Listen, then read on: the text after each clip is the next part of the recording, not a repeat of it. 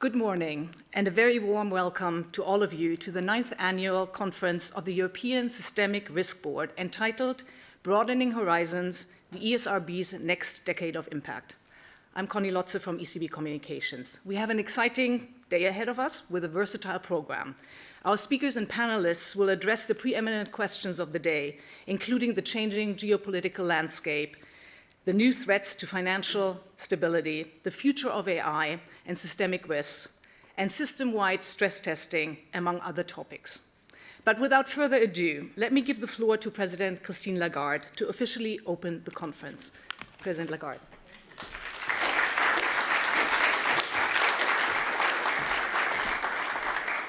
Thank you very much, Connie, and good morning to all of you. And welcome to the 9th Annual Conference of the European Systemic Risk Board, the ESRB.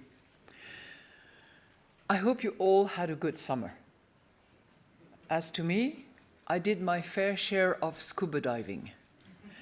And what I would like to do, if you allow me, is to take you underwater. So imagine you're embarking on a submarine. Submarines rely on sonar to navigate unseen depth and detect hidden dangers. For anyone who's been underwater, you would know that the oceans are never silent. It is filled with shifting currents, marine life, the sounds of dolphins and whales, and more so now, human noise.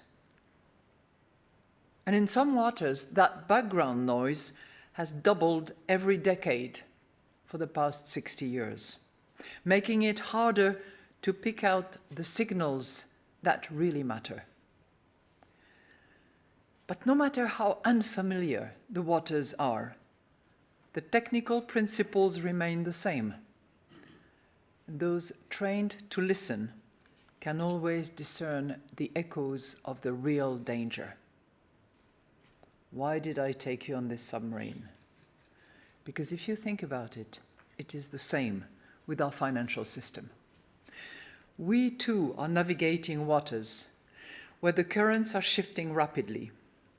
Geopolitical fragmentation, climate change, rapid digital innovation are reshaping finance flows, where it flows, and what channels it takes.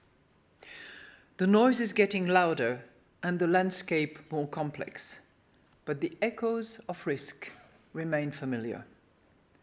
Our task, like that of the submariners, is to listen carefully and to separate signal from noise. However much the structures of finance may change, the patterns of risk endure. And as Charles Kindleberger reminded us, I quote, "Financial crises are a hardy perennial." By recognizing the recurring signals, we can keep such crises in check and preserve stability. So today what I would like to reflect on is how we can safeguard financial stability in a changing system by cutting through the noise to recognize the risk that endure. This task has become ever more demanding now. In the past, when Europe's financial system was dominated by banks, detecting risks often meant closely reading banks' balance sheets. That world has changed.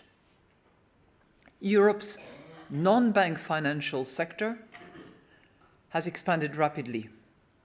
In relative terms, it is now larger than that of the United States, amounting to 3.8 times GDP of Europe, compared to 3.1 times that of the United States. And at the same time, banks' activities are intertwined with those entities and increasingly with new entrants such as the fintech platforms. The line between banks and non-banks financial institutions has blurred to the point where the old conceptual distinction is no longer a useful guide. So how do we cut through the noise created by this new complexity? Two constant factors will help us. The first is that financial activities, however novel their appearance, no matter what the clothing, are almost always variations of the same few timeless functions: transforming maturity, transacting, saving and borrowing, investing and sharing risks, insuring and hedging. Likewise, the risks that arise from these functions, namely credit, market, liquidity, underwriting and operational risks, are equally enduring. And we know from experience that the tools to contain them remain familiar: capital and liquidity buffers, reliable data, and secure transaction. The second constant is the framework of sound risk management and supervision. These principles endure best when they are set globally. And this is why banks remain governed by global standards developed by the Basel Committee, and why the FSB, the Financial Stability Board, is extending that framework to new financial activities. This does not mean a reluctance to adapt to new realities. On the contrary, it is about using a stable framework for regulators and supervisors to cut through the noise and to hear the signals. And this is why the ESRB has argued for an activity-based and system-wide approach to financial stability. By looking through the outer shell, the clothing, of both traditional and novel financial entities, we can assess the activities and risks that truly matter. And by viewing the system as a whole rather than as a collection of individual firms, we can better understand how risks propagate across these institutions. Now, how does this perspective apply to the new financial entities that are emerging across the financial landscape? Take the crypto asset sector. For example, stablecoins. Stablecoins are issued with the promise of maintaining a stable value against a reference asset. For now, they are used primarily as a bridge to and from the crypto ecosystem and as a tool to facilitate crypto asset trading. But they also aspire to take on more traditional functions, such as serving as a means of exchange. At first sight, these entities, new name, new clothing, new characters, and these activities may seem novel. But we do not need to wait for them to mature to realize that they are reintroducing old risks under new clothes through the back door. The categories of risk they create are not new. They are risks long familiar to supervisors and regulators. The most obvious one is liquidity risk. We know the challenges posed by institutions that invest in risky assets, while at the same time promising investors redemption at short notice and at par. Such entities must mitigate the risks of a run by ensuring that they have sufficient liquidity to meet redemption swiftly. And this is why the ESRB has been sounding the alarm on certain types of money market funds, for example. In the case of stablecoins, the EU's Markets on Crypto Assets regulation, well known as MiCAR, seeks to address this risk in two ways. First, stablecoin issuers must allow EU investors to always redeem their holding at par value. Second, stablecoin issuers must hold a substantial share of reserves in bank deposit. But gaps remain. One example is so-called multi-issuance schemes, where an EU entity and a non-EU entity jointly issue fungible stablecoins. Fungibility not being particularly well defined, if I may say. In such cases, MiCAR requirements do not extend to the non-EU issuers. Jurisdiction is EU, not the long arm. And in the event of a run, investors would naturally prefer to redeem in the jurisdiction where there is the strongest safeguards, which is likely to be the EU, where MiCAR also prohibits redemption fees. Not the case under the Genius Act, for instance. But the reserves held in the EU may not be sufficient to meet such concentrated demand. The risk of liquidity mismanagement across jurisdictions is one that many of you are familiar with because we've seen it before. Banking groups, for example, are already required to ensure that reserves are available in the part of the group where and when they are needed. And this is why requirements such as the net stable funding ratio and liquidity coverage ratio apply at every level of consolidation. Multi-issuance schemes replicate these very same risks with a single entity. We know the dangers, and we do not need to wait for a crisis if we want to prevent them. That is why we must take concrete steps now.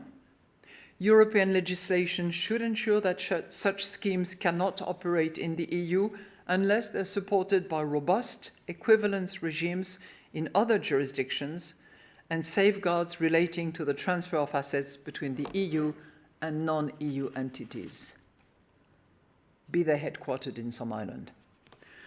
This also highlights why international cooperation is indispensable. Without a level global playing field, risks will always seek the path of less resistance.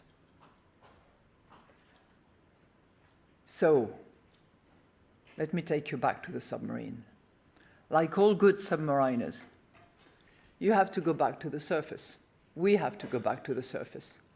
And this is a moment where all together we can go back to the surface, compare notes, exchange views, draw on each other's talent and competence to better understand what is our next dive and what kind of signals we are likely to hear. With that, I wish all of you a very good conference, and I encourage you to think about this journey of the submarine and how cutting the noise from the signal is critically important. Thank you so much.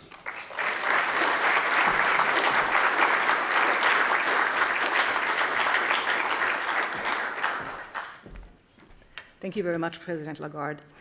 Let me now welcome our next speaker, Maria Luis Albuquerque, the Commissioner for Financial Services and the Savings and Investment Union. She has provided this pre-recorded address to the conference.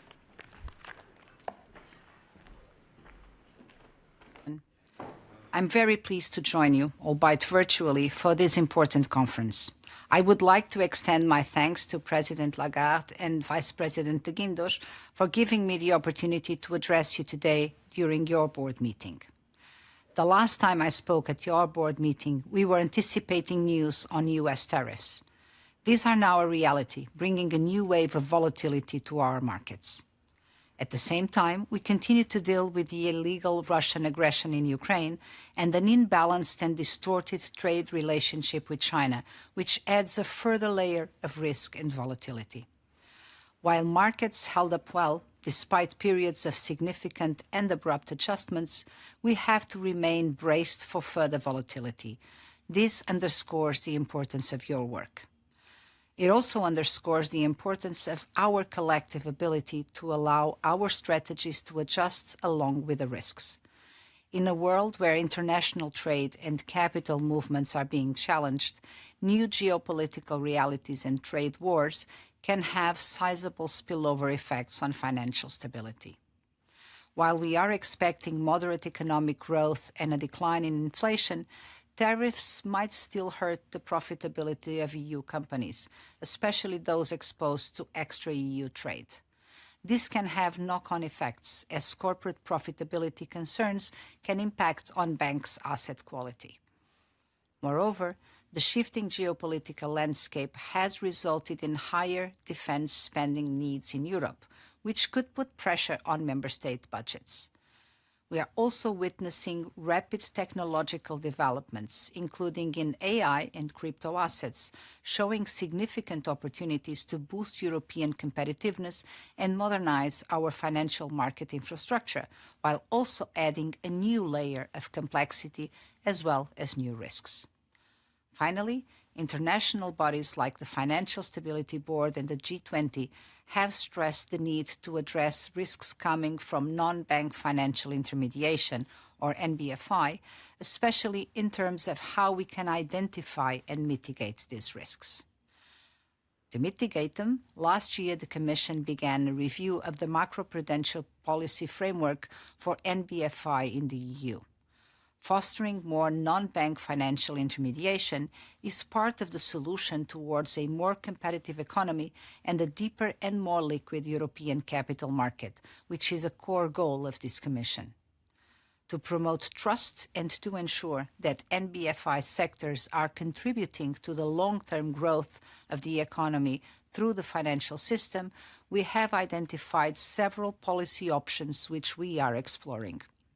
Firstly, we are considering upgrading the macroprudential oversight to minimize the risk of crisis events stemming from NBFI activities. We will also look to simplify the overall framework by strengthening regulatory and supervisory convergence and streamlining data collection and sharing. We also intend to offer more effective and well-coordinated tools to be developed by EU authorities and national competent authorities in case of systemic events. We have engaged with stakeholders and consulted widely to develop our view and policy goals within the NBFI sector. We are currently reviewing the feedback from our consultation on macroprudential policies that will inform our future work on scope, timing and priorities of a macroprudential strategy for NBFI.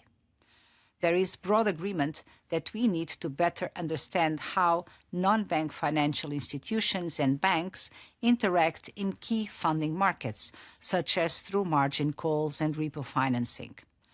A system-wide assessment of these risks is one option that has received strong support from member states and stakeholders. At the same time, as financial markets become more complex, we need to get better at detecting risks early. That means stronger coordination and more effective data sharing between supervisors. And we are reviewing whether today's rules give us the right tools to respond. This includes looking at how to address liquidity mismatches in investment funds and how to ensure supervisors across Europe take a consistent approach when using macroprudential tools. A more holistic and system-wide approach to monitoring financial risks depends on the work of the SRB as the EU's macroprudential authority. To do this effectively, the SRB must be able to make full use of data already reported by financial institutions, something underlined by the high-level group chaired by Governor Olli Rehn. That group has also put forward recommendations to strengthen the SRB's role, which we welcome and take seriously. We now look forward to the SRB's work on how these ideas can be implemented in the upcoming review of its founding regulation. I gave you already an overview of our strategy to finance a more competitive and innovative Europe, known as the Savings and Investments Union, or the SIU for short. Let me just emphasize a few ideas in this regard. Stronger, integrated markets across Europe would allow companies to grow beyond national borders and attract long-term investment. Deeper capital markets can help Europe's innovators scale up, compete globally, and turn ideas into European success stories. But Europe's capital markets remain fragmented across national borders. My focus is on breaking down those barriers so that our businesses and citizens can reap the full rewards. As part of this drive for a more competitive economy, we are also working to simplify financial regulation while preserving regulatory objectives and avoiding a race to the bottom with international partners. NBFI reforms play also a role in deepening and reinforcing our markets, notably by providing stable and resilient financing. Overall, rest assured that we will continue to evaluate options to enhance the macroprudential framework with a holistic view across the financial system as we build the foundations for a successful and long-lasting savings and investments union. Thank you.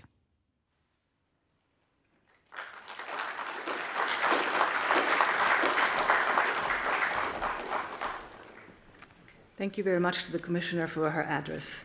So we will now continue with a keynote speech by Adam Posen, President of the Peterson Institute for International Economics, on the topic of EU in a changing geopolitical landscape. Dr. Posen has extensively contributed to research and public policy on a wide variety of G20 macroeconomic issues, including European integration since the euro, inflation targeting, and the future of globalization. During Dr. Posen's presidency, the Peterson Institute has won global recognition as the leading independent think tank in international economics. The response to his speech will be given by Thorsten Beck, Director of the Florence School of Banking and Finance and Chair of the ESRB Advisory Scientific Committee.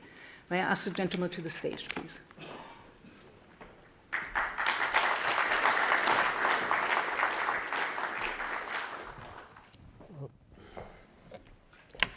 Good morning. Please let me offer my thanks to President Lagarde, Governor Rain, to the ESRB, and the conference organizers. I have been coming to Frankfurt on various issues from the time I was an intern at the Bundesbank in fall of 1992.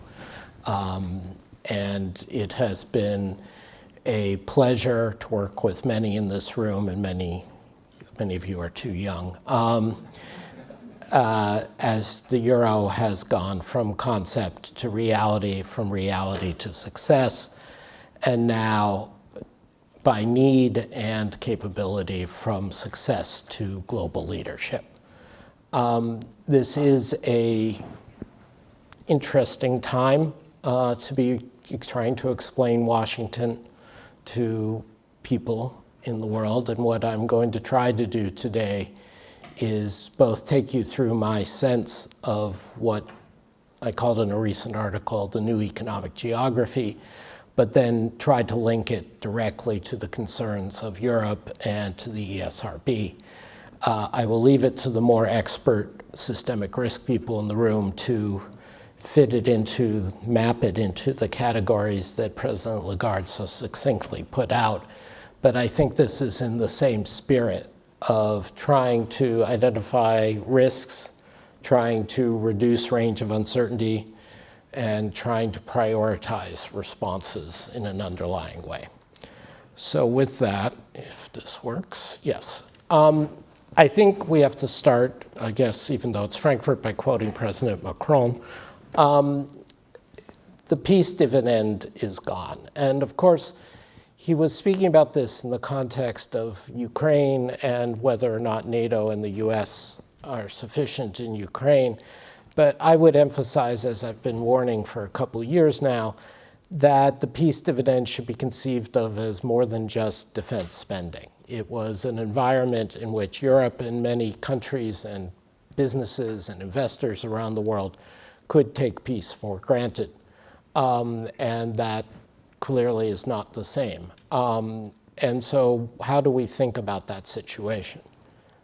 So let me, instead of a submarine, let me talk about a beach house. The regime shift we're undergoing, and by regime I mean both the nature of the US government, but the economic regime that we're all under, is imagine you had a beach house and you had very good insurance on the beach house. So even no matter what happened, you were willing to put money in the beach house, and because you were there and had insurance, others put money in, and suddenly you have Malibu. But now the waters are rising, global warming is in place, the world is more volatile. Ideally, you could then just pay a bit more for a bit more coverage. You could reprice the risk. But what has happened is instead the insurer has decided to become extractive.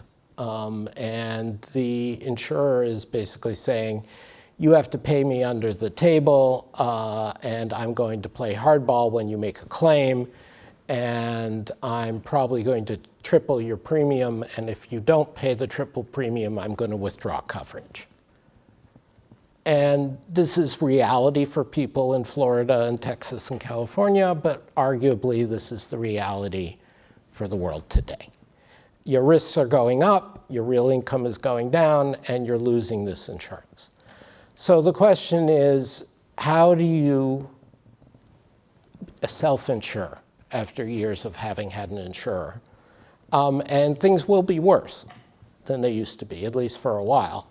But there are much better and worse forms of self-insurance. And I think Europe is actually well positioned to make a material difference in how well its own self-insurance and its effects on the rest of the world function. So just to make the analogy clear, I published a couple weeks ago this article, and the US has basically, in financial terms, reduced the insurance provided and especially reduced the safety of dollar assets. It's not that there's fewer dollar assets. In fact, we may end up with more dollar assets, but they are less liquid and less safe than they once were. And indeed, this is what I'll call the irony of the alliances. Those economies that were most dependent on the US insurance and counted on it the most are the ones that are being most affected and most harmed, whether that's the UK and Japan, Canada and Mexico, and to a slightly lesser but very real degree, Europe. And unfortunately, this is not a steady state, or rather it is a steady state of turmoil, that these terms will constantly be renegotiated. And a key point that Charles Kindleberger, who Christine Lagarde invoked, would recognize is that the security and the economic dynamics reinforce each other. What happens at the Munich Security Conference also affects what happens at Jackson Hole and Sintra. And so again, the issue is not that we have fewer safe assets, which I know is a theme that the ECB and the ESRB have thought about a lot, but that what was the safe asset is no longer as safe. And so to be a little more concrete, I want you to all recognize that the change in the US policy as an insurer to extractor is quite fundamental and likely to be lasting. This is like Brexit. It's not that the uncertainty comes and gets resolved. The uncertainty remains. And this is going to have major impacts on the US economy and on the global economy. And we should be very aware of changes in capital flows, in changes of fiscal financing. And there is a tendency to be either fatalistic or deterministic, depending on what tone you want, about this, that this assures China's rise or this assures something bad. There is a lot to play for. And I say that not just to be hopeful and not just to have something to do. It is genuinely part of international relations. If we're in a world of more turmoil and less guarantees, diplomacy matters more, individual transactions matter more, alliances matter more.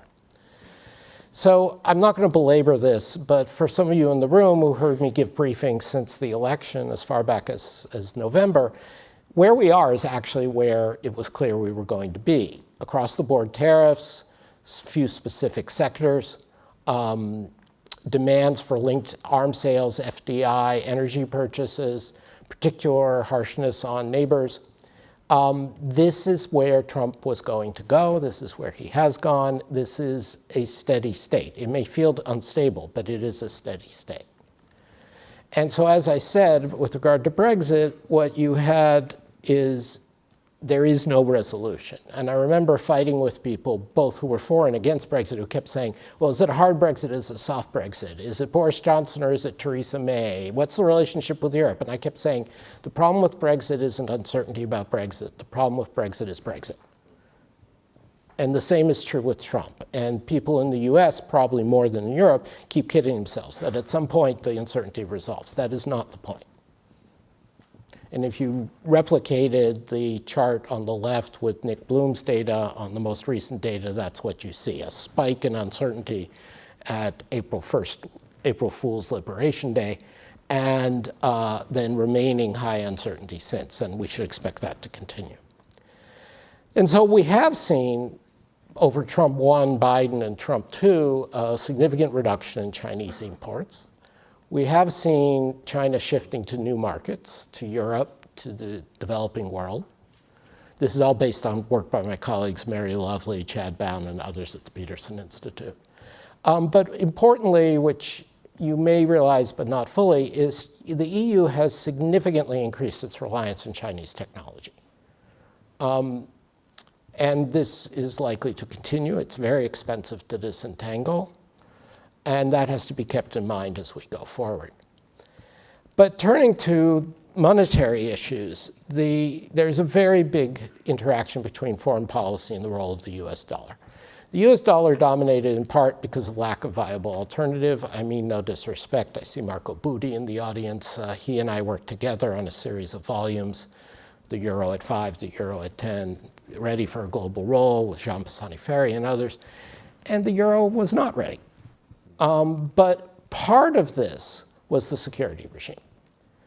And when I published a paper back in whenever it was, 2008, about why the euro will not rival the dollar, I emphasized this, that it was security relationships, alliance relationships that partly underpinned the centrality of the dollar. And then later on, Barry Eichengreen, Mehel, and Chihu did a far more sophisticated econometric analysis and bore this out, that there's, on their row, 30% of the dollar's overvaluation is, or not overvaluation, excuse me, overweight in various portfolios, depending how you decide, is due to security relationships.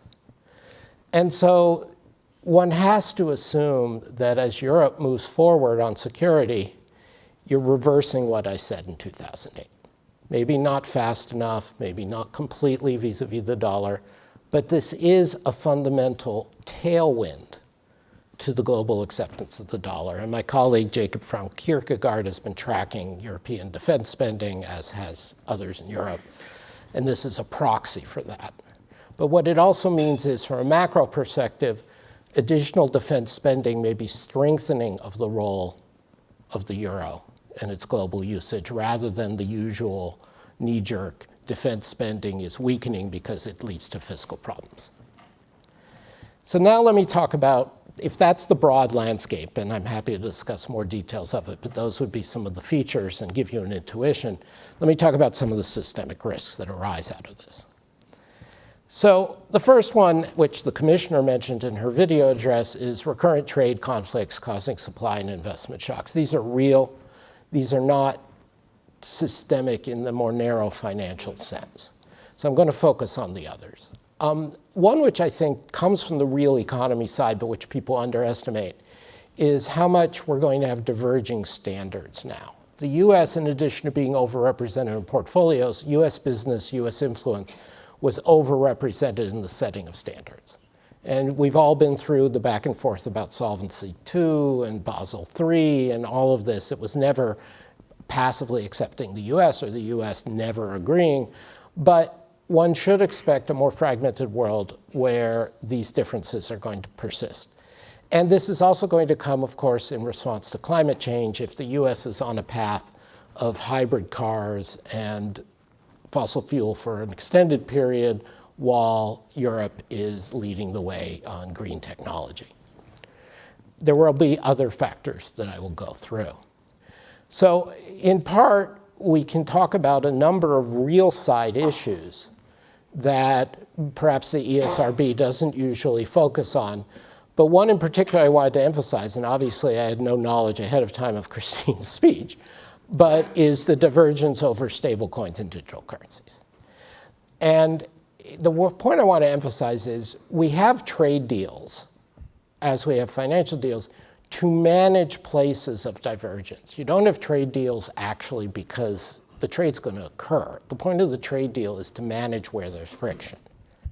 And this is where things will erode. We have this very strange duality, well, not so strange, very understandable duality of the Genius Act, the US saying the Fed cannot have a central bank digital currency, but we're pushing very hard private-owned stablecoins. Europe says we're going to have the world's leading central bank digital currency, and we're being careful about stablecoins. And this, I think, just to echo what's being said, I think is one of the most critical things you have to look at going forward, and I'll come back to this. I think what's also important is the risk of a potentially persisting diverging R-star or fundamental long-term interest rate between the US and China, but potentially the EU as well. That in the end, you can try to route things through Dubai or Singapore or wherever, but the fact remains that national identities are going to increasingly determine who gets what investment opportunities, who has what liquidity and safety in a given investment. And we're going in a world where financial flows fragment, where imagine essentially the savings glut stops flowing from China to the US. You get deflationary pressures in China with the savings bottled up and higher interest rates in the US, which is trying to finance with a lower pool of savings to draw on. Reduced migration, sadly, is going to have similar effects on labor markets. And so divergences between wage rates, which isn't entirely bad, but has to be taken into account, is going to return. And importantly, on the real side, tech diffusion. If you have different standards, different national champions, not winner takes all from individual countries, those will diverge as well. And so, and Luis Garicano at LSE just wrote a short piece I thought was very insightful in this spirit, building on the Jackson Hole paper by Staub et al., that if you have technological leap forward in some fashion in AI in the US and Europe is not keeping pace, you may be facing financially the same interest rate and a lower productivity growth rate, and this puts a wedge. So you have to think in terms of these persistent wedges across geopolitics in R-star. Third, I've already mentioned the dollar. The term I tend to use is decentering the dollar. Dollar's not going away as a reserve currency. It's not going to nothing, but it is becoming less central through the actions of the Trump administration and the associated reactions of world markets. My colleague Maury Obstfeld at LN Ray have done sophisticated studies of this, so have many others. Essentially, it's not that the dollar's gone to free fall, but it's now 5 or 6 times that the correlation between long-term interest rates and dollar strength has gone the wrong way when under pressure. This is a very revealing dynamic. And here again, the interaction between security and economic relationships underpins this dynamic. We had the privilege to host Philip Lane and Klaus Knott recently at the Peterson Institute last spring, and there were speeches by President Lagarde and others talking about the sovereignty, safety needs to have your own payment system. We're also talking about different weapon systems. We're talking about the US government threatening capital inflow, outflow taxes and distinguishing between investors, domestic and foreign. We are talking about greater allocation to alternative assets. I mentioned this in brief remarks at the BIS annual meeting, that the erosion of trust and information, and unfortunately the erosion in data collection, which the US is now contributing to, will continue to increase private sector demand for so-called alternative assets, be these stable coins or crypto, be these gold, be these timber, be these what have you. And just as in public health, one has to take into account ongoing awareness of refusal to take vaccines and to register. We have to accept and take as a reality in this environment, it's contagious, a reality in this, it's sympathy, I'm showing solidarity. Reality in this environment that there is going to be an increase in the share of assets being allocated and flows into and out of these asset sets, as opposed to the non-bank financial intermediaries. This is a different class. I think a point I want to flag that is never raised in polite company and never publicly raised is it is right for other governments, other financial regulators to be worried about the politicization of the Fed swap lines. Reportedly, Chair Powell and under pressure, Secretary Bessent at the spring G20 meeting assured everyone there is no problem. I'm sure Jay Powell wants there to be no problem. It is certainly in the interest of the US as well as everyone else that there be no problem. It is certainly, if I was sitting in this building or anything close to it, not something I would take for granted. My insurer may try to ask for additional payments or may try to reject a claim at a critical moment.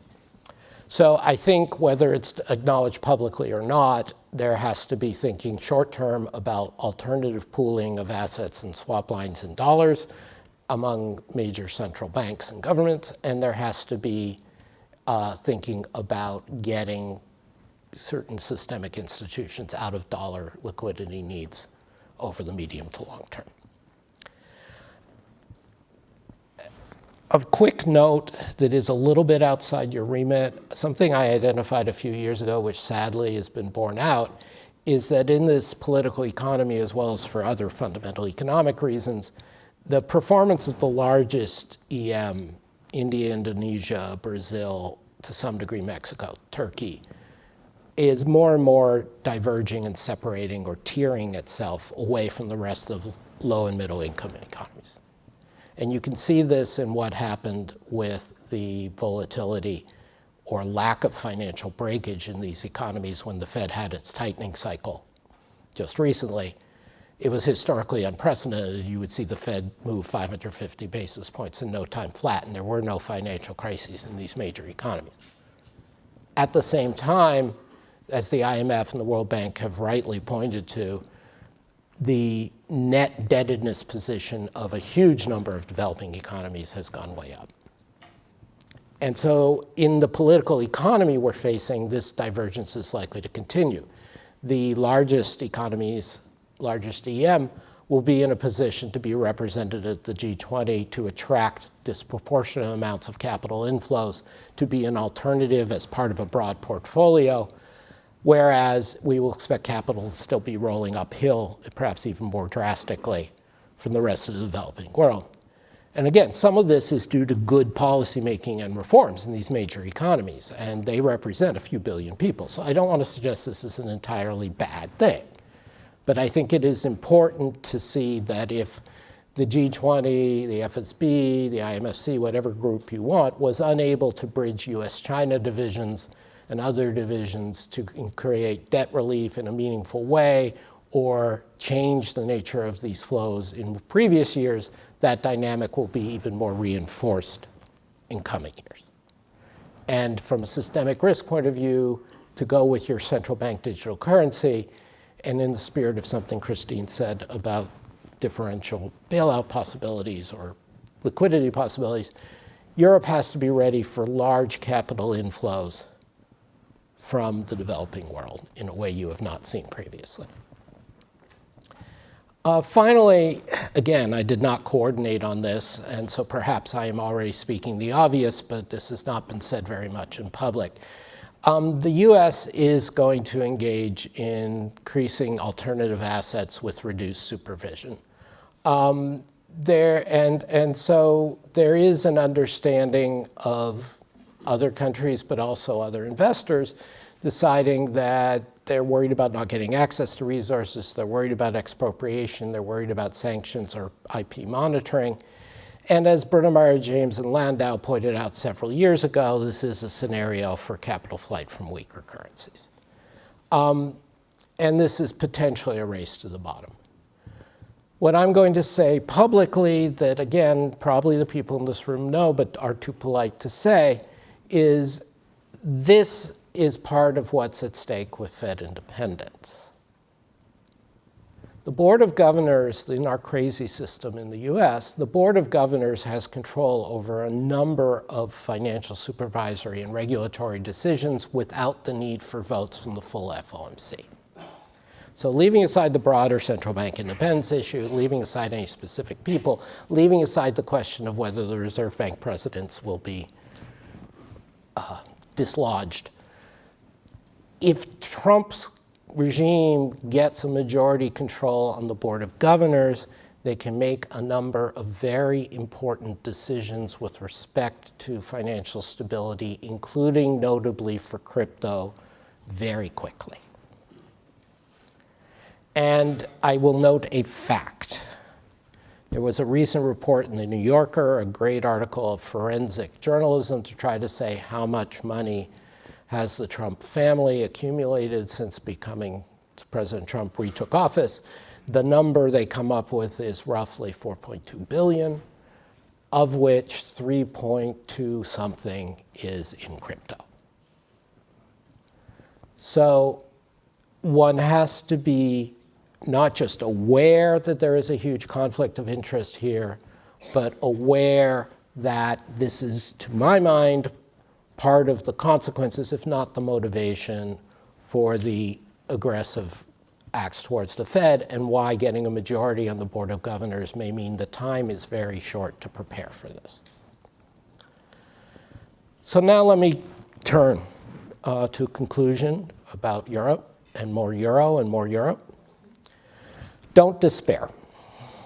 Europe can make things better. I've been harping on this for the last few months. I was proud to give the Padoshapa address at the Brussels Economic Forum a couple months ago, and I recently published something in the Frankfurter Allgemein about this. I'm not trying to show off, I'm just trying to follow the academics who always cite their own work. My main message is Europe's way forward in this environment, in this new economic geography, is to be itself. There is a false sense, falling into a Trumpian mode of thinking, that if China misbehaves, if the US misbehaves, we have to play their game. We have to be in an arms race with them on industrial policy. We may not want to race all the way to the bottom on regulation, but we have to think about it. We need to do subsidies. We need national champions, and so on and so forth. This is wrong. This is wrong fundamentally analytically, and it is wrong because Europe cannot compete with China or the US on that basis. If Europe plays its own game, and particularly the European Central Bank and the European system, Euro system play their own game in financial regulation and monetary stability, the good will come to you. It will be all a question of how actively and positively you manage the fact that from henceforth, for the next several years at a minimum, you will be the rising currency, not China, not US. You will be the safer asset, relatively speaking. You will be the place of rule of law. And so there are a lot of places you can make this argument in terms of pursuing talent from around the world, in terms of pursuing innovation, in terms of green standards. But particularly, I want to emphasize on the financial monetary side, and this is where I'll conclude. The ECB, the ESCB, the system can provide partial insurance, not just to itself, but in its enlightened self-interest to others. You will, by default, be much more independent than the Fed. You will have to accept, and ideally should lean into, if I can still use that phrase, the euro gaining strength. You will need to more proactively cooperate with governments having capital outflows into European Central Bank digital currency. You will have to team with other central banks, and it's going to have to start being open.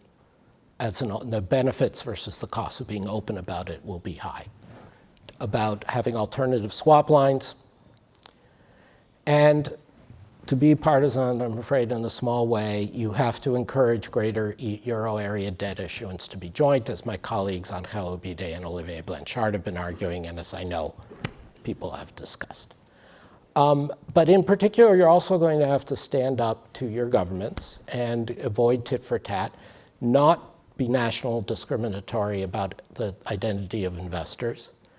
And in particular, and I was very glad to hear the president's remarks, and I'm sure it's true, you need to hold the line on crypto and stablecoins because this is where the US is frankly likely to make a very grievous error.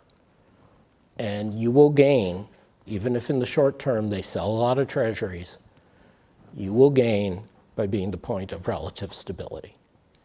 And finally, in the technical weeds part, I would encourage the ESRB, as part of its research, as part of its monitoring, to be very forthright about flagging risks arising from the US. Somebody's got to do it, and the IMF and others may not be fully able to do so. So with that, thank you for your time. Thank you very much for having me.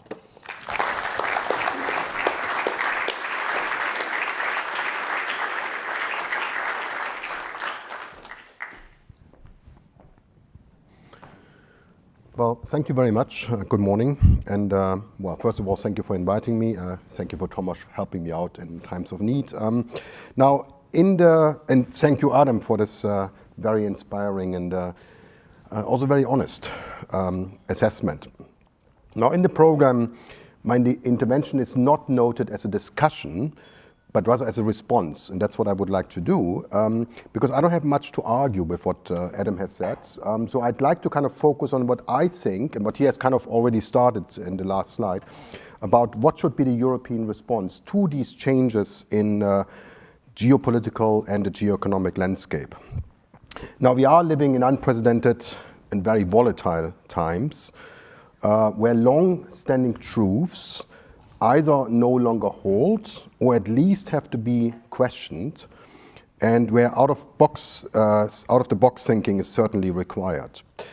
But, and as already alluded to by Adam, the European response to these new circumstances does bring to the fore certain tensions that have been around before but are being emphasized even more now. And I'm going to discuss 4 of these tensions in the following. And on doing so, I will also touch upon some of the themes that Adam has mentioned.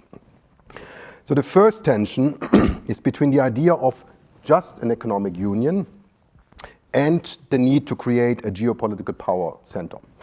And very interestingly, Adam, you referred to Brexit, and I cannot avoid of referring to Brexit either, because in 2016 I lived in London and I was following the Brexit campaign, obviously.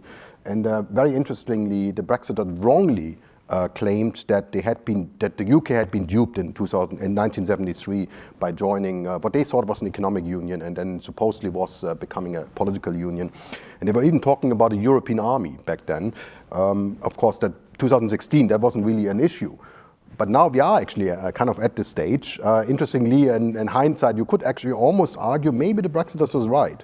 Or maybe the same forces that led to Brexit are actually also behind this need to focus more on the EU as a geopolitical power than just an economic union. Because for many years, of course, we have focused on ever closer union, but really on macroeconomic terms, on economic terms, while any effort towards a political union has been kind of shot down very quickly.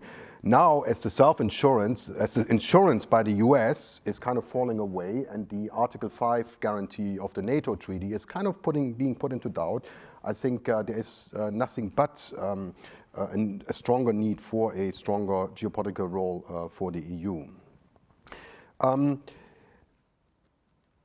Now, a second tension I would like to discuss is that between open markets and strategic autonomy. So Europe has always been at the forefront of open markets, kind of driving also the global trade integration process. And we certainly do not want to become isolationists, as you mentioned yourself. We want to kind of be ourselves in terms of being an open society. But at the same time, we have to create the structures to function on our own if are left to our own, and if this insurance, and not just the insurance, but other things, as you mentioned, actually go away. And of course, that relates back to the Savings and Investment Union mentioned by the Commissioner. So we can finally benefit from these enormous scale economies that we do have in the European Union. We have this enormous scale, but we still have national financial markets, national banking system, and I think we really have to overcome this. It also requires relying less on the US dollar as a global reserve currency, as you also said, And of course, also on other things like the financial infrastructure. And it's not just about the swap lines. It is about the payment systems, for example, Visa, MasterCard. And I think there the digital euro can certainly make some process. And in this context, of course, the need for kind of strengthening the financial markets in Europe and kind of gaining geopolitical power, kind of becoming more prominent, and having also the euro as maybe as a more prominent reserve currency is certainly aligned. And of course, not to mention here, I also agree with you that, of course, if you want to have also the euro have a stronger role for the euro, including as a reserve currency, yes, we do need more safe assets in the euro area. That's certainly true. Third tension between markets and governments. Now, we economists know, well, we think we know, that markets often know best. And I think the historic experience has shown that planned economies have not really been successful in human history. We also know there are lots of markets failures, and there's an important role for governments to play beyond setting the rules of the game, beyond the rule of law. But of course,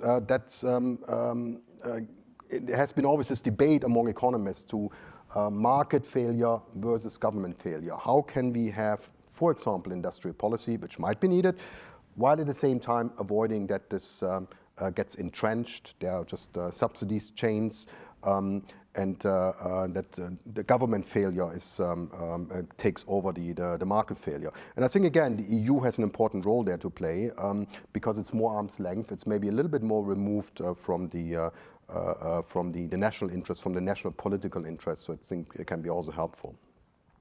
Now, in this context of markets versus governments, there is also this tension, I would say, between stability on the one hand, innovation growth on the other hand. And again, we can see it in the context of crypto and stable coins. Now, Europe has often been accused of heavy-handedness when it comes to regulation of crypto, of stable coins, of AI. Whenever something moves, we Europeans have this tendency, go and let's regulate it. While it seems that in the US it goes the other way, where actually the government is being prevented from taking any role in the digitalization of finance by prohibiting, for example, the Federal Reserve from going ahead with central bank digital currencies. And it's all money, all coins are being set, coins, literally, digital coins being set on the private sector. Now, I'm not quite sure this is just market versus government. Maybe it's also public versus private interests. I mean, sometimes we think that government is not always public interest, maybe it's sometimes also private interest. But I think in this case, I think the public interest is strong on our side, whereas, as you set out yourself in one of your last slides, this focus in the US on anything crypto goes is not really about public, it's really about private interests. It's about letting 1,000 crypto assets bloom, rip off a couple of millions and make a couple of dozens very, very rich. Certainly not in the long run public interest. The last point, the last kind of tension I want to mention, and I think that's maybe a critical one, especially in the context of Europe, this what I call populism versus technocracy. Now, this is a room full of technocrats. And we all know the wording, the people versus the elite, enemies of the people, will of the people. Citizens of nowhere. I mean, again, being in London in 2016, I've got to see them all. And of course, we know, and those who have studied European history of the 20th century, that sounds very familiar. I mean, it's authoritarianism dressed up as populism. Now, history doesn't repeat itself, but it certainly does rhyme. And we do have the populist Gambacorta.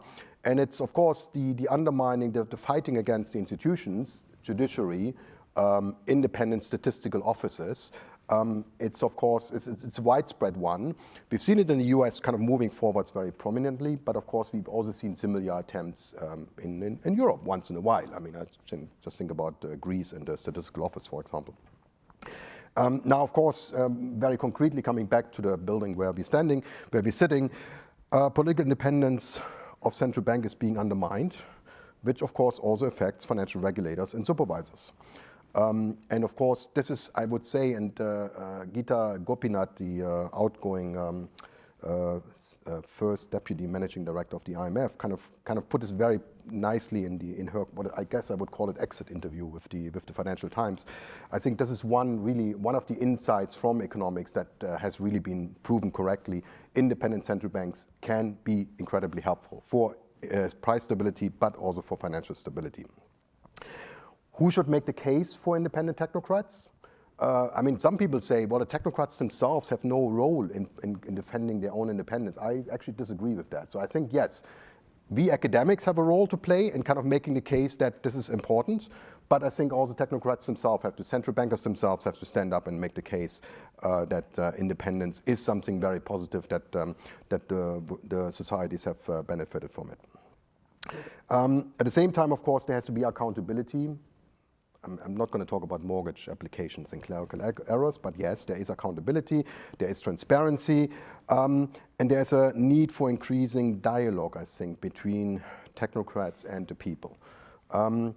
Now, at the same time, I think, and again, this is a difference between the US and Europe, and again, we need strong and robust democratic defenses. And of course, as you have heard by now, being German and having studied myself German history of the 20th centuries and the demise of the Weimar Republic, it's obvious, it's clear that the enemies of the democracy cannot have the same rights as actors supporting and playing within the general rules of the game. And I think that's when it also comes to this whole idea about free speech and guaranteeing the games of the rules of the games and the institutions. I think that is a very important thing to keep in mind. In some unprecedented times, demand robust but also ambitious responses, strengthening our economic resilience, asserting a global role for Europe, which goes beyond its the economic union, also goes towards playing a geopolitical and geoeconomic role, while at the same time keeping to be ourselves by defending our European values. Thank you very much.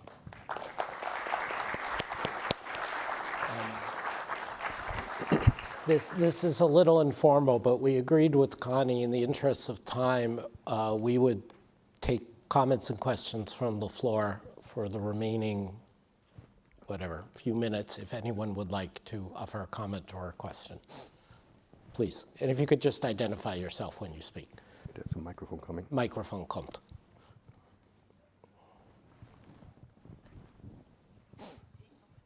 It's open. Thank you. Thank you, Adam, for your excellent presentation. And I see that you raise some foundation for a new kind of geography economy, which is different from the traditional one. I have three small questions for you. The first one, it's related to the swap, and this is a real issue, I think, in the medium term for the ACB if this risk materializes. What is the interest of the US to do so? Is it to create a crisis to stop swaps with the ACB? And the second question is related to the first one. Can the ACB deal with this issue via signing a medium-term contract, including a prime, and not relying only on a memorandum of understanding? And the third question, which is important also, is the international role of the euro. And you suggest the increase of safe, may say, bonds on international market. How do you reconcile the excess of indebtedness of majority of European countries with this increasing of safe securities? Thank you. So first off, on the swap lines, this is obviously not in the U.S. self-interest and any sort of enlightened self-interest, picking up on the public-private aspect that Torsten was mentioning. And there's no circumstance at all under which the Fed would deny something directly to the ECB.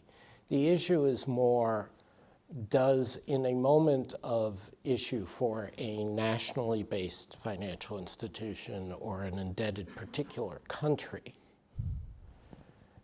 does the US government, Treasury ultimately can assert control over the swap lines, say, we want to extract the following concession from you, or say, we have a geopolitical reason to slow this down.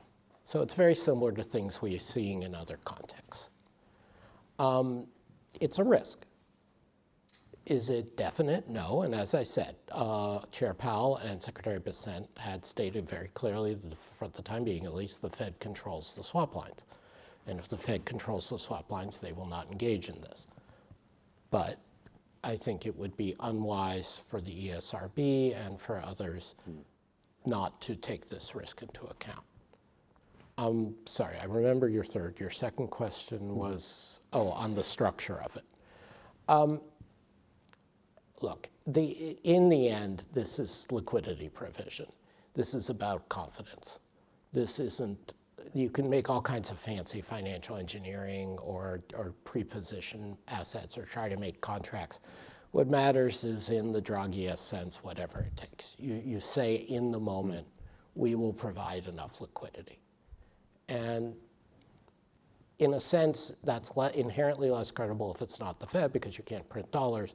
But with the trillions of dollars in reserves everybody has, it's not a practical constraint.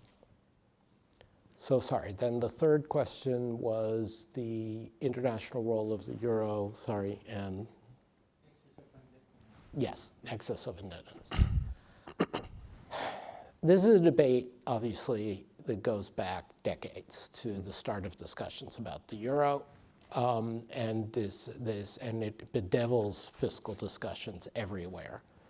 The idea that there's a reality that fiscal dominance is bad. And then there is an incredible leap, which has very little empirical support, that monetary tightening and fiscal rules can deter fiscal problems.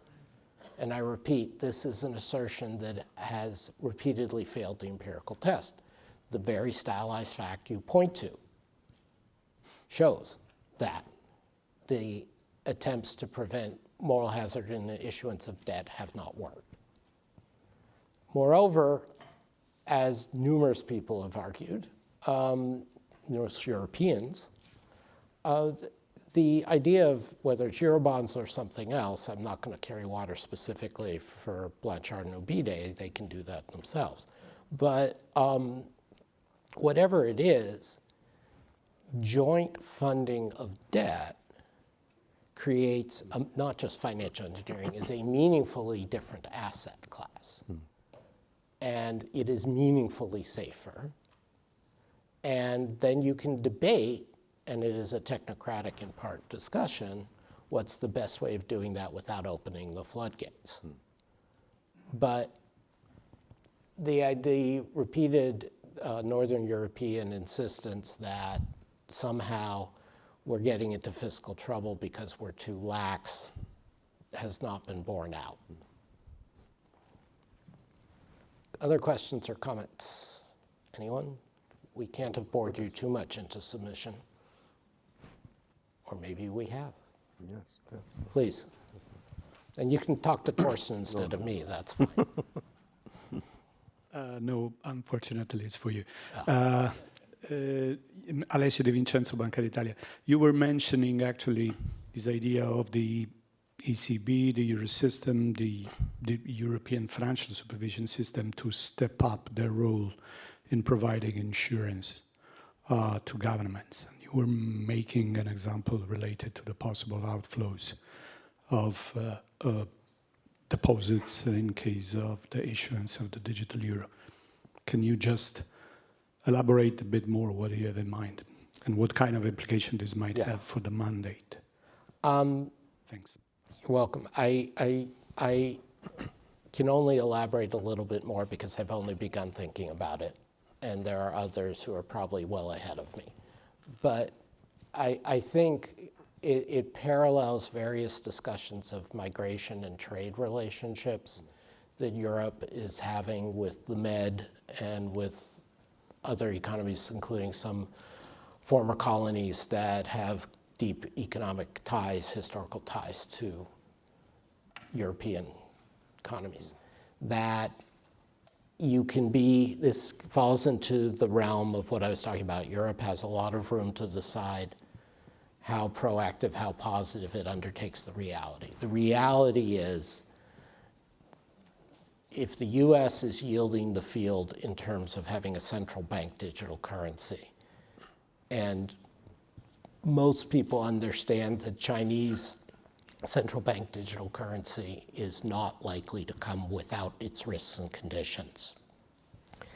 To whatever degree there are Brunnermeyer, James Landau type outflows from other countries into the digital currency, I think they're going to be much faster and heavier to Europe, to the euro area, than people are currently foreseeing. And so the question is, just as one is dealing with trade diversion from China and the US, and one is dealing with migration flows, can one create a form of constructive coordination that doesn't reverse this, but does provide some amount of support, sharing of information, best practices, and so that it is not simply a laissez-faire, well, Europe's great, thanks for coming. Which would not be Europe's instinct anyway, but I flag this without pretense that I've got a great answer, but just that I think this is a meaningful thing to think about that presents both geopolitical and economic risks, particularly in the near neighborhood. And there should be a way to fix it, and I hope by raising it, smart people in this room or online will think of a way to fix it.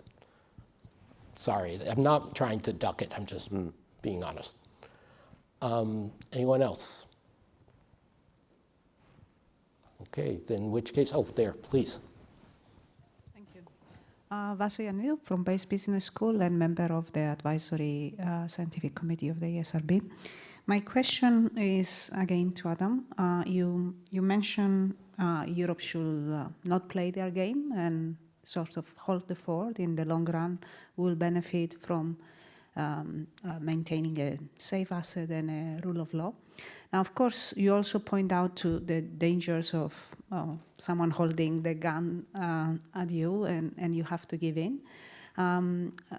So there is a tension here to be able to pass through the long term by side-passing the immediate dangers that will force you to open the gates. What will you say are the key things Europe can do at this stage? Thank you very much. So if it hasn't been clear already, the following remarks will make it clear why I have not been appointed to high office in the US and am extremely, even on merit issues, but extremely unlikely in the current constellation.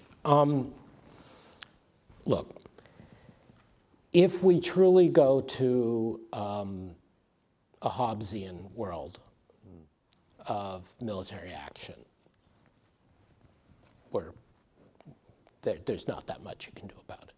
Put very bluntly, the fastest way for Europe to reduce its risks on that, whether through French action or unified treaties with Britain or what, is to create a much stronger, credible second strike nuclear capability. I mean, that is the reason the US went for it and other countries went for it in the early post-World War II, because it's the cheapest way to assure security, it's the quickest way to assure security. Of course, the trick is what risks you incur in balance of terror and how do you make it credible. So it's not like that. But if one, and I'm not saying you should, but I'm not saying you shouldn't, if one is taking seriously the idea of overt military threats on Europe, all the other stuff is secondary. Just do that fast. It's a defense union. Yeah, well, defense union isn't going to mean crap if you don't have enough military spending and enough forces, whereas you can have a second strike nuclear capability with submarines and bombers very quickly. So anyway, that's outside my field, but that's as close to central bank independence as a truism in security studies. So I feel comfortable having studied some of that. But just a little bit more directly relevant to your work with the ESRB and so on. Look, part of the main point of what I've been writing about and warning about and trying to activate for the last few years is that one of the things the Trump administration and their claque are getting wrong is that short of that kind of security world, others have agency. And it's not just governments. Investors have agency. Multinational corporations have agency. Even small savers and consumers have agency. And so even if they're metaphorically pointing the gun at you in a given negotiation or a given issue, that doesn't mean the US wins, and it doesn't mean you can't do anything. It may mean you need to strategically concede, and this is why I was out there publicly, including in the FAZ, saying Europe was right not to escalate or retaliate on the trade round, because ultimately that's not going to get you anything in this situation. What you want to do is build up people avoiding the US or going to other sources or getting in resources from around the world that no longer go to the US and going into markets where the US no longer goes. And so short of the worst security scenario, I don't view it as a tension, I view it as a diplomatic management problem.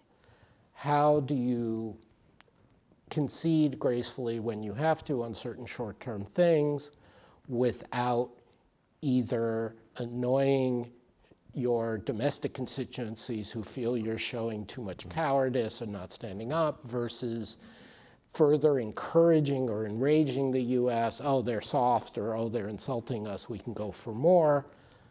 But ultimately, frankly, the advantages lie with you now as they used to lie with the US. That doesn't mean the US won't be able to gain certain things in certain specific sectors, certain specific relationships where they exert force.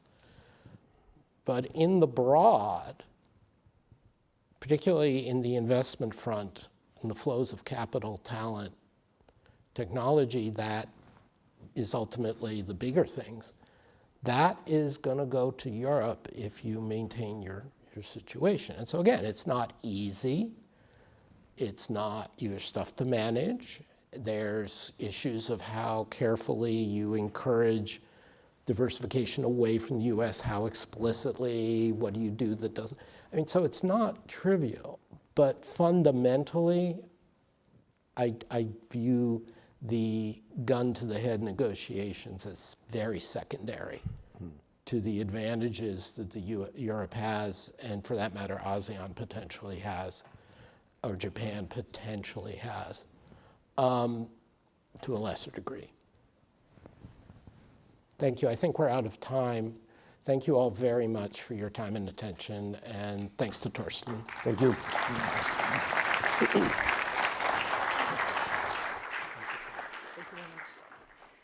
Thank you very much, Dr. Posen, Dr.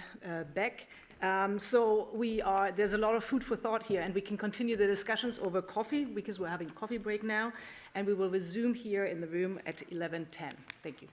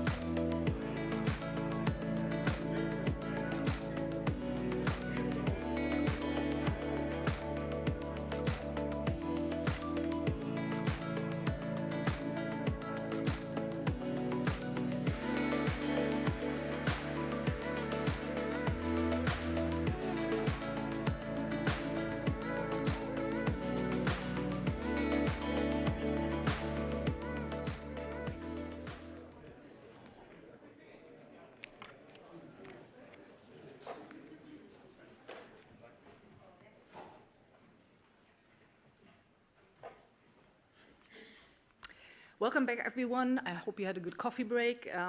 And now we come to our first panel discussion entitled The EU Financial System Amidst New Threats. The panel will be chaired by Governor Olli Rehn of Suomen Pankki and ESRB First Vice Chair. Governor Rehn will introduce the panelists and lead the discussion. Over to you, Mr. Rehn. Thank you, Connie. Good morning, everyone, and warmly welcome to this panel of distinguished experts. We know that the EU financial system is challenged by a range of emerging threats, many of which originate outside the system itself. Following the excellent, insightful and thoughtful speeches and keynotes and responses this morning, our panel will explore some of these key challenges, including the evolving geopolitical landscape, including the new economic geography, as Adam put it, as well as the non-bank financial spectrum and cyber challenges, as well as stablecoins, cryptos. We'll discuss also policy responses. Let me start with the introduction of the four panelists, brief introductions. I start with, against the protocol, I start from a gentleman this time. So Marko Buti holds the Thomas Padova-Schioppa Chair at the Robert Schuman Center, the European University Institute. Marko has previously served as Chief of Staff to Commissioner Paolo Gentiloni and of course as Director General for ECFIN, or Economic and Financial Affairs at the European Commission, from 2008 to 2019. Not the easiest of times, and we worked very closely with Marko during the Eurozone crisis. Marko is also a graduate of Universities of Firenze, Florence and Oxford, and a senior fellow at Bruegel and member of SEPRA Research Policy Network. Ian Golding is the Oxford University Professor of Globalization and Development and the founding director of the Oxford Martin School, which is a leading center for interdisciplinary research into global challenges, where he started 45 programs with over 400 academics. Ian was previously World Bank Vice President and the group's Director of Policy.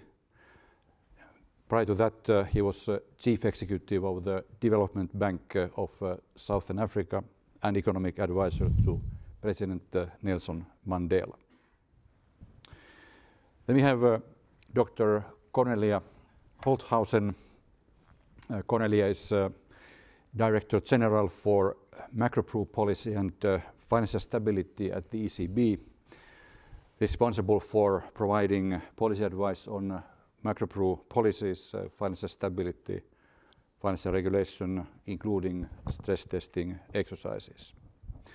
And it's also worth mentioning she chairs the Eurosystem's Financial Stability Committee and is member of the Basel Committee. Then I turn, last but not least, to Lauriana Pison.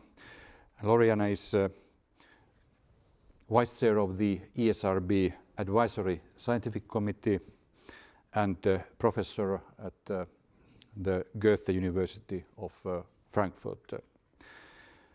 She is also Deputy Scientific Director, Head of Financial Market Department and Coordinator of Gender Equality at the Leibniz Institute for Financial Research, SAFE, as well as a research affiliate of MIT Sloan, SEPRA, and professor at Ca' Foscari University of Venice. So, dear friends, it's a real pleasure to open this panel entitled the EU Financial System amidst new threats. And let me underline that these threats are not abstract from geopolitics to cybersecurity. They are already shaping our markets, our institutions, and perhaps even the foundations of the financial system itself. Not long ago, political uncertainty in the US pushed treasury yields sharply higher, liquidity thinned, and we in Europe felt the spillovers almost instantly through exchange rates, capital flows, and market sentiment. And this demonstrates how tightly connected our financial systems are. And now with financial innovation, the picture is even more complex. Stablecoins are boosted by the US administration. They could link crypto markets more directly to regulated banking system, raising interconnection and new contagion risks also for Europe.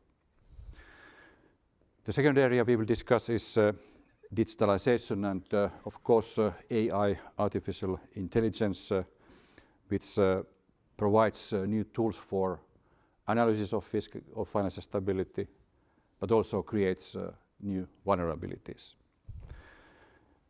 And the third area is cyber and geopolitics. Cyber risks are no longer isolated incidents. They are constant.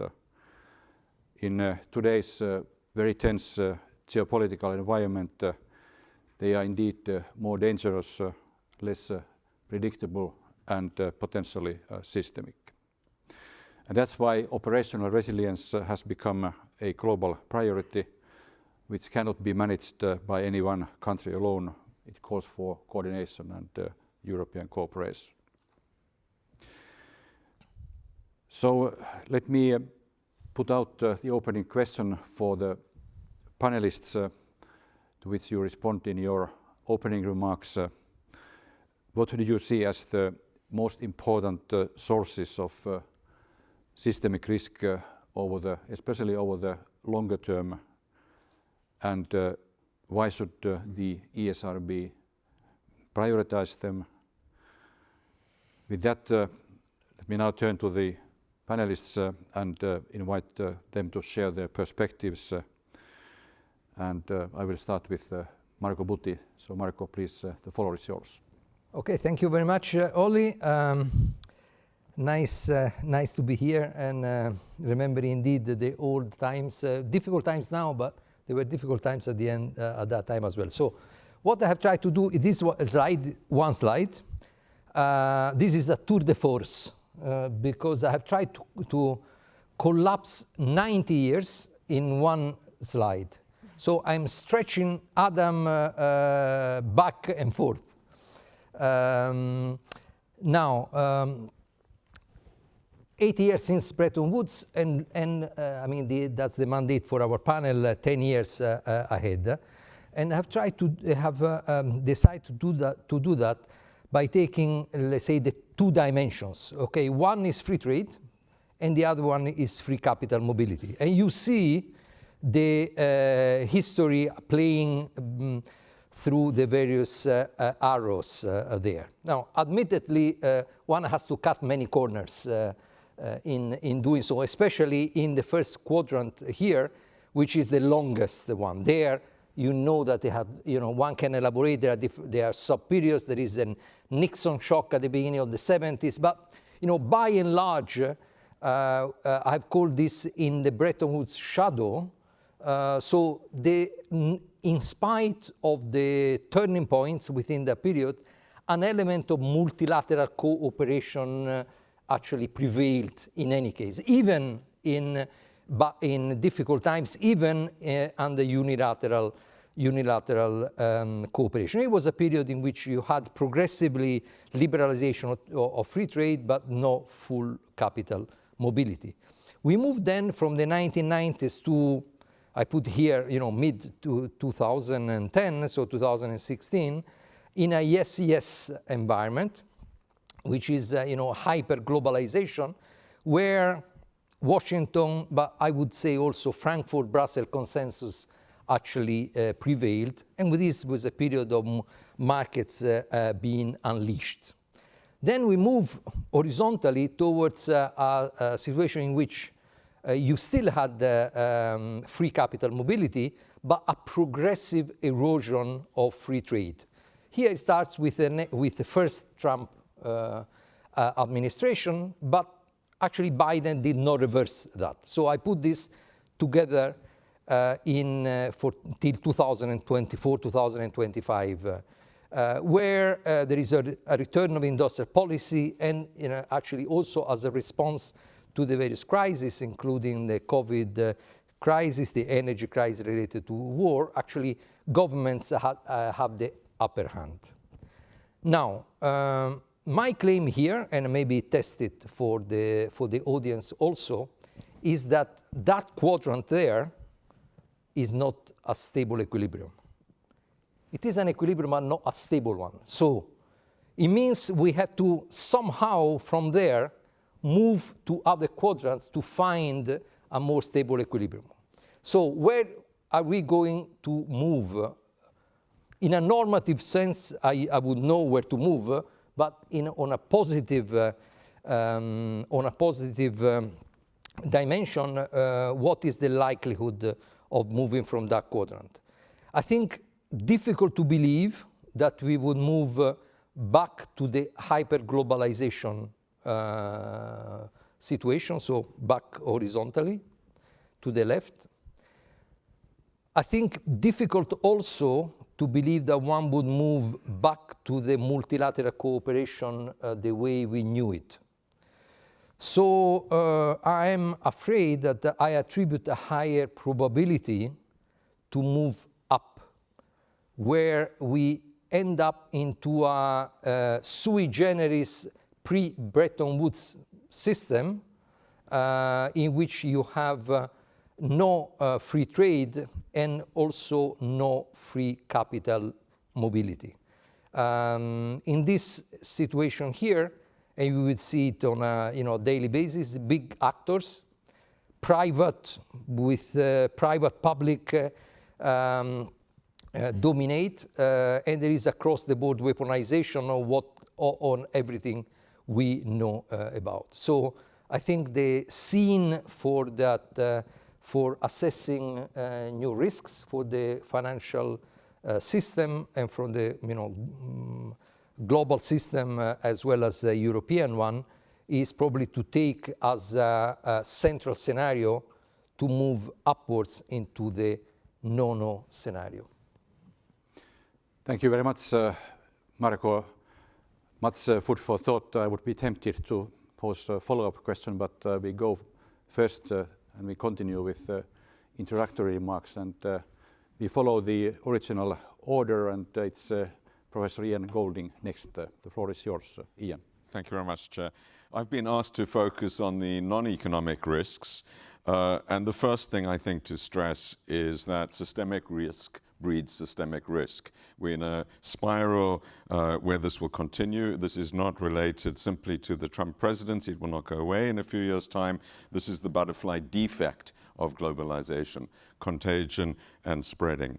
It will intensify, and partly because of this endogenous element to it. We would not have had, I think, Brexit in Britain or President Trump 1.0 in the White House had it not been for the financial crisis. These are multiplicative crises, negative spirals, but technological climate and other threats are racing ahead of our capacity to manage them, and of course that reinforces fragmentation, nationalism and protectionism. The concentration effects of the knowledge economy and AI also exacerbate this because they lead to more inequality both in income and in space, geographical space. Our democratic systems in Europe and North America, which is why we are so different to the rest of the world, Australia, obviously Canada is similar, are representation by place. That's in sharp contrast to the economic trajectory, which is concentration of income, jobs, and livelihoods by place. So we have to get beyond the Industrial Revolution, spread of geography to a new system, and the democracy does not allow that as we know it. The key international institutions, WHO, WTO, UN, are less fit for purpose than they were, and they will become increasingly so. This is also true, unfortunately, of the IMF and World Bank as well.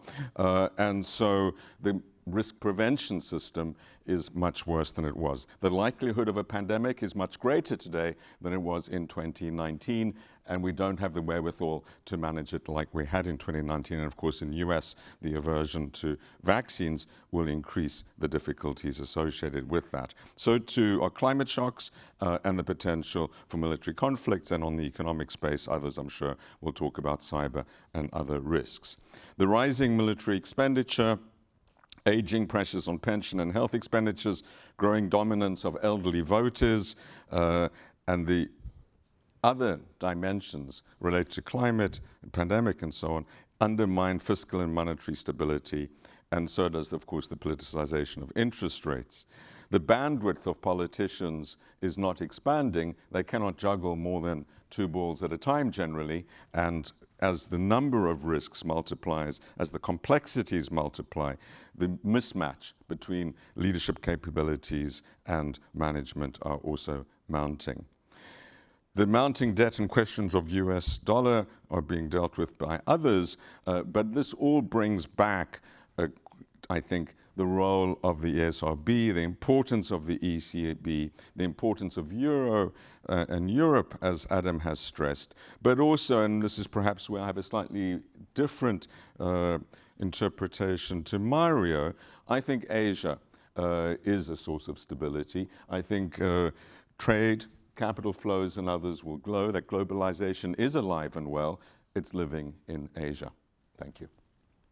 Thank you very much, Ian. Next we move to Cornelia Holthausen. So Cornelia, please, the floor is yours. Thank you very much, Olli. So I will focus on the evolution of private markets and stable coins, and to say a few words on the risks that are emerging from these trends. So private markets, obviously the way of financing, providing financing to companies directly through private equity or private credit, not necessarily through the banking sector. And you see here on the slide the rapid growth that we have seen in this sector across the world. So if you focus on the left-hand side, that's in relation to private equity.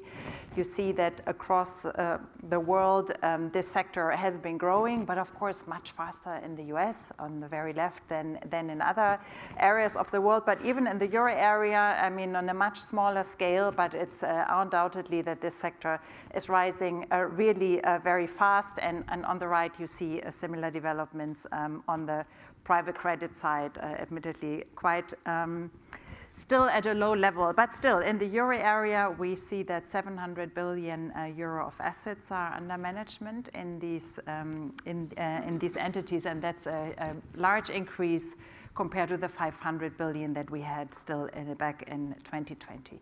So I would say that's a very welcome development. Finally, I mean, the European Union is maybe a bit behind in this development. We, of course, are traditionally a bank-based economy, so it's good that there are alternative sources of financing for firms through capital markets. And we have a nice paper in our financial stability review in the last edition by my colleagues Katharina Serra, Oskar Schwarz, and Alessandro Ferrante, who show some of the benefits of having private financing through private markets. And in particular, there's a positive effect because it's the more riskier firms, it's the younger firms that are able to achieve this type of financing. And apparently, private market and private finance providers are better incentivized to provide financing to these firms that are riskier, but also have a higher upside, in particular if you think about a private equity financing.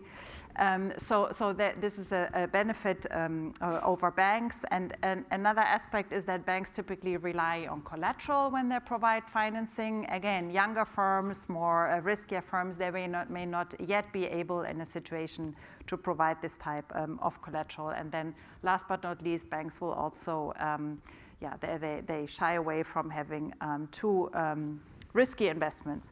So private capital is therefore a very nice alternative to bank funding. And we, in this paper that I just mentioned, they show very nicely how also the pure fact that there is investment from the private sector also really leads to more long-term investments and had other positive benefits. So now let me come to the risks. So this is all very nice, but as Madame Lagarde said this morning, so the risks are there. They are just channeled through different intermediaries. So we have to monitor these risks. One aspect is that these private capital entities are often very highly leveraged, so they're vulnerable to downturns, they're vulnerable to any adverse events that may occur. From our perspective, it's also an issue that these are very opaque firms. We don't have a good database for them. We don't know enough about them, and we don't know in particular the risks that come from this sector and how it would propagate to the banking sector outside that we are much more capable of analyzing, but these interlinkages, they are difficult to see. So, and there are really multiple relationships between the private lenders and the banks. So for instance, because private banks invest in them, so they give lending to these vehicles. They often partner up when they provide financing to the economy, and also, and after all, they have common exposures. They do invest in similar entities to some parts. So these are risks that we would like to understand better and that we are working on. And then let me mention one final aspect, and that is that the valuation of the projects that these entities invest in is often a bit backward looking because they use mark-to-model valuation, so it's not updated on a regular basis. I was also going to say a bit about crypto and stable coins. So these entities are also, and you see it on this slide, of course, growing at amazing speed, and this maybe complements a bit Madame Lagarde's words from this morning. So on the left-hand side, you see the rise in the total market capitalization of crypto assets. At the very bottom, the blue line is the stable coins. So it's relatively small, of course, at this point in time, but you do see that it's growing, and we do know that there's a political push in some areas of the world to promote stable coins more, and also, of course, crypto assets more in general. So it is something I think that we should be aware of, that we should monitor very closely and to understand what it means. Again, same type of risks that are in the economy will also affect stable coins.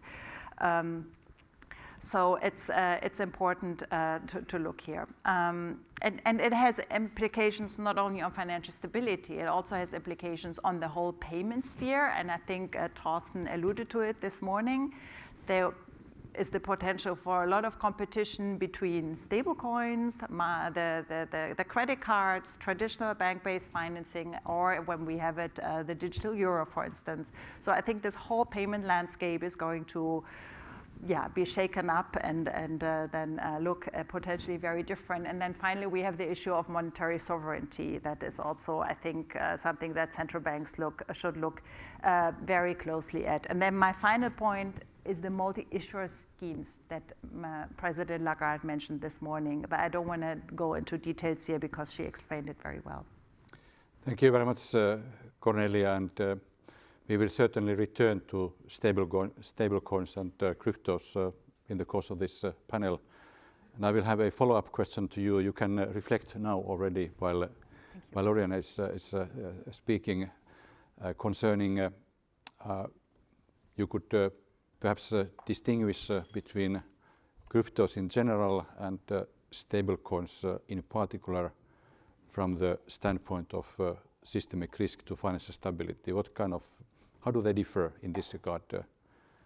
And would the stable coins, if they truly grow, would they, as they are narrow banking essentially, would they affect credit creation? Mm-hmm. Two easy questions for you, so you can prepare. Next, Lauriana, the floor is yours, please. So thank you very much for inviting me. And we are discussing a lot about non-bank financial institution, the risks that are behind this non-bank financial institution.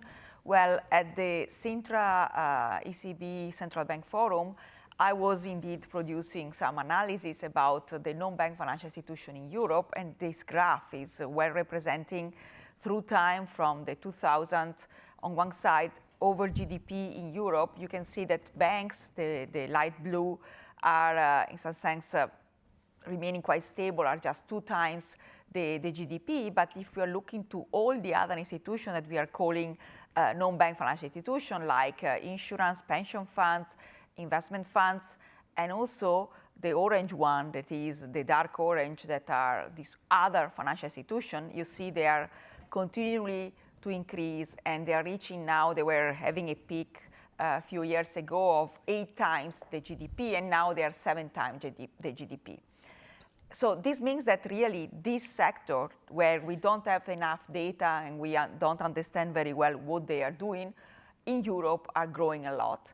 And if we are comparing this path with the one that we observe in the US, the next slide, we can see that, can you please move to the next slide? Okay, we can see that in the US, clearly it started to grow quite a lot in the past, but now it is largely stable and is just 5 times the total financial system over GDP in the US. It doesn't mean that in nominal times is smaller than the one in Europe, it is larger, but in terms of GDP it's 5 times lower. Is 2 times lower than the one in the US. And this was also mentioned before by President Lagarde. And clearly, first of all, this is surprising. Second, we need to understand better what does it mean having a very large, potentially, with respect to GDP, non-bank financial sector. And if we move to the next slide, we can really see that if we are comparing properly, not in terms of, so taking out the banking sector, that clearly in Europe is larger than the one in the US, you can see that pretty much in 2015-16, the amount of, let's say, of non-bank financial institution over GDP in Europe do start to be larger than the one in the US. But clearly this is opening up a lot of questions. The first is, where are these institutions investing? Are they really helping the real economy, for example?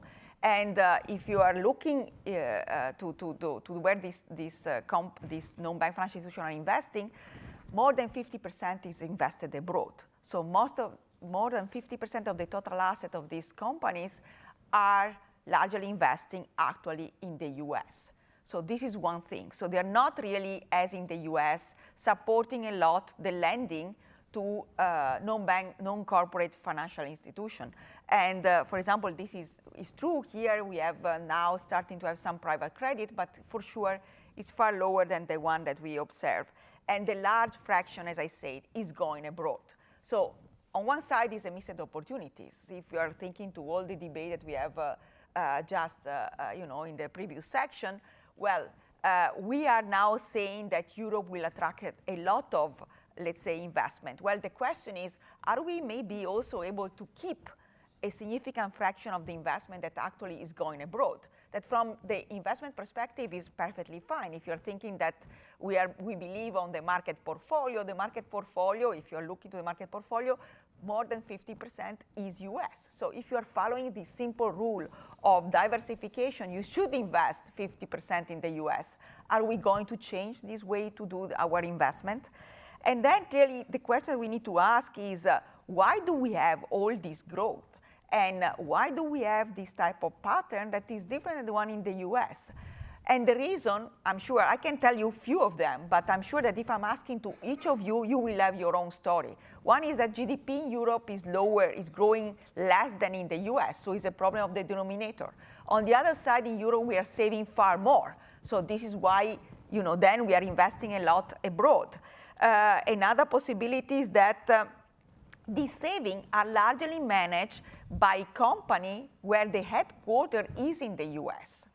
And therefore, even if, formally, this type of institution are in Luxembourg, actually they are managed by US, let's say, investor.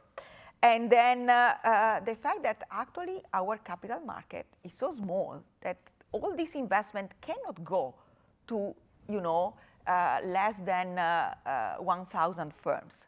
So clearly, if we have a non-bank financial sector that is growing so much, they need to find a way to invest in our capital market. But if our capital market is so small and fragmented, of course they're going to invest abroad. So on top of all the risk that clearly we need to start to investigate, we need also to think on how to improve the use of this large sector. Thank you very much. Thank you very much, Lauriana. And now we move to the comment phase, and all of the panelists have a few minutes, and they can respond to the question of what policies should the authorities adopt, what kind of policy tools, competencies introduce in order to prevent and mitigate these systemic risks. And I also give you the chance to comment Adam's and Thorsten's presentation. If you so wish, you can choose. And then we move on towards questions from the audience. But first to Marco, and I have a special question for Marco, knowing your strong macroeconomic background. In Adam's presentation, we heard that the ECB should prepare for a larger role as a global reserve currency, the famous discussion on the international role of the euro, and that will imply or is likely to imply capital inflows from, say, emerging and developing economies to Europe. Are we sufficiently prepared for that? What should we do in order to be better prepared for that? Okay, thank you very much. Let me take this immediately. And now Adam may correct me, but if I remember well his slide, you said we should not fear the potential appreciation of the euro that would come from that. I think that is fully right, actually. It goes hand in hand with the reorientation of our growth model from something which is essentially driven by export from sources of growth which are more indigenous. So I think from that viewpoint, the two are not, they are not contradictory. Actually, they strengthen each other. But obviously, what we need to do also on the international role of the euro is to list the various elements which are needed in order to buttress that type of role. And I think at the end of the day, first of all, dispelling the inherent risks that we have still on the solidity of the Eurozone. And second, embracing safe asset and increased supply of safe assets. I think these are conditions sine qua non in order to boost the international role of the euro. I mean, I think from the point of view of convincing policymakers, if one focuses on the economic benefits, I think you are going to go nowhere. So what is actually fundamental this period here, and it's a bit in line with my slides before, is to rehearse the arguments in geopolitical terms. So the issue here is if you do that, it is also a means of reinsuring, self-insurance that I think is fundamental now that we don't have the global insurer anymore. I think in the remaining time, I think what we are stirring at now, I think is a yawning up politically between a state of necessity, which would call for more Europe. I mean, objectively, if you list the various issues from defense, from the economy and diplomacy and all the rest, and the actual feasibility. Between economic necessity and political feasibility, I think there is a yawning gap, which we would need, I think, to tackle. I'm not over optimistic about that, given the political configurations that we have in Europe, but nonetheless, I think making the arguments that you can be a sovereignist, it doesn't exist in English, but okay, but do it at the European level, not at the national level. I think in terms of the risk, and maybe I finish with this, one will have to reassess a bit, several trade-offs. A key one is between, let's say, innovation and risk. We are now, I think, after the global financial crisis, we have given, and I think rightly so, primacy to stability in order not to repeat the same. At the same time, we know that radical innovation cannot be, you cannot pursue radical innovation if you stay within the corridor set, ex ante. And us, we are the children of ordoliberalism. So what we do in Europe, I mean, we set the corridor and then let the markets and innovators operate within that corridor. In the US, they do the opposite. There is no corridor. You operate freely, and then hopefully they can say, okay, we curtail the excesses ex post. I think that's an illusion, because whilst you are actually letting the markets free, you create the vested interest not to correct the excesses ex post. So here we will need to find, I think, the right middle, so a third way between our classic ordoliberal frame of mind set in the corridor and the illusion of the US of correcting ex post. I think it's a big endeavor, but I think we should embrace it in earnest. That's what we are trying to do at the ECB, maintaining the legacy of the Bundesbank of ordoliberalism and having embarked on a more activist road like the Fed in the past 15 years or so. Next, I would like to turn to Ian, please. And I would like to especially hear from you, how do you see, you referred to Asia's role. So do you see that Europe and Asia could jointly, in cooperation, say, save multilateral international cooperation? I'm asking this today, which happens to be not only the birth date of President Urho Kekkonen in Finland, but also the day when President Xi is holding a major military parade in Beijing, joined by President Putin and Kim Jong-il. Please. Yes, I think Europe has a big strategic decision to make on this. My view is that we need to find common ground on everything we can find common ground. There are many things, not least on climate change, on stopping pandemics, on global financial stability, where I think we would be able to find common ground. There are some things, like military, where we won't, possibly. But there are many things, and we shouldn't allow the things that will prevent that common ground from stopping much deeper cooperation. It is also going to be essential, given the growing share of Asia in the world economy, in trade, and so on, that's where we understand that's where the future market is. It's also the likely source of returns on investment and investors. So there are many reasons, I think, to cooperate, a very wide range of countries, and doubling down on that, I think, is essential. They get, and certainly China gets, the significance of many of these systemic risks, and I think has the interest in dealing with it. If I may take this opportunity to just pick up on some of the other questions, that what do we do about this all?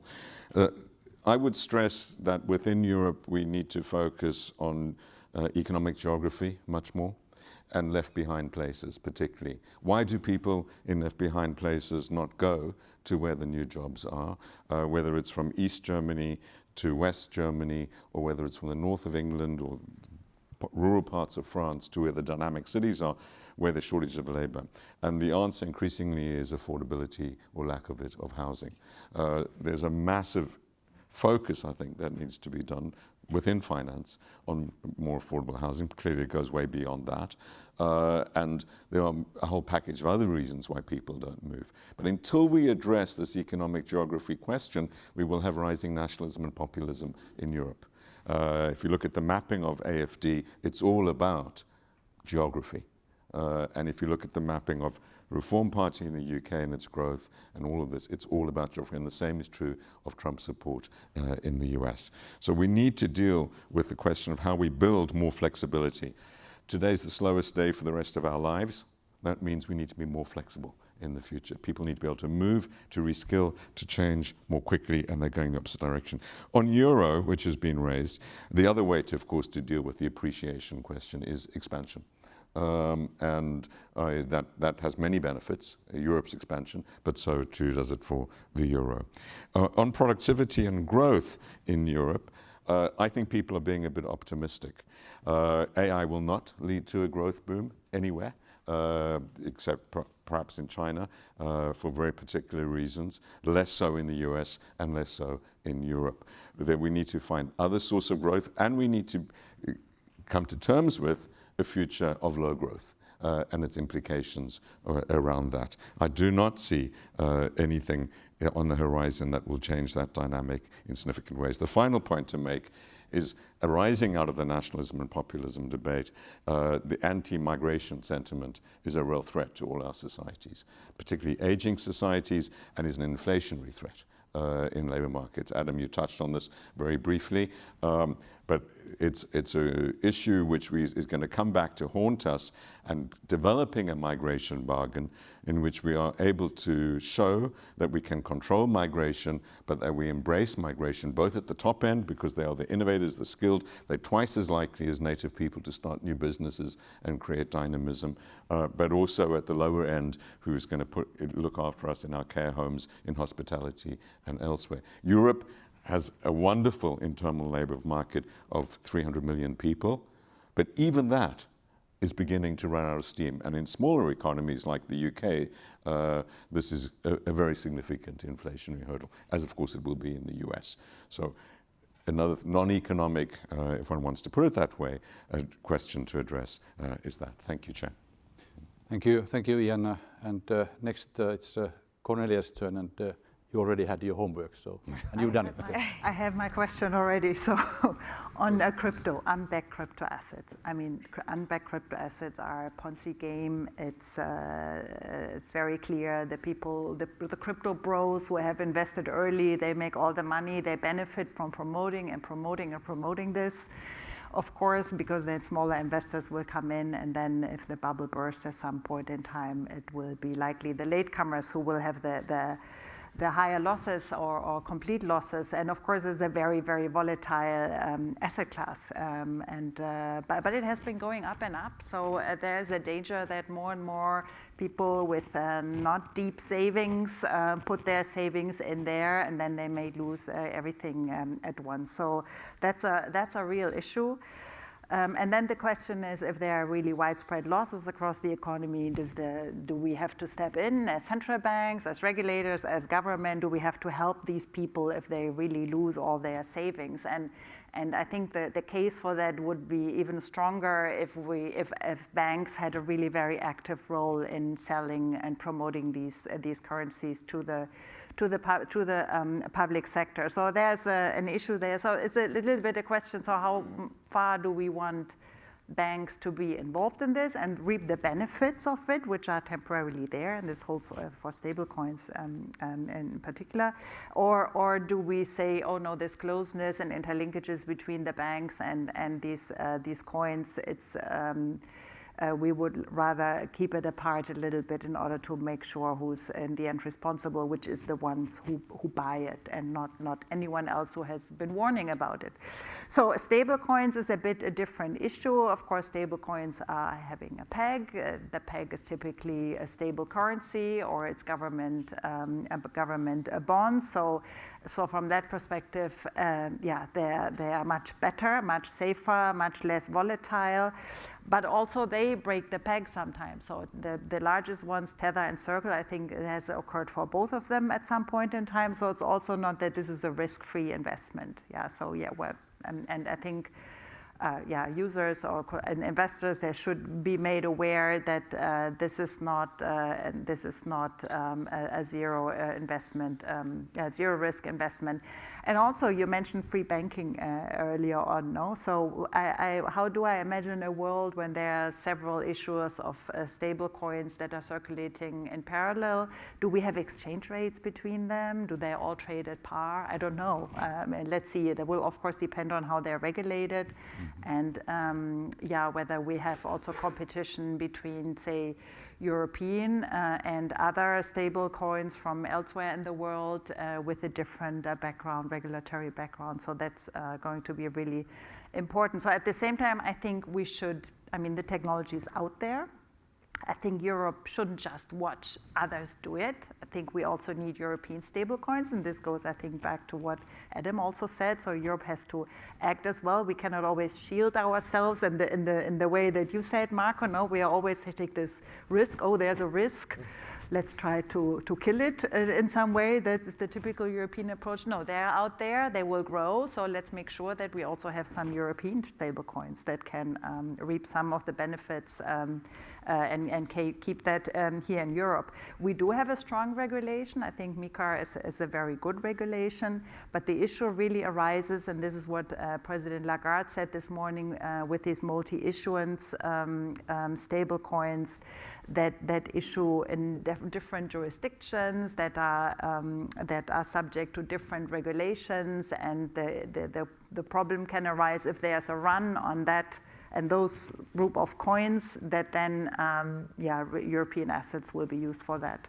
So that's the real danger, and I really hope that the European regulators will take a very close look at this and close this gap. So I think overall, innovation has benefits and risks, and we should find the right balance for that. And I think here, and also on the private markets asset aspect that I touched upon before, it's really important that we have international cooperation here. And we are at a point in time where we cannot be so sure how the international cooperation is going to work going forward, also with regard to financial regulation. So it's a big question mark, but it is important. Thank you, Cornelia. And I'd like to turn to Lauriana and ask what policies to prevent and mitigate. And perhaps you could elaborate also one issue which came to my mind when listening to you. Is it safer to have banks dominate the European financial landscape, or does a larger non-bank spectrum actually reduce risk through diversification? What's your view on that? So thank you very much for the point. I think that on top of the question of risk, we need to bring also into the picture the question of efficiency. So I think that having this banking sector very large and having the non-bank financial institution sector very large as well, and we need also to try to understand if this is the most efficient way through which we are really, doing financial intermediation, on top of the question of where are the risks of this system. Because my impression is that there is a strong relationship between non-bank financial institutions and banks in Europe, also because banks are still dominating the financial sector, and non-bank financial institutions are able to be in touch with retail investors only via banks that are also asking a significant fees for this. So I think that on this side, we can continue to discuss quite a lot, that there are not only risks, there is also a problem of efficiency. On the other side, I do appreciate the fact that we are all talking about the fact that we need to find a common ground, that we need to have international agreement and regulation. But I think we need to start also inside Europe. So the situation that we have in Europe is that most of these institutions are concentrated in few countries, largely two, and the supervision, it is clearly delegated to these different countries. So we don't have enough, let's say, sharing of what is going on and in this non-bank financial institution, not only because we don't collect the data, but also because there is not enough sharing of this information. And on the other side, I think we have also another issue, that is we don't have a unified supervisory mechanism. We do have common regulation in terms of supervision and regulation, but we know that each country in Europe are then implementing this regulation in their own way. So we are all talking about international cooperation and so on. So let's try to do something also here.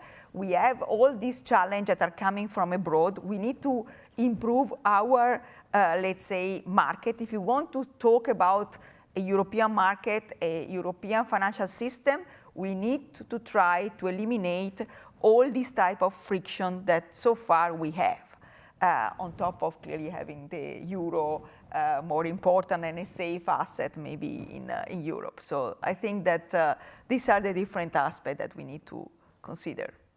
They're not new, but we're not doing it. Thank you, Lauriana. Now I would like to ask if the panelists would like to make some brief comments on the other panelists' interventions. You have a chance for that at this stage. We all agree. Very good. Very good. I would have actually a set of questions here, but I would prefer to have a dialogue, and as we have a very not only distinguished but knowledgeable and experienced audience, so I would like to open the floor for questions now. And when you pose a question, please remember to state who you are and preferably also where you come from, functionally or geographically, and then pose your question. Please. You have to wait for the mic, because we're online. Thank you. Federico Cornelli, Commissioner at CONSOB, Italian Financial Market Authority. We see a problem in the crypto, another one, which is that nobody in Europe stated that it should not have any legal tender. And in the Italian civil code, people can exchange freely whatever they want, but we forget in MiCA to explicitly say that crypto asset, even those having an underlying, do not have any legal tender. And the second problem that we see is that growing the amount of crypto, one day we might have not a bank run, but a crypto run. And then that day people may discover that the reserves are in Salvador or in some very far country. And we are afraid that, again, as we have used in the past, then someone on the political arena would ask for public money to stabilize it. The poor, let's say, the poor crypto investors, because they see a political dividendum at next election. Thank you. Thank you. Would Cornelia want to comment? I don't know what to answer, because I agree. No, these are risks. I think they are there. I don't know about this aspect about how legal tender is framed in the regulation. I mean, but it's of course something that can be said more explicitly. The question is whether the investors will care, no? Because crypto, it's like an investment. I mean, people don't pay with crypto. We may pay with stable coins at some point in time, but not with the unbacked crypto assets. I think for all the years that it has been out there, it has only been used for the black market, no, on the dark web and so on, but not so much for normal business. So I doubt that the business case for that is very strong. But I think it's good to stress that. And I mean, of course, legal tender coming from the ECB. I can now see, of course, we are working on the digital euro, no? That would be legal tender, and that would be a benefit, one of the benefits of that. Please, in the front row.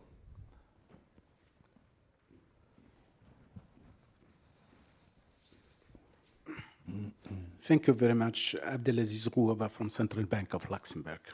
And I am interested in these 4 quadrants by Mario, and as you can expect, I am interested in the last one. Because you said that according to you, the last quadrant is likely, what is the level of the probability of materialization of such quadrant in which the US dominance economically and also from a weaponization point of view? In such scenario, I have a question for you, which policy might be adopted rapidly in Europe in order to minimize consequences of such dominance of the US on Europe? And according, you made reference to your model. How was the weight of taking into consideration Shanghai Cooperation Organization and also the BRICS in this new world? Thank you very much. Thank you. Marco, the question is directly to you, so please. Okay, no, thank you very much. My slide violated the Einstein principles that one should build a model, as simple as possible, but not simpler. So I think my slide is a bit simpler. Nonetheless, I think is, the last quadrant, and that I said, would be probably, I think it would be safe to take it as a central scenario to, looking forward. I have that in mind also, thinking about the recent negotiations on tariffs with the US. A typical bias that we have as European, we always negotiate having in mind a positive sum scenario. It's in part because it is in our DNA. That's what we integrate for that we contribute to multilateralism, and we like that for that reason, but also because it makes things easier. So if you take a central scenario, which is a positive one, I think we should, from now on, escape that bias and look at, I think, the realities in the eye. Now, I think that quadrant there, in a sense, where you have no free trade and no free capital mobility, I think from a macroeconomic viewpoint, actually from an accounting viewpoint, if there is an increasing obsession with bilateral trade deficits, the counterparts of that is capital movements. So, you would almost inevitably end up in something which with lower capital movements. So the second point, more importantly, is the fact that we see it, right, on a daily basis. Weaponization of everything. That's what was the underline in that quadrant. So, also from the point of view of currency, capital mobility, financial flows. So, I think inevitably we would be entering into a situation where capital mobility will eventually be hampered as well. Now, I think a way out of that is not to try to, because I think it would be a bit foolish, to go back to the classic multilateralism, but I think Europe can take the initiative and rebuild multilateralism bottom up. So I think we have, and I agree very much again with Adam, we have a model to propose to the world which is much more attractive than what China on the one hand and the US on the other hand can offer to the world. So I think here we are, I think the Commission is started to do the right thing, I think on Mercosur, on other advanced economies, Canada in particular, we have Mexico, Switzerland. I think we have progress in negotiation within Indonesia. We have in here, a big point which is very much related to what I think Oli said at the very beginning. India, we opened up, I think, there a line of cooperation which is potentially promising. Now, whether India is swamped within the Chinese-Russia world, then I think it's a very, very big question. But I think rebuilding multilateralism bottom up, I think is important. But here there is a link also. I make my final point on this. There is a link between the credibility of offering to the global South an alternative model to what we are doing actually now with vis-à-vis the US and vis-à-vis also digital. I think if we do not fend off the attack that is now even more dangerous for our democratic texture and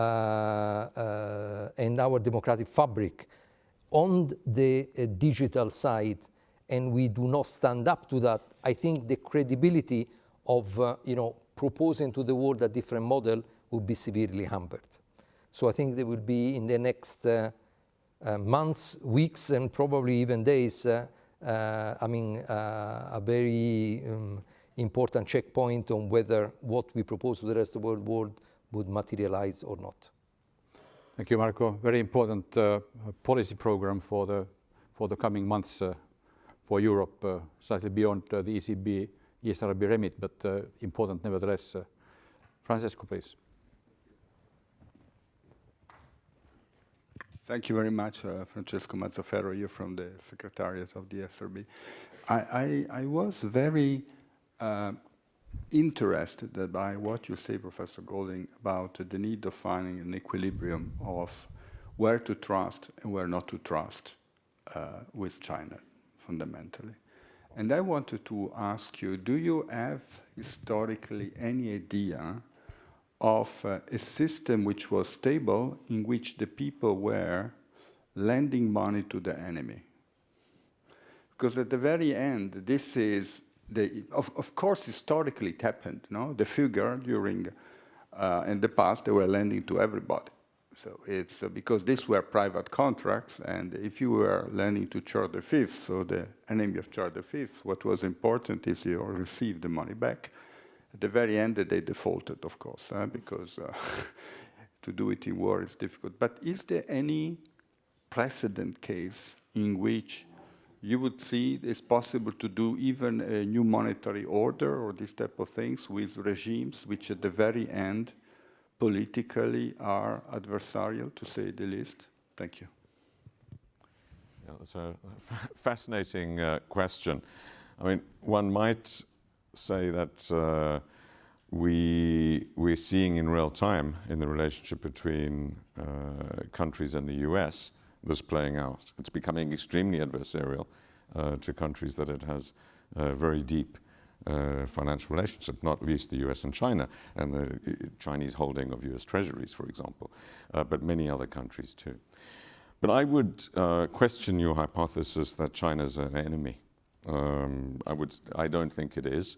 I think China's success over the last 45 years has been entirely based on an embrace of globalization and many of the principles which we would advocate. China would not have doubled its income every 10 years since 1990, slowed down recently to only 5%, which would be lovely for Europe to have. But this is based on integration in the world economy. And I think China gets that it needs globalization just as much, if not more than globalization needs it. I think it gets that very deeply, and that the whole reason why we're seeing the Belt and Road Initiative and many other things being manifest in economic terms is because it needs that integration, and will increasingly do so as it moves to a high-cost economy. The labor force of China is 4 million less people this year than last year. Real wages will double over the next 10 years, and so it gets that it needs to transform and integrate even more deeply. So I think it has a material interest in integration. The second thing is that it certainly has a material integration in, if not multilateralism, minilateralism. It's proved itself very vulnerable to the pandemic. Climate change is probably the most fragile country on Earth and the most vulnerable country on Earth. And it gets that, and it gets the importance of financial stability and many other things. I think we need to focus as Europe on what is it that we can work with other players wherever they are in a minilateralist sense, building coalitions around the things that are systemically important. And on many things, including climate, by the way, where something like a dozen emitters account for 80% of emissions, we don't need global cooperation. The Bretton Woods, the UN system was built on that everyone has to participate. That's not the case for most problem solving. The only one it's the case for is pandemics. It's the only risk that we face that can come from absolutely anywhere on Earth. The poorest country or the richest lab in the richest country. It's the only one we need global cooperation for. Every other risk, a handful of players can deal with a big part of the problem. And those players increasingly aren't even federal governments. If we cooperate with California, with New York State, and with others on climate, we can make a lot of progress on that too, as well as big corporates and cities. So I think the idea that we have adversarial countries that don't have mutual interests is slightly an idea of the past because of our entangled future. We are deeply entangled on all dimensions through systemic risk, and that means we have systemic reasons to cooperate, which may not have existed in the same way in the past. Thank you. Any other questions from the audience? One for the road, probably, please.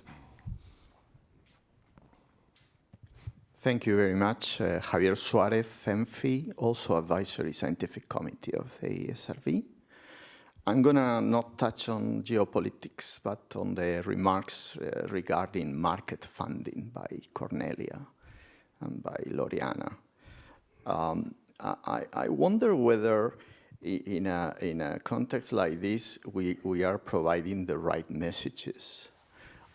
In terms of economists always like to stress the existence of trade-offs. So what are the trade-offs involved in the development or deepening of this savings and investment union vis-a-vis the threats from non-bank financial intermediaries? So I think in a matter of a few hours, we see both. No? We sell the idea that we need a bigger or a fully developed savings and investment union, and at the same time we tend to describe non-bank financial intermediaries' growth as a threat. So where do we stand on this? Lauriana was showing that non-bank financial intermediation, according to some measure, I guess is total assets under management, has taken over the US in terms of importance relative to GDP. My guess, probably confirmed by your analysis, is that this is mostly because Europe, in its financially integrated globally role, is the asset manager of many foreign investors. But this doesn't mean that they are channeling these funds towards European non-financial corporations and households, where I think banking is dominant.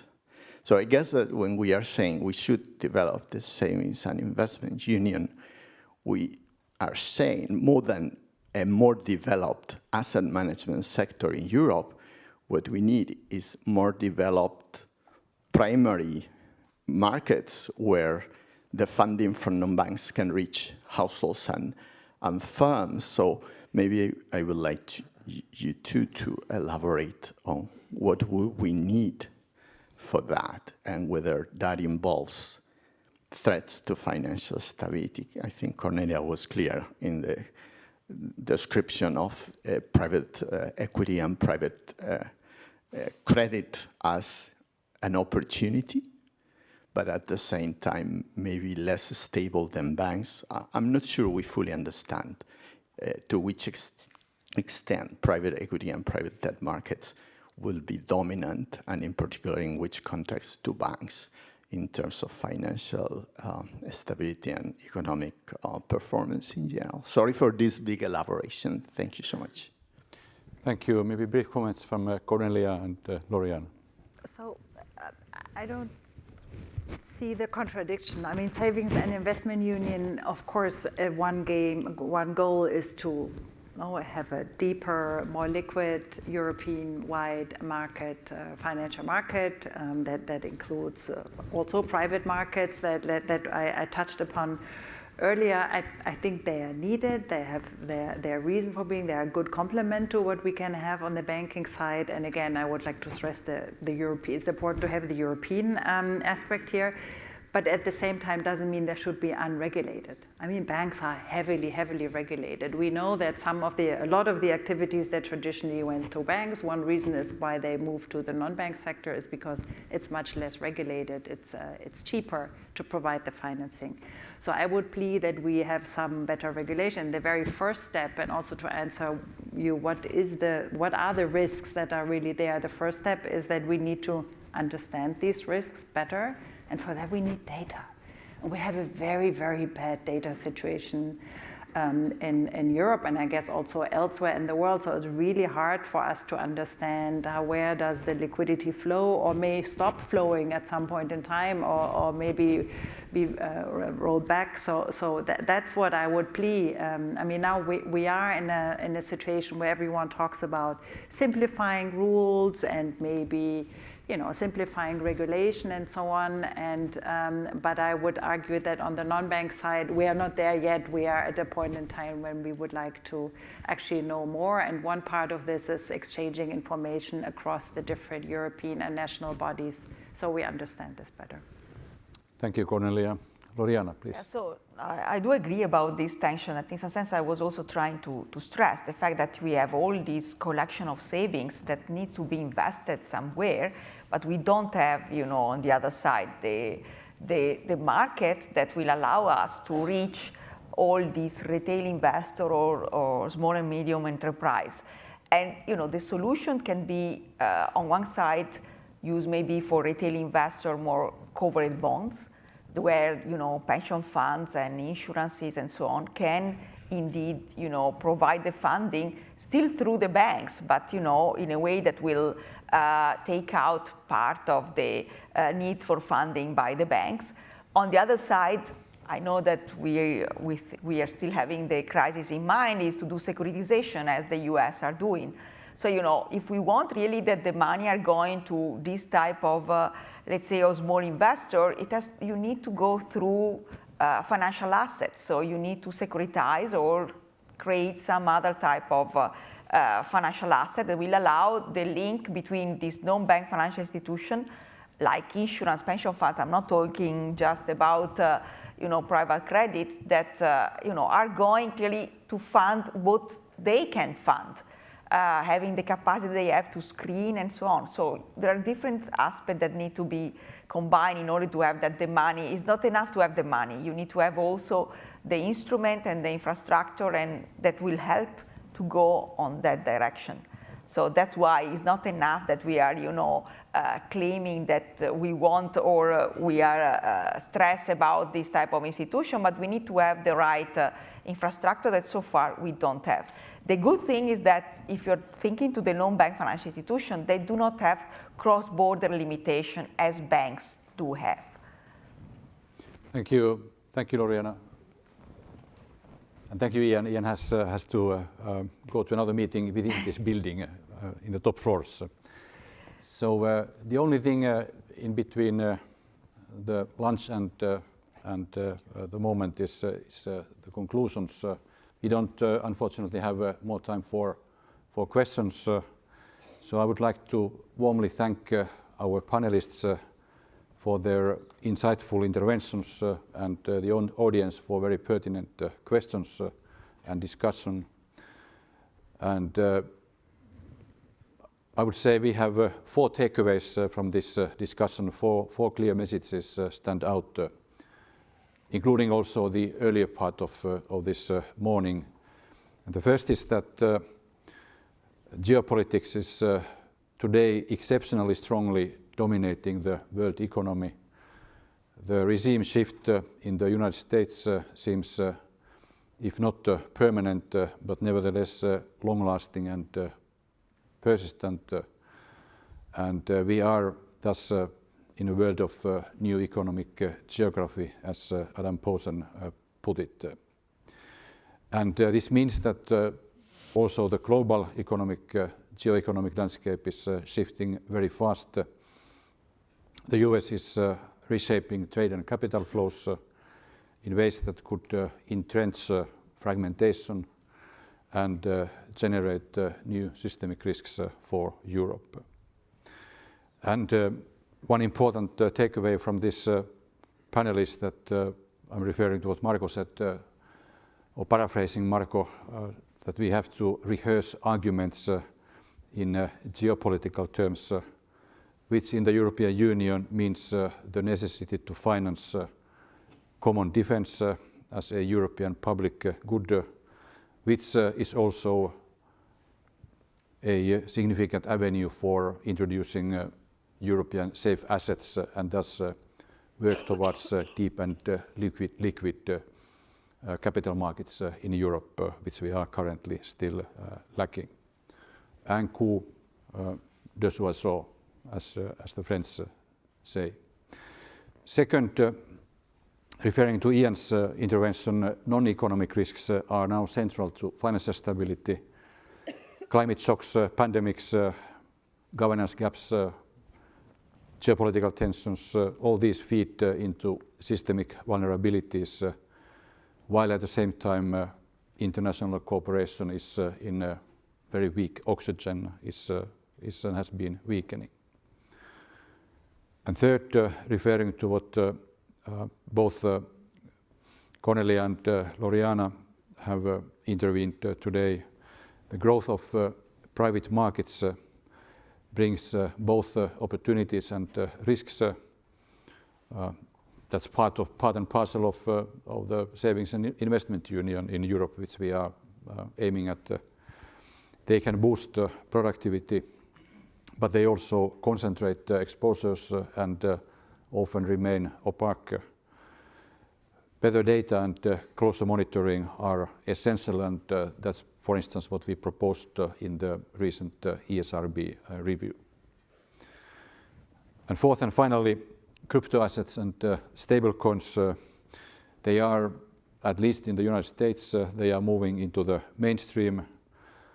Their growing links and interconnections with the regular and regulated banking system and the rest of the financial system, and the dominance of the USD-denominated tokens, these carry risks for European financial stability and even monetary sovereignty.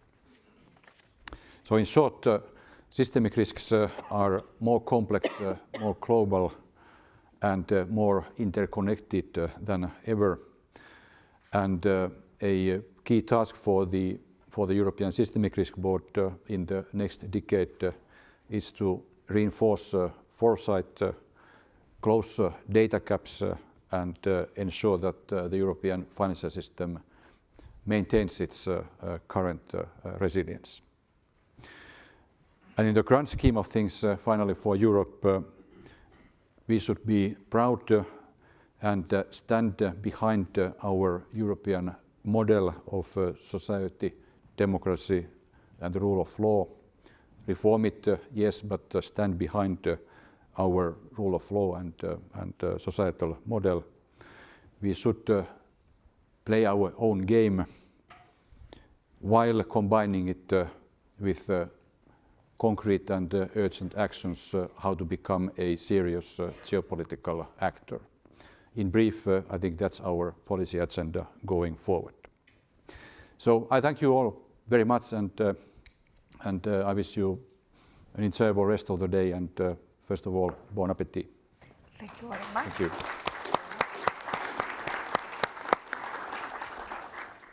Thank you very much, panelists. And as Governor Rehn already indicated, it's time for lunch.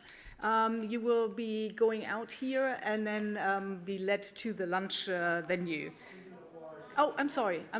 Yes, we have, I'm sorry. We are not breaking for lunch yet. We have one more item here. I apologize. I may ask the panelists to leave the stage. I'm sorry, I think we were too focused on lunch here. But we have a very important session now, which is the awarding the winner of the 2025 edition of the Jovan Bok Prize. And to do so, I give the floor to Vaso Ioannidou, professor at Bayes Business School and a member of the ESRB Advisory Scientific Committee. Vasu, would you like to take the floor here? Or Yes, thank you. From there? I can, is that okay, or should, I can come there? Yeah. Yeah. Thank you, Connie, and thank you to the organizers for giving me the opportunity to probably chair one of the most pleasant sessions of the program. So it's really my great pleasure to open this session on the Ike van der Broek Prize. Before giving the floor to Philip, I would like to spend a few words to talk about the award. It's an annual award that was established by the ESRB's Advisory Scientific Committee in order to recognize outstanding research by young scholars in the area that fits directly to the missions of the ESRB, namely to safeguard financial stability and prevent systemic risk. The prize is named after, in the memory of Ike van der Broek, who was a member of the inaugural committee of the Advisory Scientific Committee and also a former member of the European Parliament. She was deeply committed in the idea that finance should serve society. And so in continuing in this spirit, we are supporting rigorous research that informs policy in preventing financial stability, which is really absolutely crucial in terms of serving society. We all know that when stability lacks, financial stability lacks, we all suffer. So this year's winning paper is Better Be Careful, the replenishment of asset-backed securities backed by SME loans by Philip Klein, Corinna Schlam, and Arvid Fenner. The paper makes an important contribution to our understanding of how securitization structures evolve after issuance and the implications this have for investors, transparency, and ultimately systemic risk. It is therefore my great pleasure to invite Philip Klein to the Lagarde to present the paper on behalf of his co-authors who are also in the audience. The floor is yours.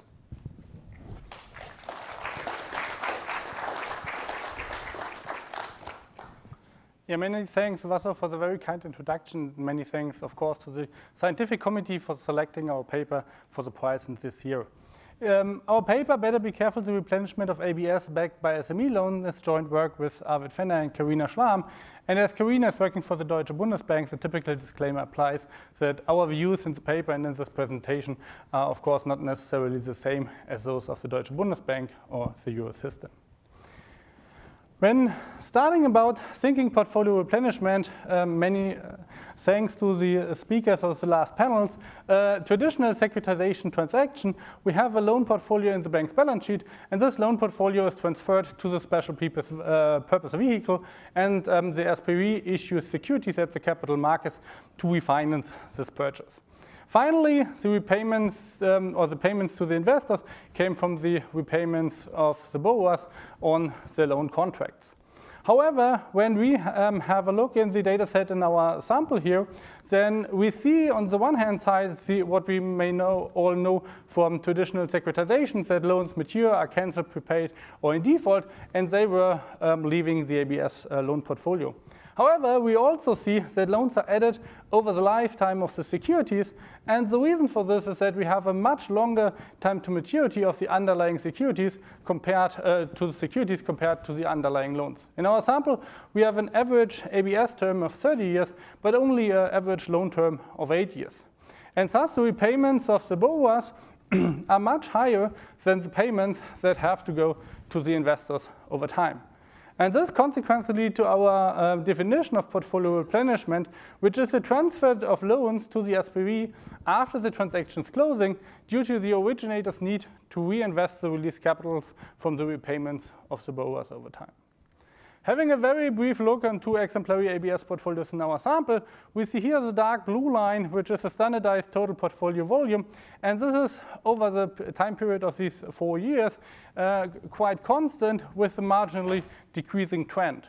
What we also see is the dashed red line, and the dashed red line is the volume of new incoming loans in the portfolio. What is an incoming loan? It's the most important variable definition in our study here. And an incoming loan is a loan whose first reporting quarter is chronologically after the closing of the corresponding ABS transaction, thus a loan which is included in the asset pool after starting of the ABS transaction. In our sample, we have on average 46% of observations regarding these incoming loans. And when we have a look in the graphs, then we see that the incoming loan volume is between maybe 5 and 20%. Thus, the portfolio replenishment and the share of incoming loans is really important and may fundamentally change the portfolio composition over time after the transaction closing, and thus is highly relevant also for the investor's risk-return profile. After this start, a very brief look in the academic literature. We all know since the global financial crisis 2007 up to 2009 that asymmetric information and agency conflicts are of great importance in the market of securitizations. We all know it for screening, monitoring, and also for the loan selection decision.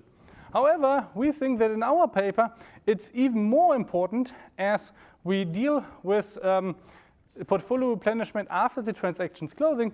Thus, in a situation where investors already made their investment decision, the credit rating agencies have assigned their security ratings, and thus they have to actively change past decisions, and they have actively rebalanced, for example, their portfolio. As we deal with securitizations backed by SME loans, I want to focus a bit more on the market of ABS backed by corporate loans. And here, one of the most important parts, especially in the US, is the collateralized loan obligation market. In the collateralized loan obligation markets, we will have typically large and weighted syndicated corporate loans with a low level of asymmetric information due to the size of the firms. And also, we have typically active loan trading, thus excluding loans also when they are not maturing, are not canceled, or they are not in default, by asset managers with earning-based incentives. Due to other rules and other framework and another level of asymmetric information, the literature shows here ambiguous evidence on the importance of agency conflicts in this market. Overall, as we have a high level of asymmetric information, we assume that originators may exploit their leeway and add low-quality loans for portfolio replenishment after the transaction's closing, and this is highly important also for the investor's risk-return profile over time. Of course, when we talk about portfolio replenishment and the investors know it, then the investors would demand for terms and conditions on portfolio replenishment and for the eligibility of loans to being securitized as incoming loans.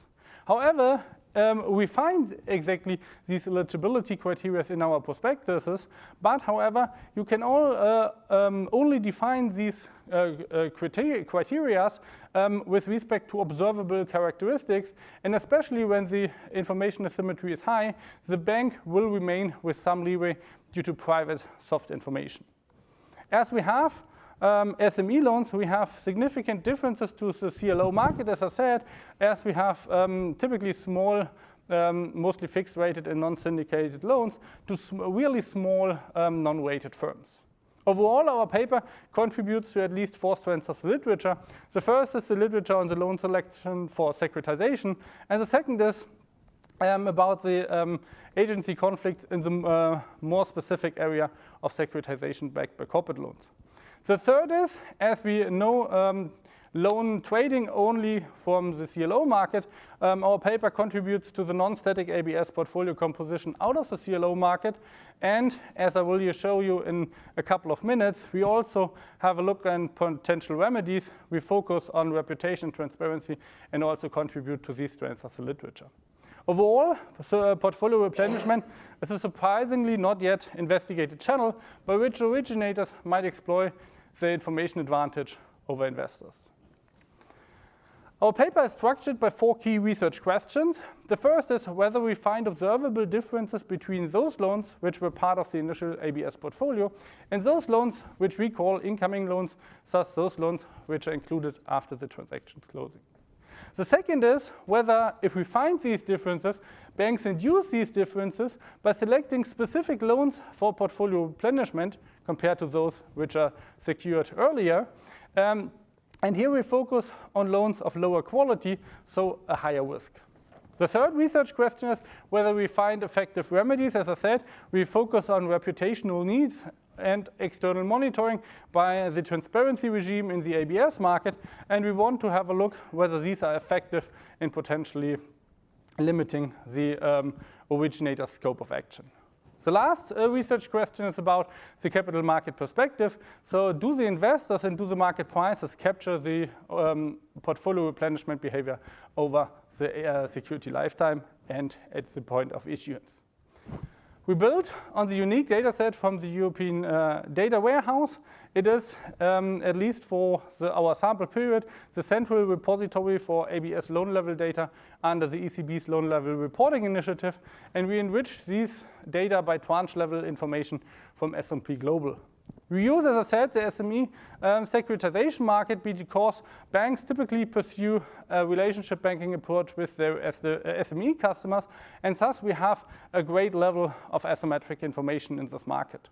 Our observation period is from 2012 up to 2017, and overall we have 9.5 million quarterly observations of 1.8 million loans securitized in 102 European ABS portfolios. And this granular loan level data set allows us for the first time to really conduct an in-depth analysis of portfolio replenishment on the loan level. In line with our research questions, we apply a two-step empirical approach for examining the first research question, whether we find performance differences. We choose our most important exogenous variable, the incoming loan variable on the right-hand side of the regression equation, and use 4 different loan performance measures on default and delinquency on the left-hand side of the regression equation.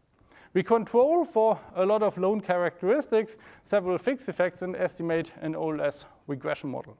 For analyzing the third and the second and the third research question, we have a second regression model, and here we ask whether specific loans are selected by banks to be securitized as incoming loans. So we use our incoming loan variable on the left-hand side of the regression equation and have our loan quality measures PD, LGD, and their interaction as most important variables on the right-hand side to measure whether these variables have an influence on the probability to being securitized as an incoming loan compared to the loans which are part of the initial portfolio. Starting with our results, we show that our incoming loan estimators are, in the first regression equation, significantly positive for all our 5 loan performance measures. So an incoming loan exhibit a roughly 0.4 percentage points higher probability of default and a 1 percentage point higher probability of being in delinquency over the loan lifetime. So overall, we can show that incoming loans perform worse than those loans which are part of the initial portfolio. But to focus more on the portfolio perspective, we not only compare the incoming loans to all other loans in the portfolio, but here we compare the incoming loans to those loans which go out of the portfolio. And the reasons for this, if we remember, is that loans mature, are cancelled, are prepaid, or maybe in default. And here we estimate a nearest neighbor matching, and what we find is that we also have positive significant coefficients. So we have a positive significant differences in our performance measures between the incoming loans and the outgoing loans. Thus, portfolio replenishment lowers the average loan performance in the ABS portfolio. With these results, going to the second research question, whether banks induce specific loans for portfolio replenishment. And here we measure specific loans by the quality in terms of PD, LGD, and PD times LGD. And we find 3 positive significance coefficients again.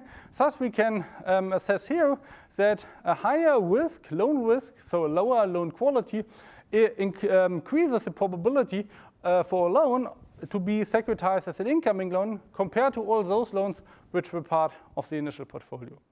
And also in the fourth line, we see that those loans which are riskier in terms of a higher PD, but they actually default over the lifetime of the securities. Also, these loans are transferred to the SPVs more likely as an incoming loan. Thus, we can see that the originators seem to induce the performance differences by selecting low-quality loans as incoming loans. As I said, we also examine potential remedies. And here we focus on the reputational needs of the banks and the transparency in the ABS market. The reputational needs we model with our variable frequent issuer. Thus, when a bank wants to issue another securitization transaction in a couple of months or years, then the bank have to build up reputation in the market. And our transparent loan indicator is relating to the bank's adoption of the ECB's loan level reporting initiative. And what we see while further observing a positive PD estimator in the first line, we see negative and significant coefficients on the interaction in the second up to the fourth line. Thus, we see that if a bank is a frequent issuer, the bank limits their behavior we saw on the last slide. And if the loan is a transparent loan, then the whole mechanism even reverses. So if the loan has a higher probability of default and is a transparent loan, the probability of being securitized after the transaction closing even is lower. Thus, the banks reverse their portfolio replenishment behavior. And this most strongly for the triple interaction term between PD, frequent issuer, and transparent loan.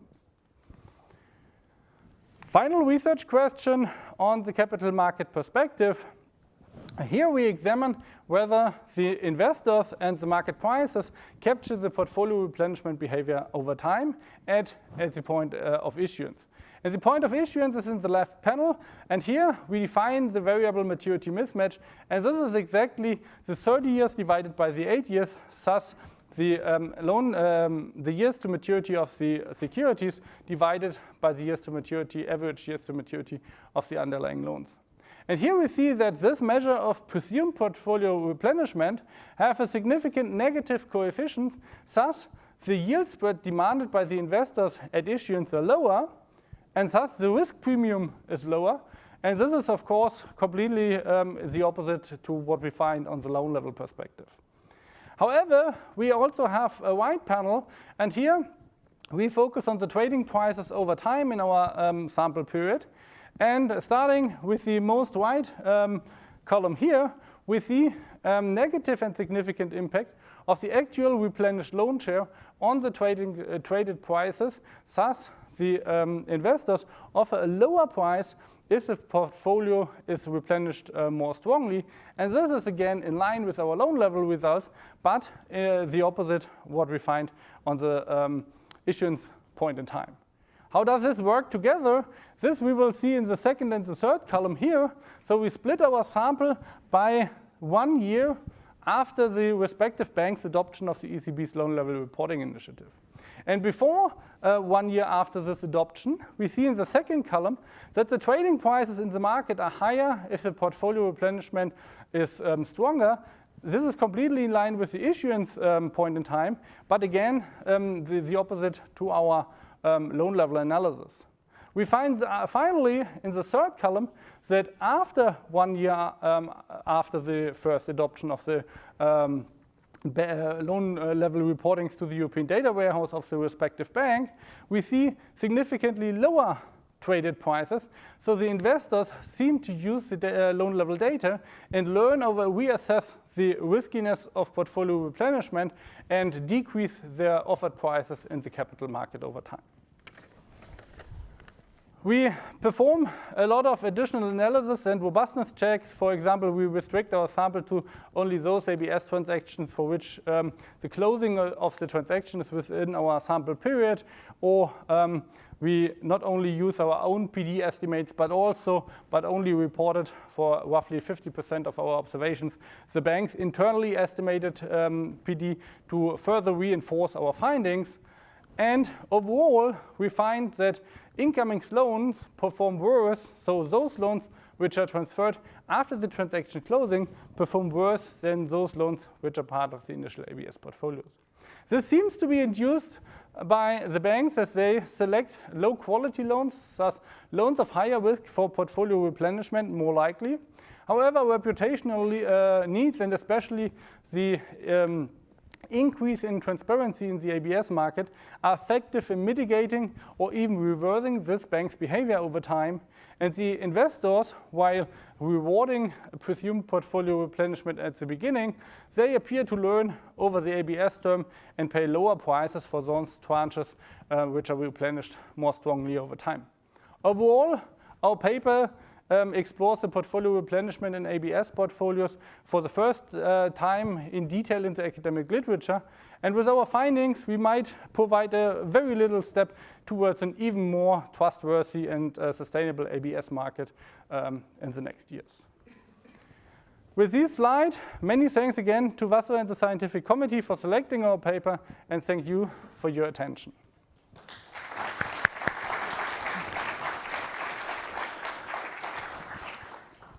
Thank you very much, Philip, for this excellent presentation. Your paper sheds light into how portfolio replenishment on ABS market evolves. I think it touches upon important and unexplored dimensions of securitization. And with that, I would like to open the floor for questions from the audience. Please raise your hand and I will direct a call the microphone, and please state your name. First, we can start. Thank you very much for the clear and excellent presentation. This is a good work for academia and also for the ESRB. I have only one question, because the data you use is more than 1 million observations. Impressive. And I don't know which software you have used for this kind of panel data to resolve the issue of data. The size of the matrix is huge. I didn't read the paper. I will be happy to read it because I just discovered the title of your papers, and congratulations for the prize of the ESRB. You didn't make any reference to tranches for the tranches for securitization. You know there are different mezzanine, high quality, less quality, and medium quality, but you didn't, from your presentation, how do you take this quality of asset into consideration? What you said is incoming loans is less quality or with high probability of default. But from my understanding, even incoming loans, in securitization, they have these three kind of tranches they use in the process of asset-backed security. Thank you very much. Yeah, many thanks for your question. Of course, as we deal, for example, or we find an increase in probability of default of 0.4% or probability of being in delinquency of 1%, it's more an issue for the mezzanine or the junior tranches compared to the senior tranches. But it really depends on the structure of the ABS transaction. What we find, and due to terms of brevity, I didn't show it here on the slide. What we find is that the effect on the tranche level. So in the white panel, we find that the average probability of default of the replenished loan share is really important for the security pricing. And on the left, in the left panel, at the issuance point in time, we find that the pricing effect, so the lower risk premium demanded by the investors, really comes from the mezzanine and the junior tranches. It is not coming from the senior tranches. As we model it with typical ratings, of course, we have some interconnectedness between ratings and the securities, and not all of the senior tranches have an AAA rating, and not all mezzanines have a worse rating. But it really depends on the rating, and the effect comes from those tranches which have a lower weighting. The price effect is arising from. Thank you. Leonardo? Thank you very much. Leonardo Gambacorta from the Bank for International Settlements. First of all, I would like to associate with the congratulations for your paper, very nice. My question is related to also the experience we had for the global financial crisis and the role of rating agencies. So what is the behavior of rating agencies with respect to this replenishment, and how do they behave when there are different additional tranches from the same financial institution? So the role of the credit rating agencies, I think it is very tough to observe it over time when you really are not reassuming or reassessing the loan level perspective and the loan level data in every quarter, because you have a lot of macroeconomic shocks. In 2012 up to 2017, you have some potential influences from the Euro debt crisis. You have a very low interest rate environment, and so we have a lot of external influences, and then really to assess the 0.4 percentage points of probability of default. Of course, when you reassess it, then you should react on this, and but this is not what we have assessed in the study up to now. So indeed, you could find that whether this is shown in the ratings, we show it for the market prices, so that whether the investors react on it.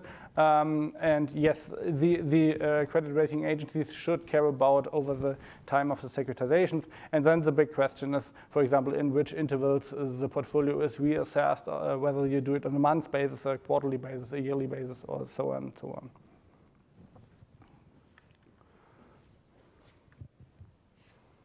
Well, thanks, Alessio Di Vincenzo, Banca d'Italia. Thanks a lot for the presentation, and very a great paper. I mean, a lot of insights. It's not I would say, a small step that you're doing on this. I think that is very important.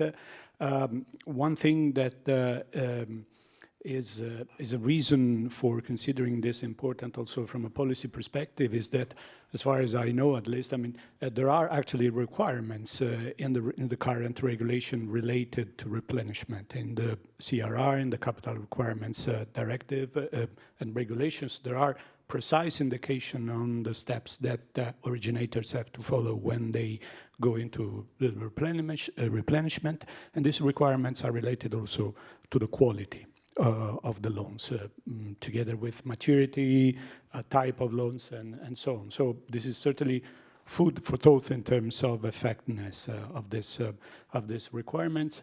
One thing that might be interesting to consider, I don't know whether or not this is an institutional feature that you have taken into account in the research, is that there might be differences in the various jurisdictions also in Europe in the legal status of the special purpose vehicle with respect to the originating bank. In the Italian case, for instance, there's an explicit legal, let's say, obligation on the special purpose vehicle to remain, let's say, neutral between the originator and the investors when it comes to the replenishment. So this might be something on which, I mean, some kind of a consideration could be given, but I mean, very, very useful from, let's say, a policy perspective. This is certainly something that we probably, as, say, regulators, were not fully aware. Thanks a lot. Yeah, many thanks for your question. So what we should have in mind is that our observation period is before the securitization regulation in 2019, which even further increases, for example, the level of transparency in the ABS market. In terms of our paper, a very good initiative in this. Due to the SPV and the legislation, we see differences in the SPV legislation over Europe, completely in line with what you said. What we know, and this is also in line with what you said, the SPV have to be neutral indeed, and we find a lot of terms and conditions for portfolio replenishment and those incoming loans also in the prospectuses of the ABS transactions. But the main issue here is you can only define these terms and conditions based on observable characteristics. So, for example, a lot of the prospectuses there is the loan must not be in delinquency in the last 90 days or something like this. But of course, the banks will remain with an information advantage. And this is, even there are a lot of theoretical arguments, and also the EU Commission pushes the European ABS market. There are a lot of theoretical arguments that the that the ABS market can provide a contribution to the overall economy and the banking sector and so on and so on, it's very hard to really reduce the level of asymmetric information against zero, because in every case, at least for these data as SME loans, the banks have or will remain with some private soft information, which is very tough to really formulate in some requirements or in some regulations. Thank you. We have run out of time.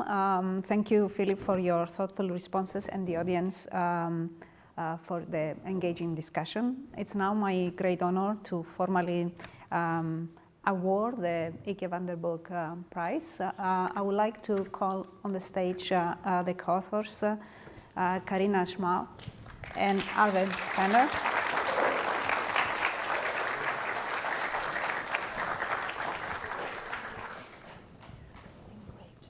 Oh, I see. Arvid, please, congratulations for your great and outstanding contribution.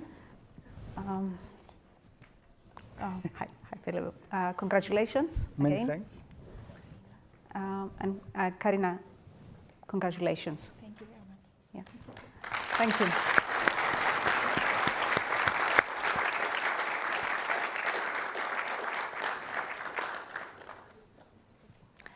And I think we have run out of time. I think it's time for lunch.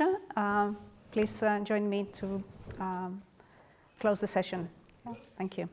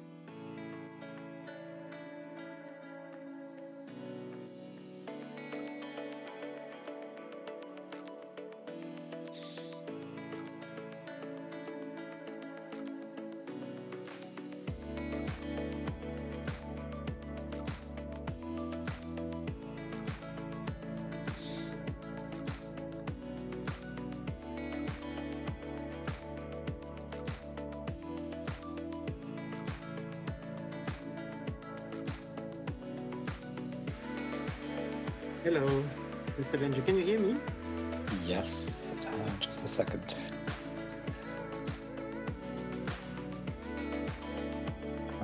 Do you hear me?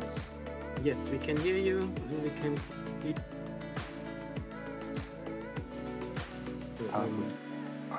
Do you want me to share my slides so I can control them, or do you want to use the version you have? For technical reasons, it would be better if we share them, if it's fine for you. You just need to say something like next slide and going to the next slide. I guess you're acquainted with this kind of setup. No problem. So it's absolutely fine. So if you need to go to the toilet or anything, as you're just starting at 2:25, I would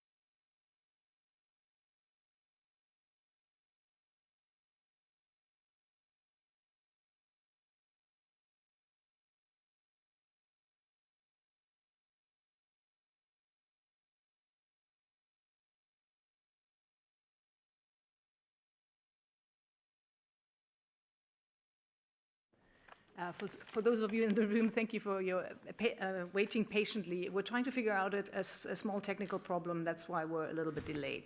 But hopefully in the next few minutes we'll start.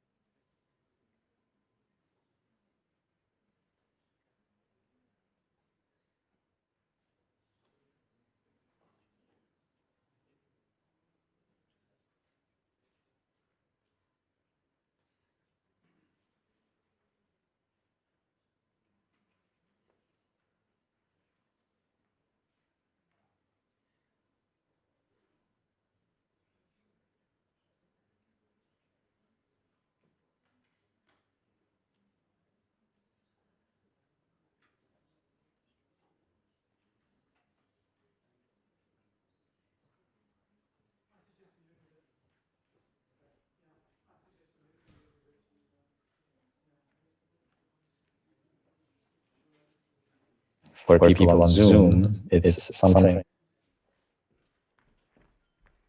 Hello, dear audience. So apologies for the technical issue. We're going to go ahead with Joshua's presentation. The audio won't be perfect. You'll hear a slight echo in it, but at least we get moving, huh? Because we've only got today. So thanks so much for bearing with us. Thank you.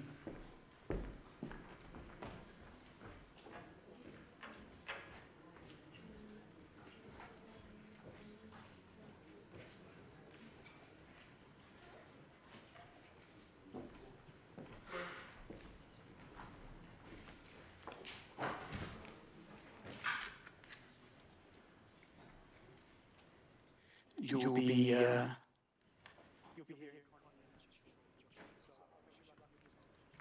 So welcome back, and again, apologies for the slight delay. We're trying to fix a technical problem.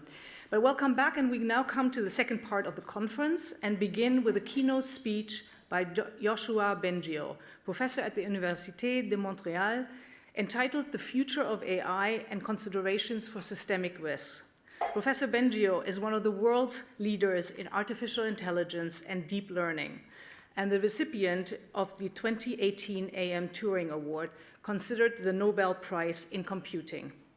He is the most cited computer scientist worldwide. Professor Bengio, as you can see, is joining us online.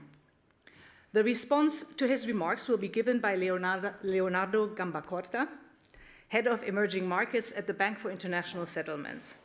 Dr. Gambacorta has published a number of important research papers related to AI in the context of financial stability.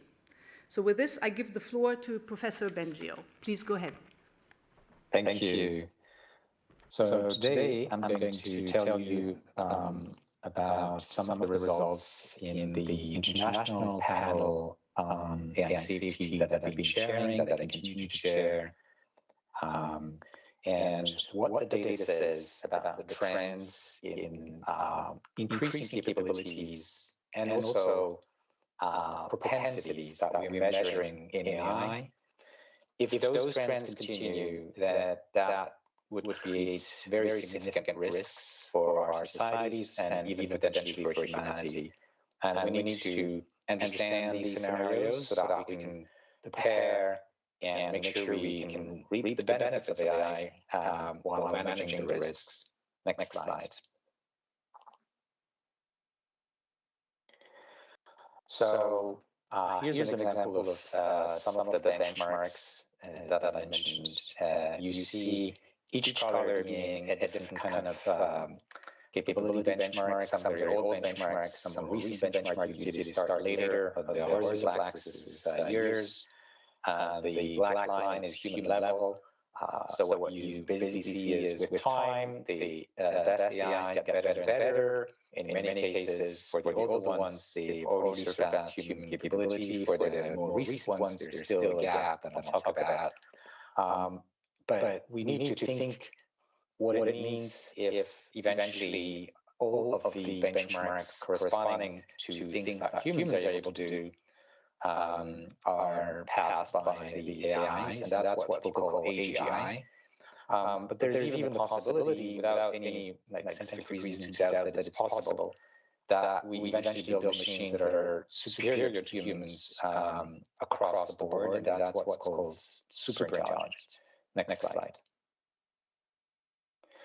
Now, as I said, there are still significant gaps to even human level, or AGI. And I want to mention three areas that I think matter quite a lot. One is reasoning, the other is planning, the other is bodily control or robotics.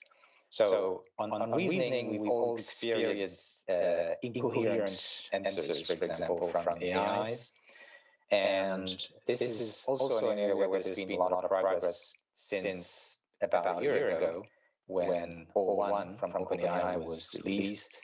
And since then, there's been a flurry of similar models that are called large reasoning models. They use what's called a chain of thought that can be inspected, and that help them reason a lot better. The second point about planning, you can think of planning as a special kind of reasoning about events and actions. And of course, that is really important in applications of AI. What old companies call agents, where the AI is going to be autonomous and perform a task by itself without human oversight for a while. That could, of course, be economically extremely valuable, also creates social disturbances because of the effects on labor markets.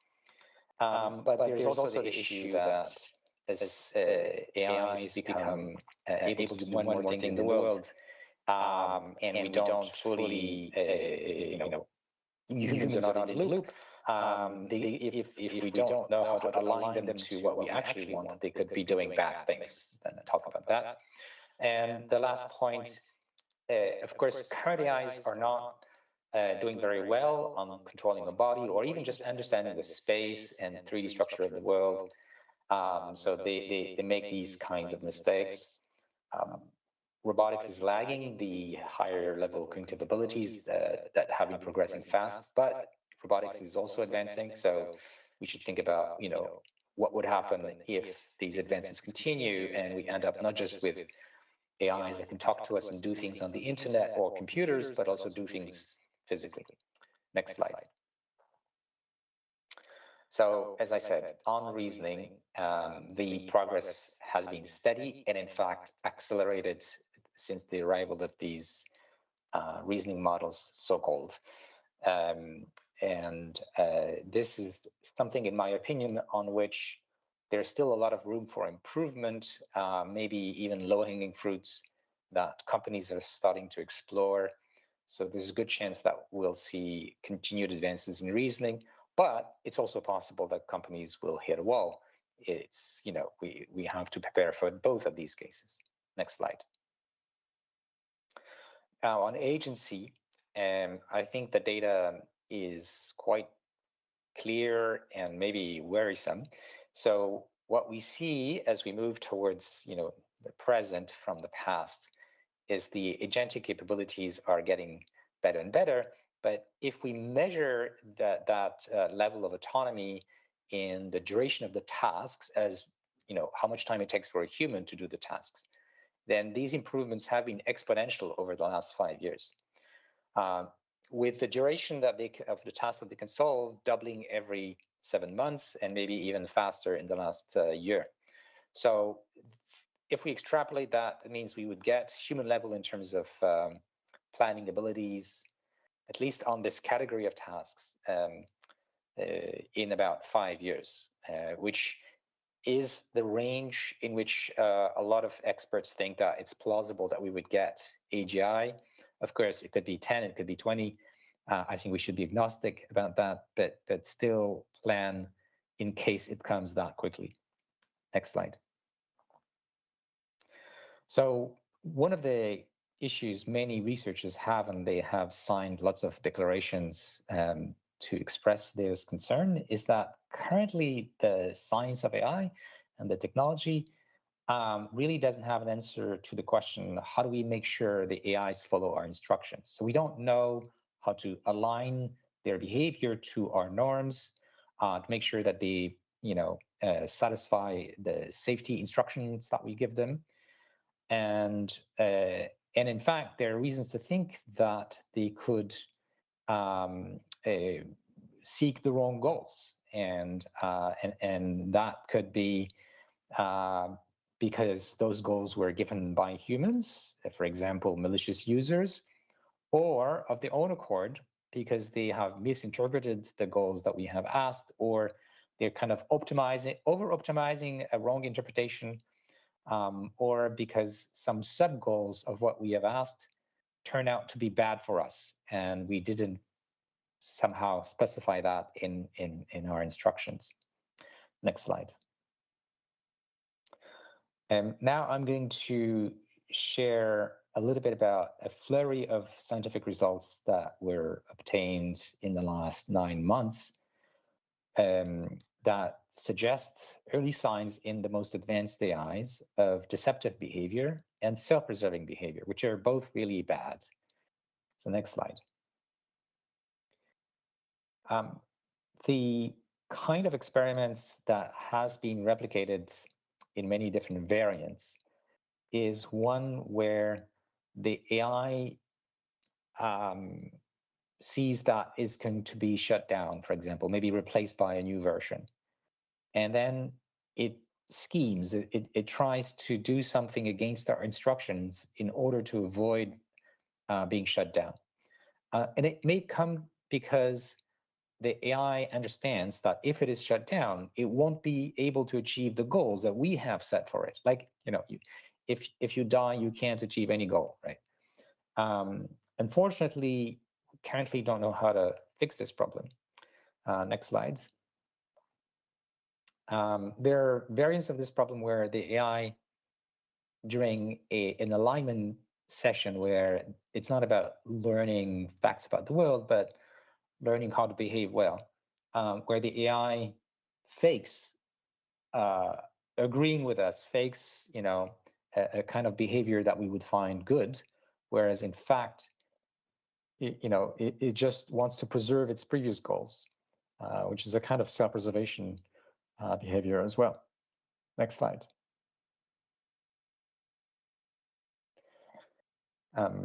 The most recent of these experiments were conducted by Anthropic and reported in the system card for the new version of Claude 4. But then they have replicated that on other companies' AIs as well. And in those experiments, again, the AI sees in its input that it's going to be replaced by a new version, but it gets other clues. It gets to see who is going to be the lead engineer for this transition, and it finds planted false information, that that engineer has had an affair, and because the AI, again, for the same reasons as before, doesn't want to be shut down or replaced by a new version, it tries to blackmail the lead engineer, threatening to reveal the affair to the public or the authorities in the company. So that's really bad behavior. Next slide. As I mentioned, I've been sharing an international report, the International AI Safety Report, which aims at synthesizing the trends in AI capabilities and identifying a large spectrum of associated risks. So I've talked about kind of malfunctions of AI in the last few slides, but there are many other risks. It could be disruptions to our economies, as I mentioned, labor markets, attacks on our democracies using advances in AI. For example, one of the capabilities that is very worrisome and that is also being measured empirically is the ability of AIs through a dialogue to persuade someone to change their mind. Now, you could see how this could be used to influence public opinion, not just through like a meme that's sent everywhere, but through fake social media accounts that interact with people through maybe days, weeks, months of dialogue and make them change their mind on a political question. So this is just an example of some of the risks, but there's another very important kind of risk, which is similar but could have even more radical consequences, which is the use by criminals for fraud, the use of AI by these people, by terrorists, by rogue states, who could, if they have access to the most powerful AI, use them to help them devise all kinds of attacks. So not just persuasion, but also cyber attacks, chemical or biological attacks, because these AIs know so much, and we don't yet know how to make sure they will not reveal information that could be dangerous in the wrong hands. Next slide. So we can think of different kinds of risks. There are the catastrophic risks where the catastrophe happens quickly, like the sort of attacks or loss of control scenario that I mentioned. But there are also slower changes that could be very bad, that in the report we call systemic risks, and that includes labor market disruptions. The economists don't all agree on those scenarios, but I think there are enough of them who say there could be a very significant effect if things continue at the same rate. I mean, of course, if the progress in capability slows down, then this may not be so much of an effect. I already mentioned persuasion and other use of AI, for example, to create images and videos or imitate people that could really threaten the trust that citizens have in their institutions. Next slide.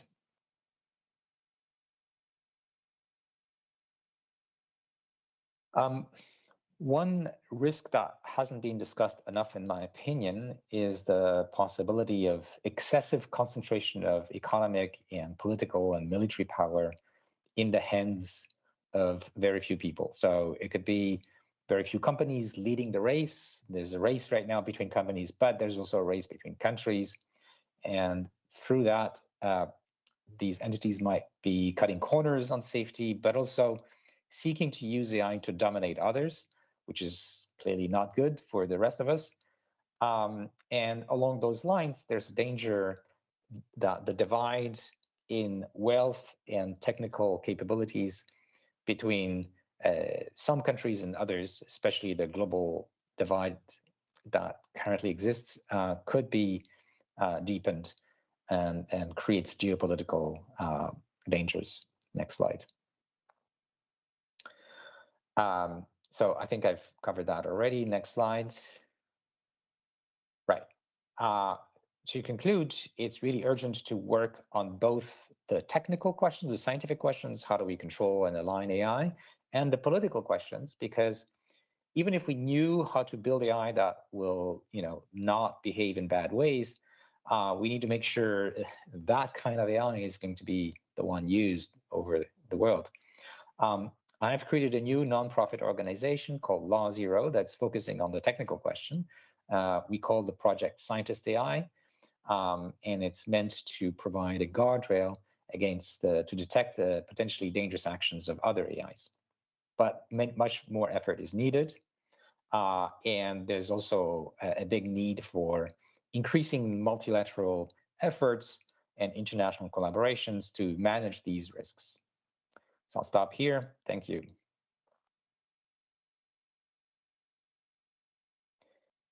Yeah, you can leave that slide on.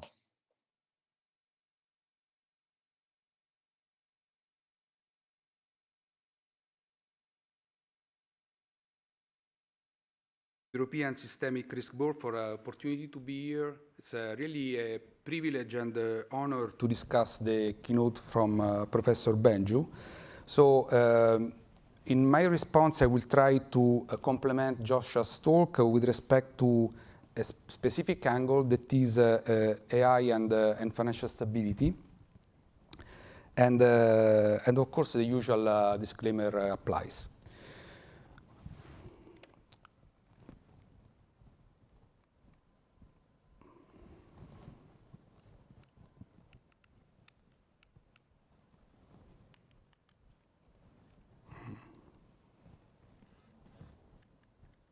Okay, so the structure of my presentation is quite simple. First, I will discuss the challenges of AI in finance. I will touch two main points, what is really new for the financial sector, and the second one is about the AI supply chain that is highly concentrated.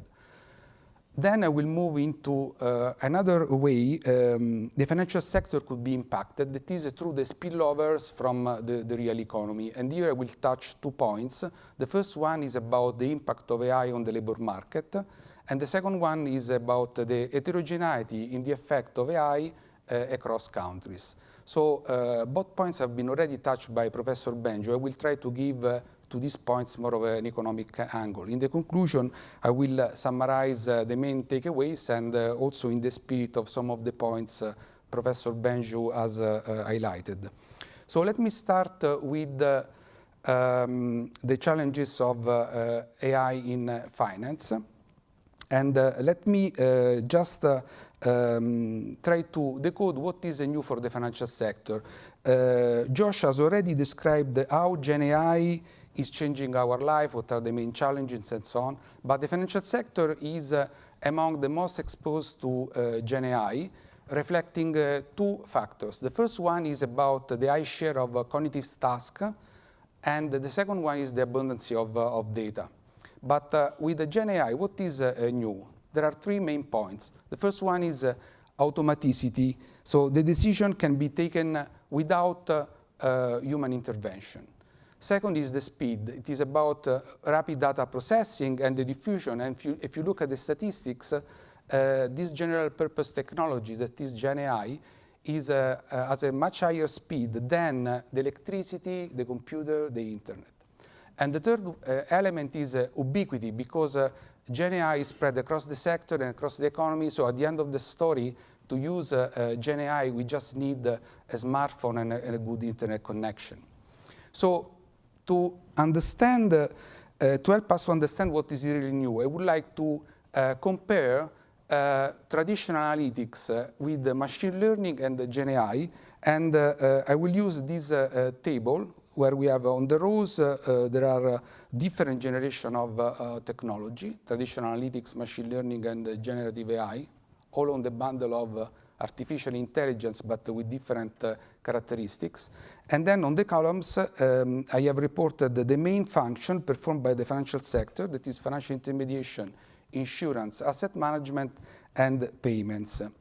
And also with simple traditional analytics in the 60s, in the 70s, the problems were already, some of the problems were already in place. For example, the models, some of the models were too rigid, and but even with these limited capabilities, there were significant stability risks. For example, there were episodes of flash crashes and also technical vulnerabilities in payments.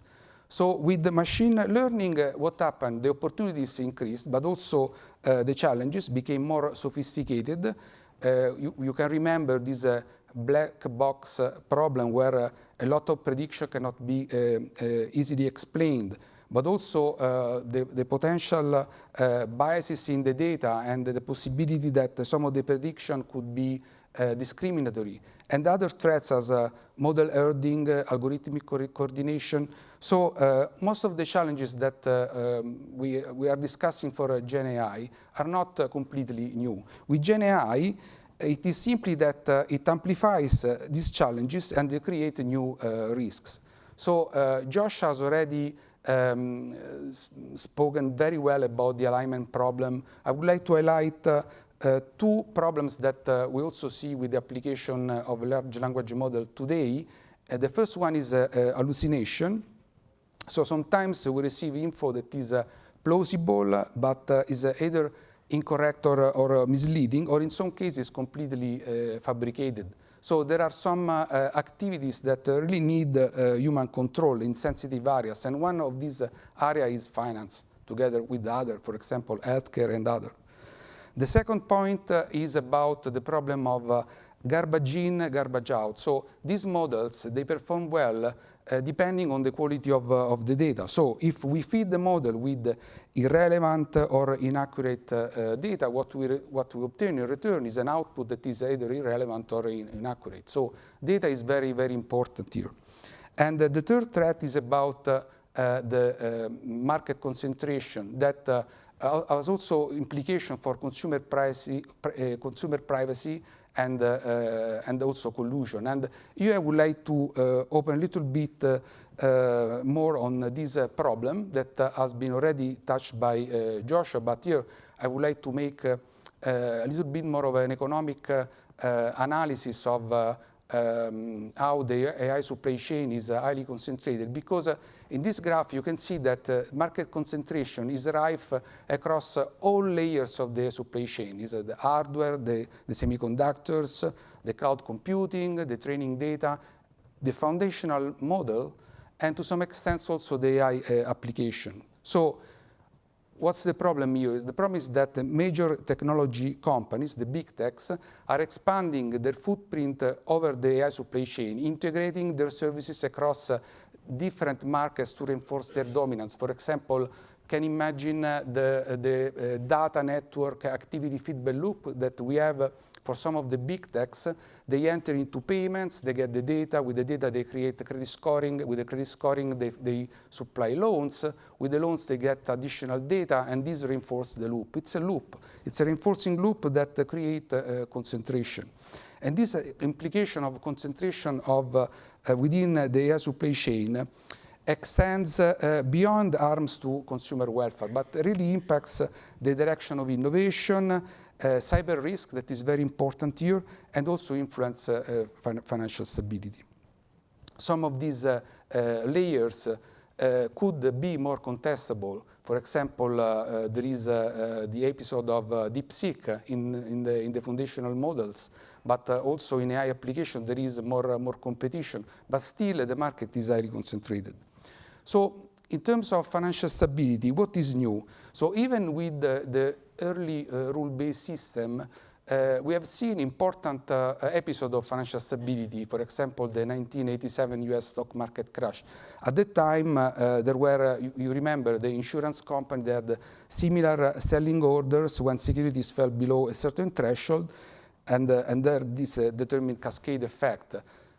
So this is something that could be exacerbated with the Gen AI. With machine learning, the threat to financial stability became larger, so increased the network interconnectedness, data uniformity problem, the model earning. This has the potential to add the new elements of instability. With the Gen AI, all this is amplified. So again, here, two elements that could be considered new. The first one is the fat tail problem and the viral events that are exacerbated by the social media and the sentiment that could produce really some kind of viral events episodes.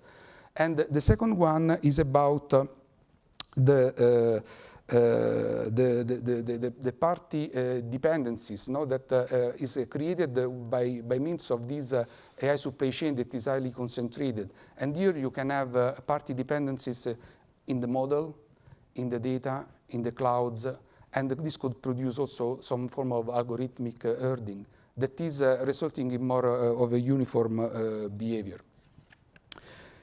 So let me pass now to another aspect that is also very important for the financial sector, but this is through the real economy. So in the interest of time, I will touch only 2 points. The first one is on the labor market that was also at the center of the discussion by Joshua. And here we can consider really literally two scenarios in the next 10 years. That is also the title of your conference. Well, Joshua told us that even the scientists, there is no agreement when artificial general intelligence will arrive. It will be between 5 to 20 years. But let's start with a more optimistic scenario. That is the one that probably we have now, where we use the LLM and the Gen AI more of as a co-pilot. So the artificial intelligence helps us in our task. There is an increase in productivity, and there are, at least at the moment, small labor market disruption. Because the real disruption here is about the substitution of workers or employees that are not able to use Gen AI with other workers and employees that are able to use Gen AI. But there is not a major disruption, it's a cut in terms of employment.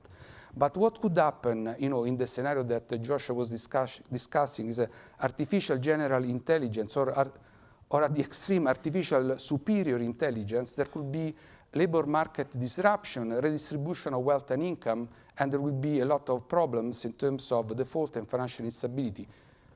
I don't have the crystal ball where we land. Perhaps in the next years we land in the middle, and we'll see what happens in 10 years. But probably in 10 years, if artificial general intelligence will arrive, we'll move more into the disruptive scenario. The second point in terms of the real effect is something, this an area of research where the BIS is particularly active at the moment, is the study of heterogeneity in the effects of AI across countries. And here there are two elements that I want to add on top of the fact that we have seen the AI supply chain is highly concentrated, and therefore there is a first mover advantage on a few countries. And are the fact that the countries have a different level of preparedness and adoption to AI. You can see this for this graph that is taken from a very nice index that has been constructed by the IMF in terms of how much AI capital the different countries have and how much the labor market policies are reactive in terms of large-scale reskilling. But these are only two problems, because you can see that countries are different in terms of digital literacy, age and demographics, and the internet diffusion. So countries will not all be ready to adopt AI at the same level. Second point is about the sectorial differences. No? So advanced economies, of course, they are we have a lot of presence in sectors that are early adopters of AI. For example, finance, healthcare, advanced manufacturing, emerging market and development economies.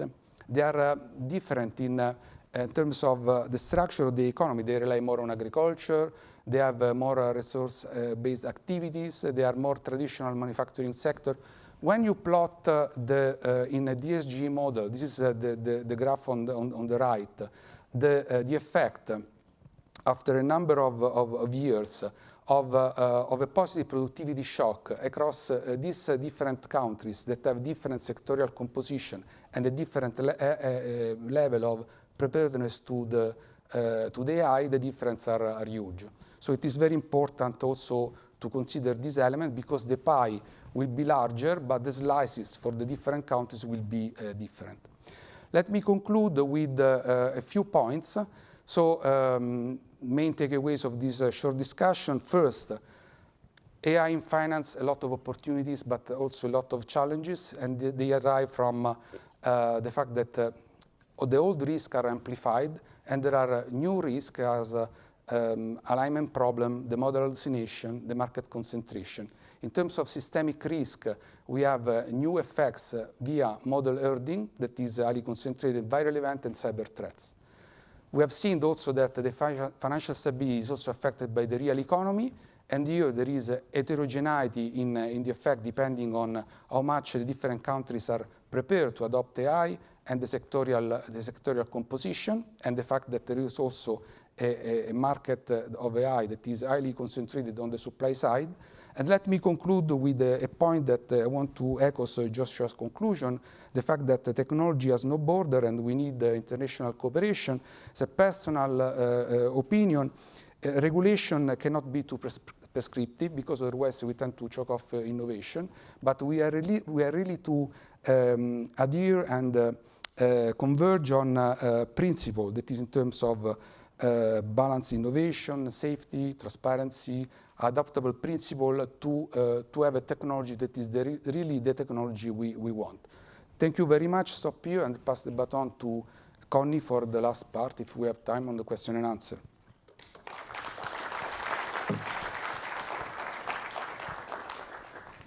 Yes, so we have a bit of time for questions and answers. I'm going to moderate this. Professor Bengio is still present, I hope. I think yes. Yes, there he is. We see you. Yes. So do we have any questions in the room, please? We have microphones, as you know. There's one right here, Francesco, please. Yes, it's Francesco Mazzaferro from the ESRB Secretariat. Can you also see a highly positive scenario in which we would use AI to anticipate and mitigate ex-ante systemic risk? I could say a few words about that. I think there are positive scenarios, but it's going to take a lot of wisdom to take the right paths here. So currently, things are not looking good because the competition between companies and the competition between countries create an incentive to race ahead without taking the time to manage both the potential chaos and disruptions that could happen and the risks of concentration of power, which are global.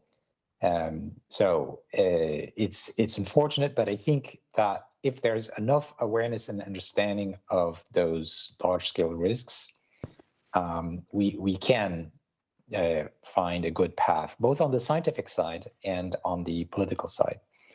But it's going to take moving away from the current path and the business as usual thinking, which typically is focused on how we see things now, which seem fine, and not having sufficient foresight of what could happen that could be radically different from what we see now.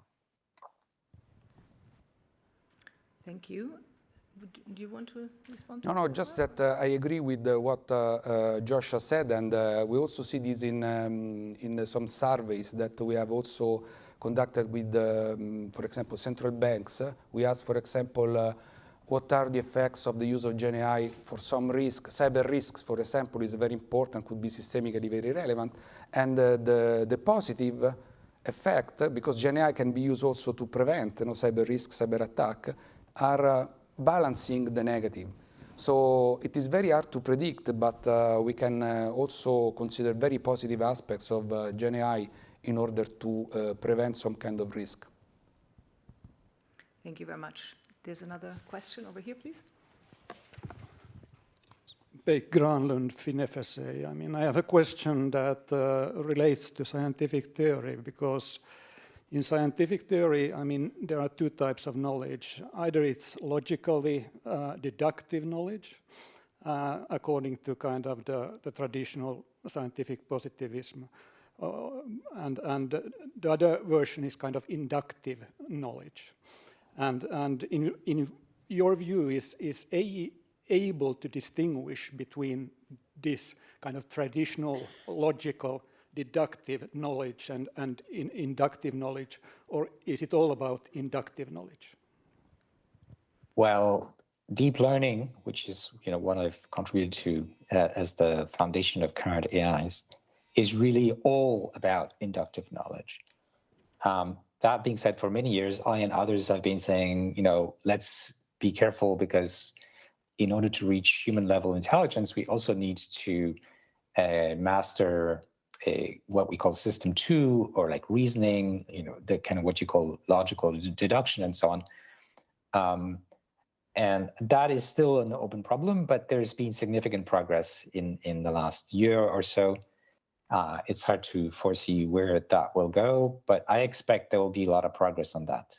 And so, right. So the answer is now it's mostly machines that have good intuitions and have seen a lot of data, but don't necessarily reason with that data in as coherent a way as we can, although many of us also make the sort of mistakes that these machines do. There's another question over there, please. Jona Grimm, SSM. I was wondering, very big picture, like, do you think that if AGI comes, there's a chance it also comes from other types of technology, but the large language model strand, or are you, let's say, fairly certain, or if you had to bet 95% on something, you would say, okay, it's going to be this technology at the moment. It's very unlikely that some other technology besides large language models is going to be the one pushing this over the edge. Right now, I would put more money on extensions of the current LLMs. So not as they are right now, but there's like billions invested in R&D to make them better in various ways. Another factor in answering your question, it depends on the timeline to AGI. So if we consider futures in which we get AGI in 5 years, then clearly it's going to be built on the current technology, and it is going to have to introduce new elements that, for example, improvements in the chains of thoughts, reasoning, and so on. But it's roughly going to be what we see with these improvements. If we hit a wall, like scientists don't find a way to achieve good coherence and reasoning on top of current deep learning, then it's probably going to take a lot more time, because currently there is not any like plausible competitor at a scientific level to get to AGI besides deep learning. But of course, that could change. There could be an unexpected discovery. Clearly, then under those scenarios, it would probably take much more time before we get to AGI. So more like, decades. Thank you. There's one more question over here, please. Yeah, I'd be interested in you spelling out what you mean by AGI. I've heard so many variants on this, and often people seem to be talking past each other. And some of the people in Silicon Valley seem to be talking about an AGI that would solve any problem, including political problems, social problems, every problem, and including how to build effective institutions and politics. So what do you mean by AGI? Yeah, as you say, people have different definitions, but I think first thing to say is, as we already see now, the AIs will be very good at some tasks or some cognitive abilities and not good at others. So that's already the case. So we'll see, we already have AIs that are superhuman, for example, in language, like no human masters 200 languages, but the most advanced AIs do. No human masters the amount of knowledge that current AIs have. So then saying, you know, when is the threshold where we say, okay, it's a human level or AGI? So usually people say, well, if on all domains, all cognitive abilities, the AI is at least at the level of humans. So that will be a good definition. It's hard to measure, but machine learning is all about these benchmarks to evaluate capabilities.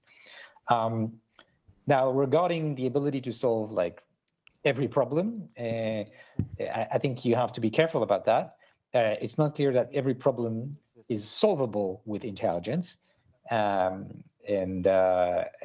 you know, if there is a way to do better, for example, in constructing our democratic or economic institutions, it's very likely that, you know, improved intelligence, not just ours, but the one that we get with machines, could help us build a more robust, more sustainable, better organized world, better institutions in our democracies and so on. This is all plausible, but there's no assurances that, you know, there are better solutions. Just if we do make that progress, we should definitely try to use those advances, not just in like hard science, such as in chemistry and drug discovery and so on, but also in the way our societies are organized.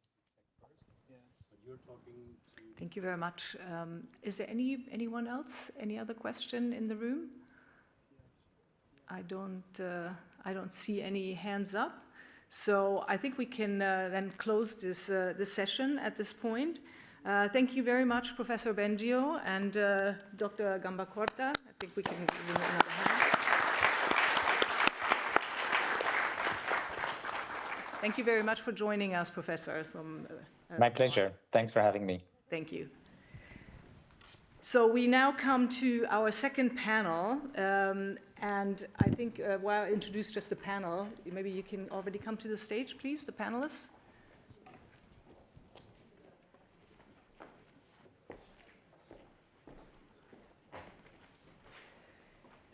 So this panel will explore how macroprudential authorities can address the challenges involved in implementing a system-wide approach to stress testing. The panel will be chaired by Deputy Governor Aino Bunge of Svenska Riksbank and Vice Chair of the ESRB Advisory Technical Committee. The Deputy Governor will introduce the panel members and lead the discussion. Over to you. Well, many thanks for the introduction, Connie, and also thanks to the organizers for inviting me to moderate this panel, the final panel of today, which will be very topical. It will relate to system-wide stress testing. And I'll have 4 very distinguished participants that I will introduce in just a moment. But I think this panel connects many of the issues that we've discussed today, but also brings them down to the level of what do we need to do then for financial stability or to address systemic risks in our area of expertise and in our mandates. And I think the panel that related to emerging threats to the financial system, we heard both Lauriana and Cornelia discussed how much the financial system has changed since the global financial crisis. And especially for Europe, we see the bank-dominated financial system also now being complemented by non-bank financial intermediaries taking an increasingly important role, and it's also becoming much more interconnected and complex. And then, of course, we have all of these other threats that we've discussed today, geopolitical threats, threats from new technology, threats from climate change, and as we've seen in the last couple of years, even from pandemics that can translate into risks for the financial system. So the question is then, how do we address this, and how can we safeguard the stability of the financial system going forward? And it's clear that we need to identify and address these systemic threats, and be able to test how the system would react during different scenarios going forward, and see how the interactions between different financial intermediaries would be during those scenarios. So system-wide stress testing hopefully will play a role in this. And we already see stress testing taking place, but clearly there's much to do, and there's also new technology that may take this further. And our host here today, ESRB, the EU Macroprudential Authority, has as a key component in the strategy going forward to develop stress testing, system-wide stress testing for Europe in collaboration with its members, and of course also with the ECB. So my hope is that this discussion today will be something that will actually be a catalyst in that process. And to help me with that, like I said, I have 4 very distinguished participants. And behind me, first, thank you for connecting with us from a distance. We have Rial Ashraya, who is connecting from the US. And as I can see even on your shirt, you're the CV Star Professor of Economics at the Stern School of Business. And, but you're not only an outstanding academic, has also been the Deputy Governor of the Reserve Bank of India, and in different capacities provided advice to different authorities and central banks, including my own, but also institutions as the BIS, the IMF, and the World Bank. And the list is longer, and I know that with your extensive insight into systemic risk in the financial system and its regulation, and especially the dynamics between banks and MBFIs, we can think about how these questions relate to system-wide stress testing and how they can be used. And then to my left here, I have Nat Benjamin, who holds a doctorate in applied probability from Oxford University, and is now using that in the Bank of England as Executive Director for Financial Stability, Strategy and Risk. And you're also a member of the Financial Policy Committee. You joined the FSA already in 2004, but you also have extensive experience from international bodies. And I understand that during the global financial crisis, you worked both in the UK and then at the New York Fed. And when you returned to the UK, you have also been deeply involved in stress tests of major banks. But now we're also interested to hear about your systemic stress test work. And then to my right, Rama Kant, Professor of Mathematics and Chair of Mathematical Finance at the University of Oxford, Senior Fellow of the Institute for New Economic Thinking. And your research focus on mathematical modeling of financial risks and applications of machine learning and AI in finance. So that relates very well to the last session that we had. You received many rewards for this work, including on systemic risk modeling, where you received the Royal Society Award for Excellence in Interdisciplinary Research. And you also have extensive experience in being an advisor both to central banks, but also to private institutions such as central counterparties and fintech firms. So it will be really interesting to hear your experience in talking to different types of organizations. And finally, John Fell, Deputy Director General for Macroprudential Policy and Financial Stability at the ECB. And you have a unique experience in stress testing and also scenario design, including during stressed scenarios, such as during the pandemic, and how you use these tools for practical purposes during those times. And you represented the ECB in several international fora and groups, but I would, since we are here at the ESRB, I would especially highlight that you've been playing a key role in the ECB stress testing task force and been on board from the beginning when designing the stress testing scenarios for the European Systemic Risk Supervisory Authorities and the stress tests that have been taking place there. So a warm welcome, and I'm sure that you share my view that we have a a very distinguished panels that will be able to answer any questions that you and I might have. But I will start with a quite general question, and I will give it to you first, Viral, to answer. And it's basically, so why do we need these system-wide stress tests, and how can we use them? And what do you see? What role do you see for system-wide stress tests going forward? I mean, there are hurdles, and how can we develop this tool going forward? And I will give this question to all of you to start with a more sort of general view on the area. So please, Viral. Yes, yeah. Thank you, I know. My apologies for not being there in person. I've had some health issues over the summer. But let me just give a view on stress tests, the macroprudential stress tests, more generically, and then specialize it to how, what context might they be useful as far as the non-banks are concerned, as far as systemic risks stemming from non-banks are concerned. So my view has always been that the reason why we do stress tests is because the capital requirements go out of whack with reality. You know, the risk weights are static. They are anyway statistically calculated based on some historical data. And then they are not immune to the Lucas critique that precisely the risk assets that have the lowest risk weights will be the one that will become the preferred avenues for risk-taking by the financial sector.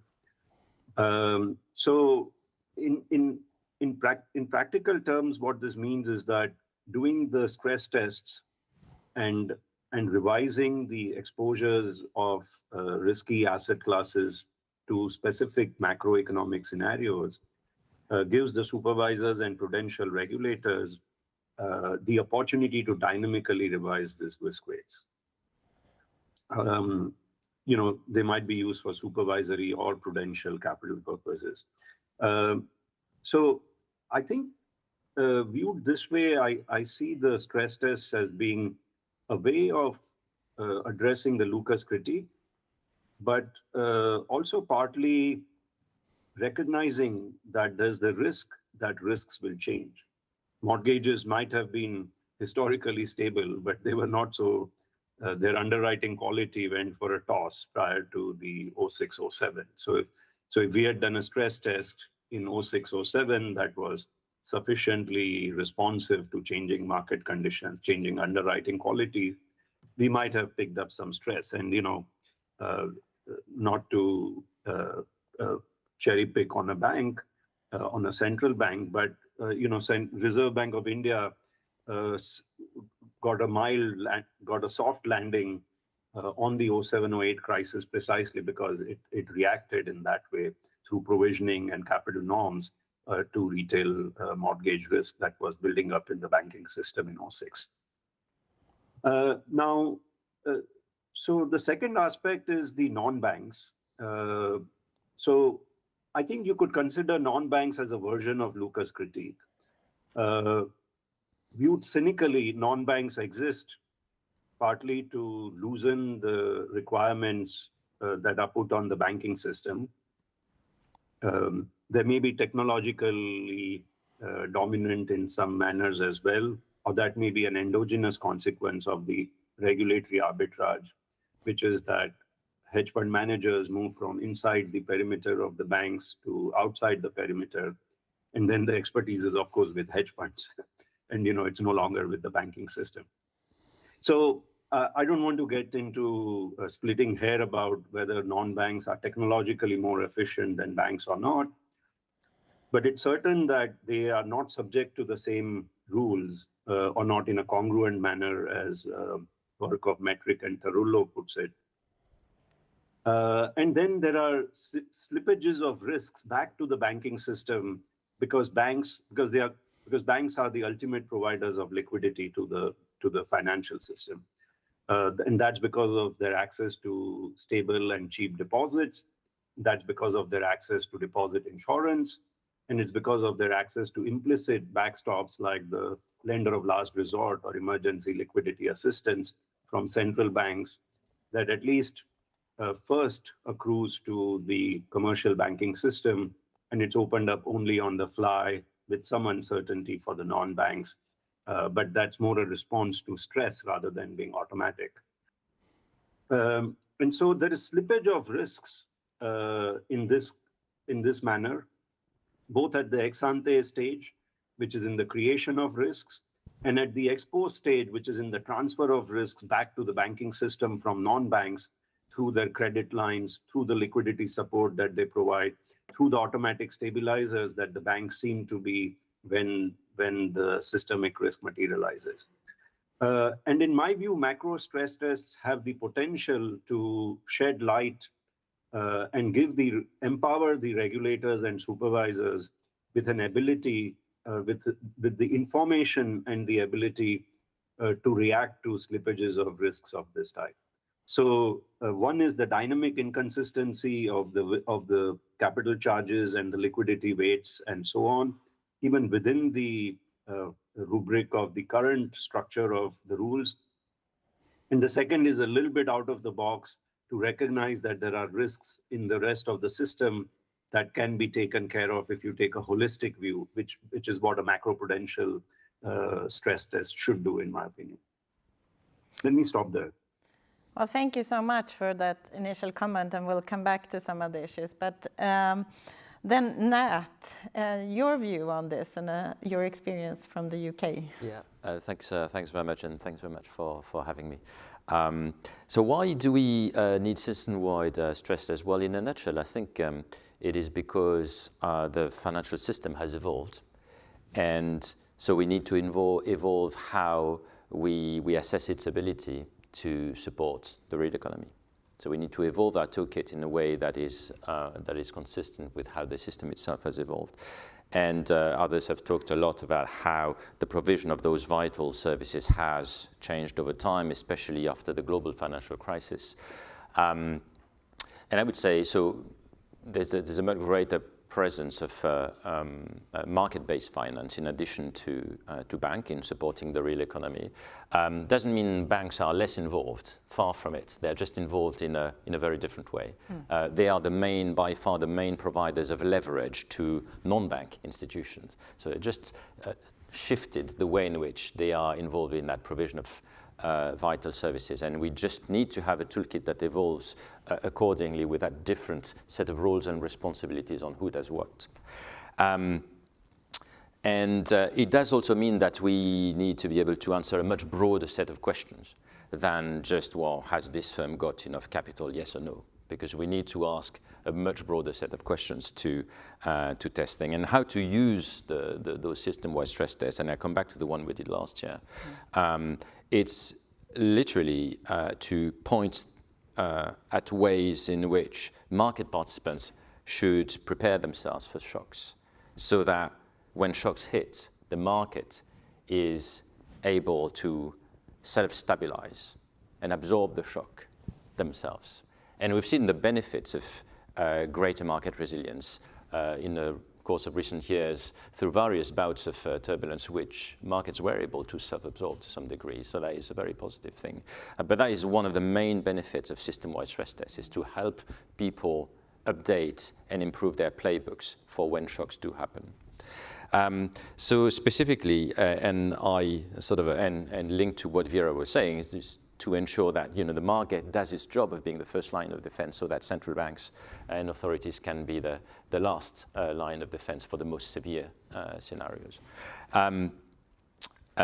I would emphasize the focus on the resilience of markets. We talked about how the roles and responsibilities have shifted from individual institutions to market-based finance. And that is very much, I think, a necessary focus for system-wide scenario exercises, which is to focus on markets rather than individual institutions within those markets. And it's a bit of a mindset shift, and in a sense we are more interested in the resilience of core markets or a range of markets that support the economy than we are in any one individual participant in those markets. So specifically, I mean, if a hedge funds get into trouble and that has very little impact on core markets, then, well, that is their problem. It's not our problem. So that change in focus on the market is quite important. Because market-based finance is more prominent as a source of vital service to the real economy, it means that the ecosystem that provides those services is now more interconnected. And that is a key feature of system-wide stress test that helps working out how those behaviors play out in a shock and under a range of scenarios. So that's why it's particularly suited to that type of exercise, to understand the interactions, understand the interlinkages, the feedback loops between the actors, which we wouldn't find out by doing the classic stress testing of focusing on individual institutions. So the major benefit of the system-wide exercise that we ran last year, which was focused on core UK markets, so the gilt markets, the gilt repo market, associated interest rate derivatives plus the sterling corporate bond markets, was to basically provide full transparency on the behavioral response of the different actors in that ecosystem. And a key feature that we used to achieve that was to do it in 2 rounds. Is a sort of a flow test rather than a stock test, like the classic ones, is we impulse the shock across the ecosystem and observed the reaction of the actors to that shock, and then played it back to those same actors. So specifically, we had a number of non-bank players who assumed they would have access to some form of financing, some extra repo, for example, from their broker-dealers. Well, we went to ask their broker-dealers, would you give them some more repo? And I said, no, there's not going to be more repo for them. So we told them, well, you're not going to get more repo, so adjust your playbook. Same thing on the sterling corporate bond market. So those are the types of things you can find out by testing out almost in real form, the behaviors of the different actors in the ecosystem, which you cannot do in a stock one-off shock that you impulse. So that's a major benefit, which is well suited to market-based finance generally. In terms of the future, what we do, so we're doing 2 things. First, we're investing in our ability to continue to monitor the answer to the same exam question, but in a more lighter touch way. So we involved, it was the first time we did it, we involved more than 50 different participants in that system-wide exercise, from banks, insurers, hedge funds, asset managers, and et cetera. And we had really good engagement, really good feedback, possibly because we didn't do the exercise to, punish anyone by adding more capital or adding more liquidity rules. It was just literally to find out what would happen. And there was definitely a mutual interest from all the participants in finding out what would happen for a range of reasons, not least because a number of those firms use those markets as part of their business models.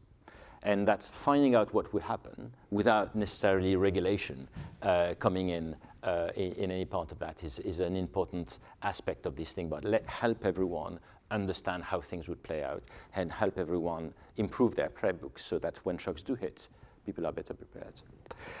The second thing we are doing, in addition to enhancing our database capacity to monitor how things, how the same test would play out, given that exposure shifts over time, is to potentially test other ecosystems. And we talked in the past and earlier this morning about the private finance ecosystem, like private equity and private credit. And we said in our last financial stability report that one of the things we would do, we talked a lot about the benefits of private finance, we talked about the risks of private finance, but it's a pretty interconnected ecosystem, as Cornelia said this morning. And we said we would step up our engagement with actors in that ecosystem to better understand how it would respond to shocks so that it can continue to support the real economy through those shocks, especially given how crucial it is to productive investment, for example, in the economy. So we are having those type of conversations with participants, and the system-wide exploratory scenario toolkit is sort of that is a topic that is a good candidate for for that type of tools. In terms of the challenge of doing all these things, I would say, I mean, data and transparency is always a challenge, but the big help that we have from system-wide scenarios is that by virtue of this behavioral test of doing it in several rounds, that flow test, you can do almost a mark to reality of what would otherwise be just modeling assumptions. And that is a huge improvement in terms of stress testing technique, is to test it directly with the people who would be making the decisions. Let me stop here. Well, thank you so much. And I think we'll hear that we are talking, when we talked about system-wide stress tests, sometimes we talk about system-wide stress tests in one economy. Sometimes we're talking about the EU level, sometimes we're talking about top-down, and sometimes we're talking about this more interactive stress test. But coming to you, Rama, so that you've been advising then also organizations like central banks and discussing this. How do you view system-wide stress tests going forward, and what do we need to actually come forward in this area? Yes, I think to understand the concept of system-wide stress testing and why it's useful, it's maybe interesting to contrast it with traditional stress testing. So in the classical stress testing approach, which has been widely used also previously before the financial crisis, the idea is that you view a financial institution as being exposed to exogenous shocks, and you want to assess the capacity of that institution to withstand these shocks, and then determine some capital or liquidity requirements, for example, or other types of requirements to withstand these shocks. Now, these shocks are defined in terms of scenarios, but these scenarios are externally defined and then applied to portfolios of banks or other financial institutions. And this is based on the idea, which sounds, intuitive, that for a financial system to be stable, it is necessary and sufficient that all its components, in this case banks, if we're talking about the banking system, are stable in the sense that they're able to withstand a certain level of exogenous shocks. Now, in systems theory and also in economics, there had been a lot of, there had been some early work indicating that this assumption is not necessarily true, that you can have a system, and in this case, for example, a banking system, where the components are able to withstand shocks in isolation, but when you put them together and when you take into account their interlinkages and interactions, and the feedback loops which are inherent to the functioning of the financial system, the same shock scenario may destabilize the system. This doesn't look so intuitive, but it was very present in the early work, for example, of Martin Hellwig, even Hyman Minsky, others, Rocher, Tirol, Vives, and others.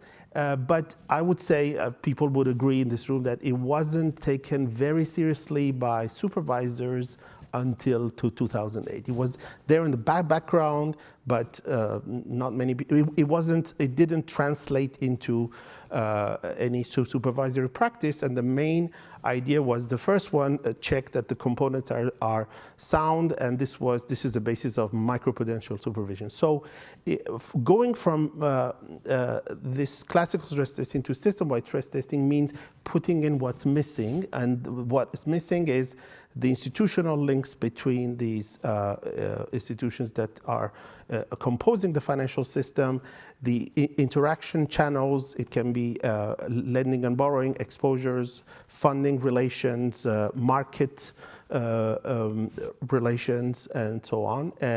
And then taking into account the feedback loops which result from these channels. And this was done at a theoretical level pre-2008 because the data to actually calculate these things was not there. And what we've seen is that people after 2008 started taking this idea seriously. Regulators have mandated some data reporting requirements which have now enabled to build databases which can be now used by researchers and central banks to actually explore these systemic feedback loops.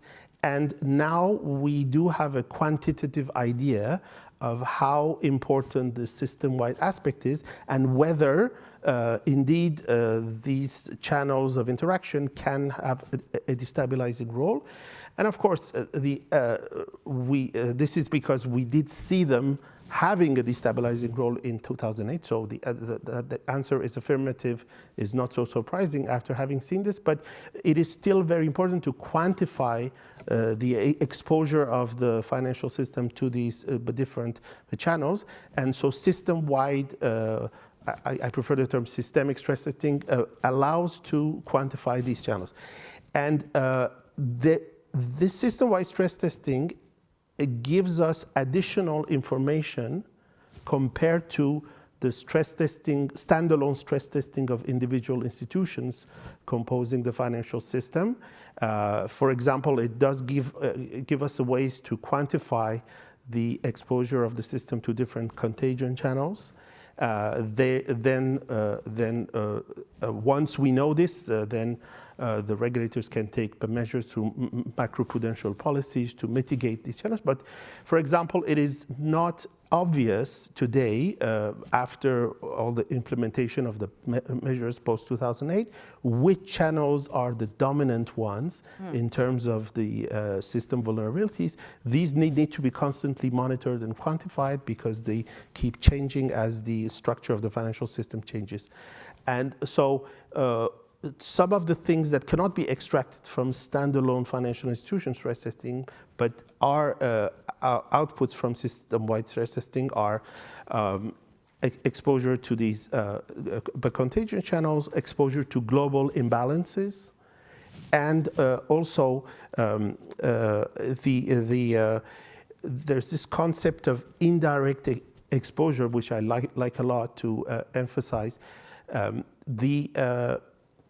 When you have a system, a financial system with interconnected components, it is the case that financial institutions can be exposed to some risk factors which they may not directly see in their portfolios.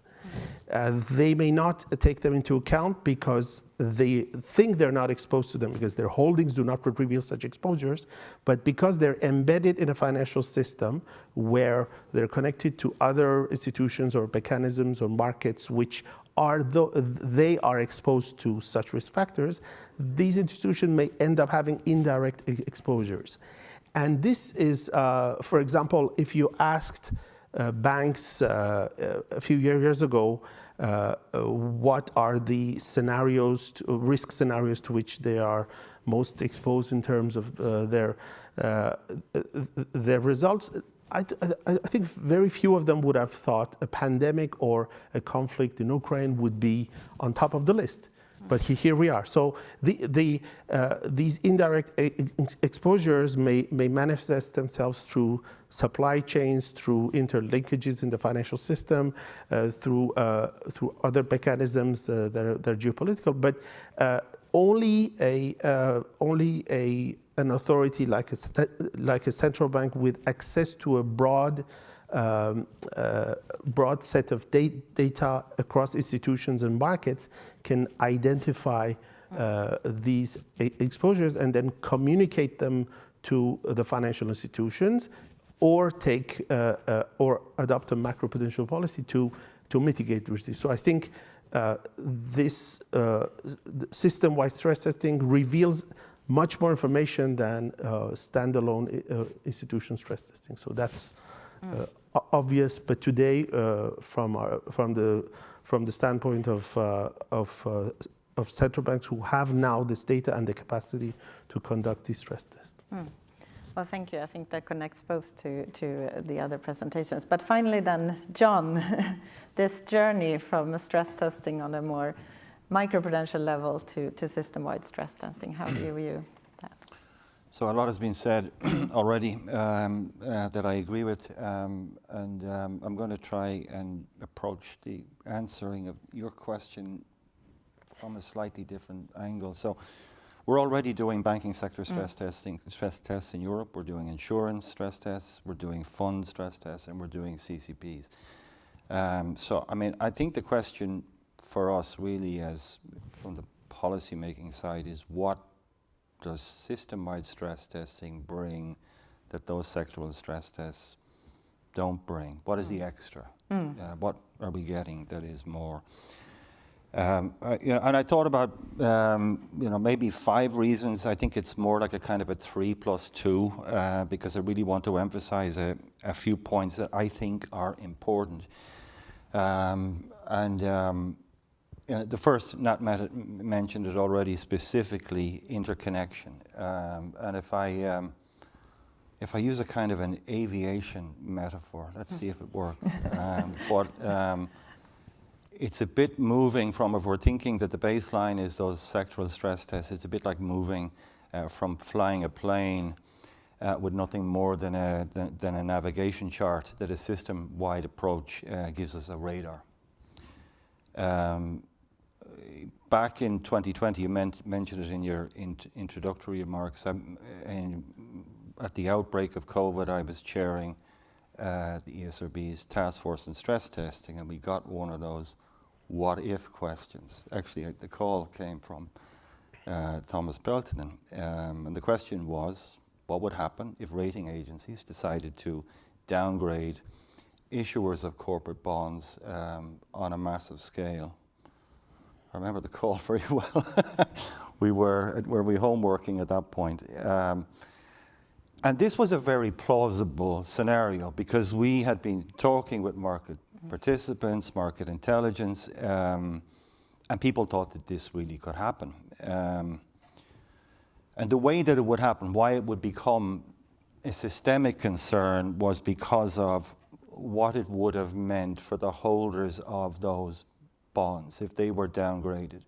Because you would have had some investment funds who had mandates to hold only investment grade. And if they're downgraded below that, they're forced to sell. It's one reason for why you get forced selling. And of course, the question then was, what we needed to know was where were the exposures, and how would a forced selling scenario transmit through the system when there are other holders of the same bonds. And I think that was, that was something that a sectoral stress test really couldn't, I think, have brought. I mean, the second thing, these are part of my kind of top 3, is the dynamics, and I can extend my aviation metaphor a little bit further. This would be like moving from having a navigation map plus an interconnection radar. Now we have a flight simulator. And here,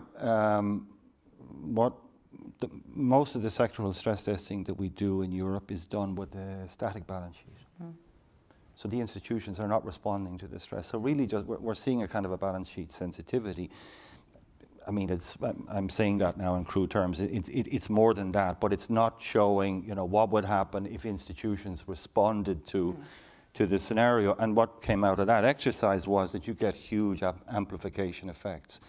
There's a forced selling, of the funds that are the passive funds that have to sell first, and then it's like that's the first day, then a week later it's active funds and so on, and you get. We saw amplification effects of 20, 30, even 45% in the most extreme variant over the baseline. So that was a big additional impact that was coming from the stress, that dynamics. Tail risk, I think, follows from the previous 2. I think system-wide stress testing is going to be much better at capturing tail risk in the financial system than other approaches, because they're capturing those feedback loops that Rama mentioned. Then the other 2, I mean, I think comparability, of course. I mean, we do all of these sectoral stress tests, but how do you compare the results across them? One, of course, is the differences in scenarios, but common metrics to gauge risk. And the 5th then that I would mention, and Nat mentioned this at the beginning, is the European financial system is evolving towards a more market-based, we're a little bit lagging the UK financial system, but still it's becoming more market-based, and we want it to become market-based because we have this big push for CMU, savings and investment union, and so on. And let's see now if I'm really pushing the boundaries of my metaphors. It's going to bring more air traffic. Quickly on, because I think I'll only end up repeating some of the points that are already made, and I don't want to duplicate. I fully agree with what Matt said. I mean, I think that the role, how we can use them as a policy planning tool. We can use them for crisis preparedness, for crisis management. So as I said, I mean, it was very interesting to find out that the T+1, it was the passive funds that were selling, then it was the active funds and T7, and then it's insurers and pension funds. You probably saw all of this from your interactions.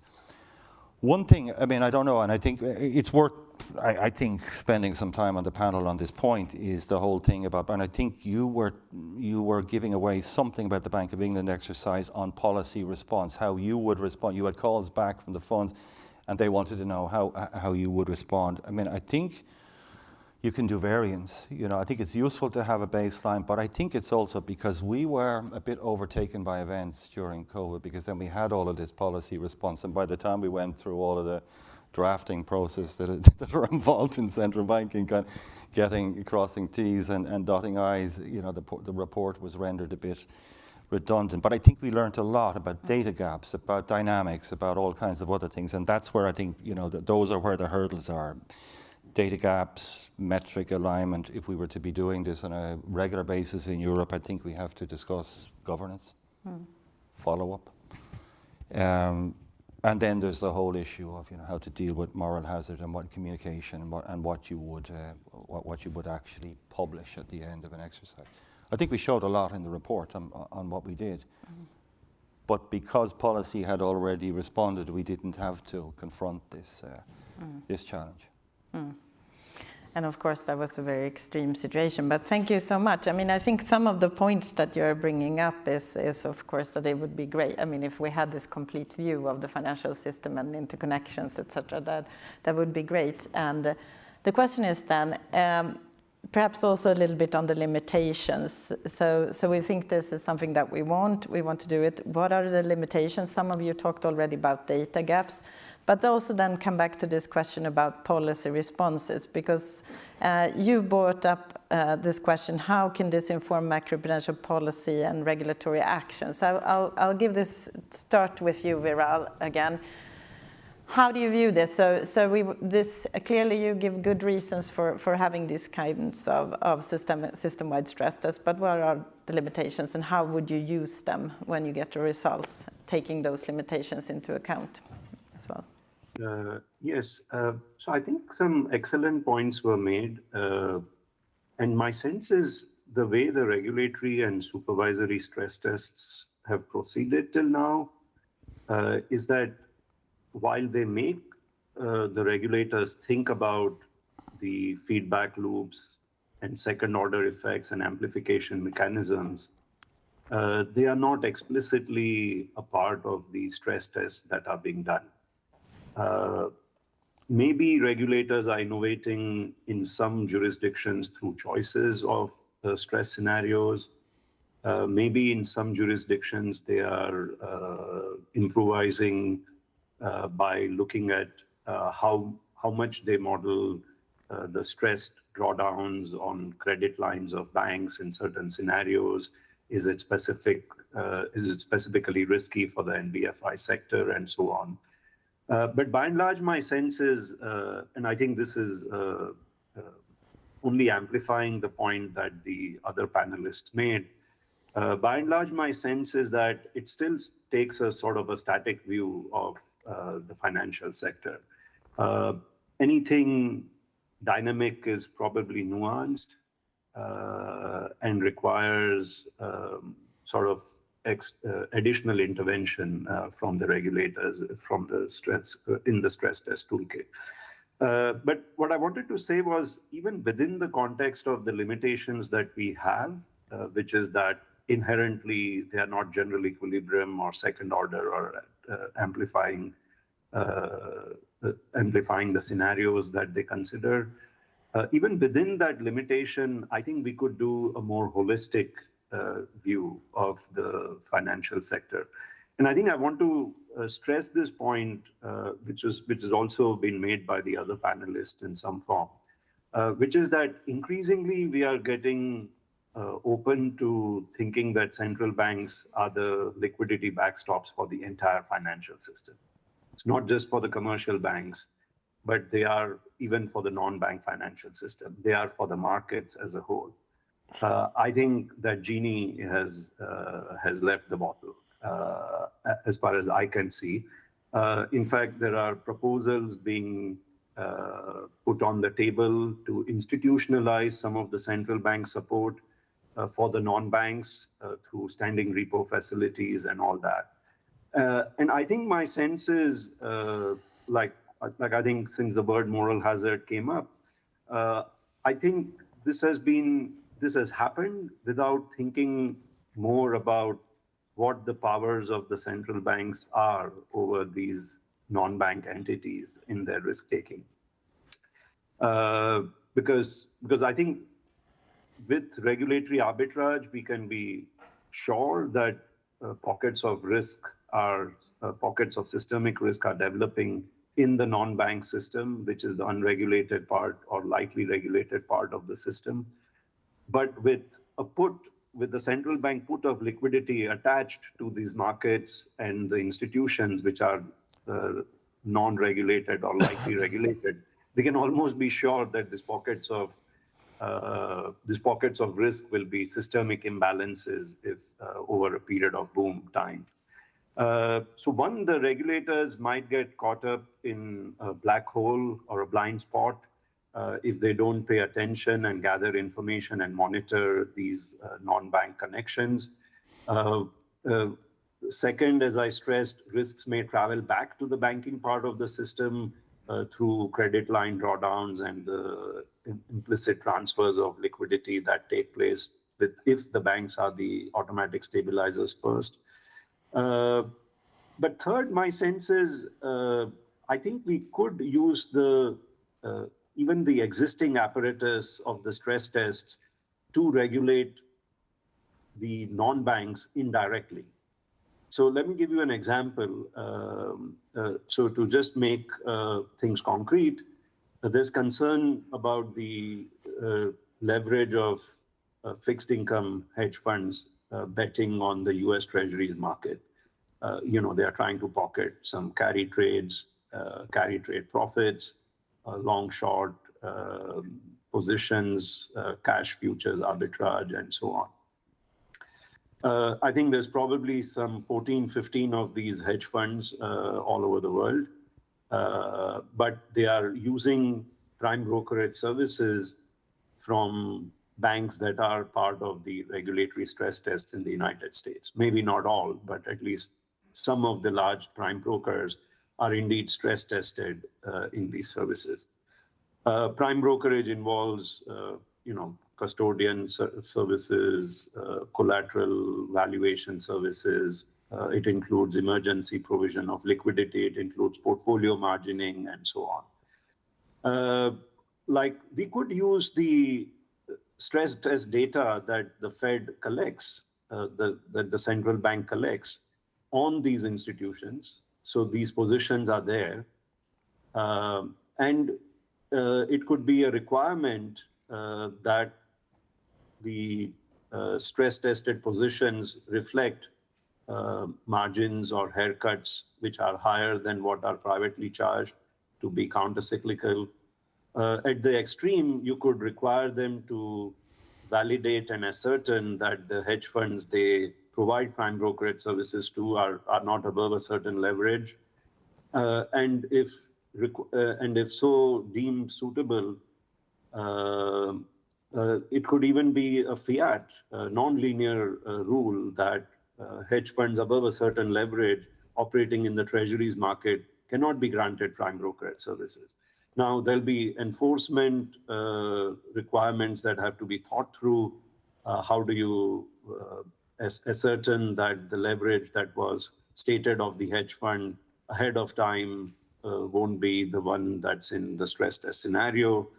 But it seems to me that even within the limitations of the existing stress tests we have, given that regulators are being more and more nuanced about what they think are the stress scenarios, the fact that we are stress testing now insurance companies, funds, is already a recognition that market stress is becoming a problem for central banks to say no to it when it comes to injecting liquidity en masse in the system.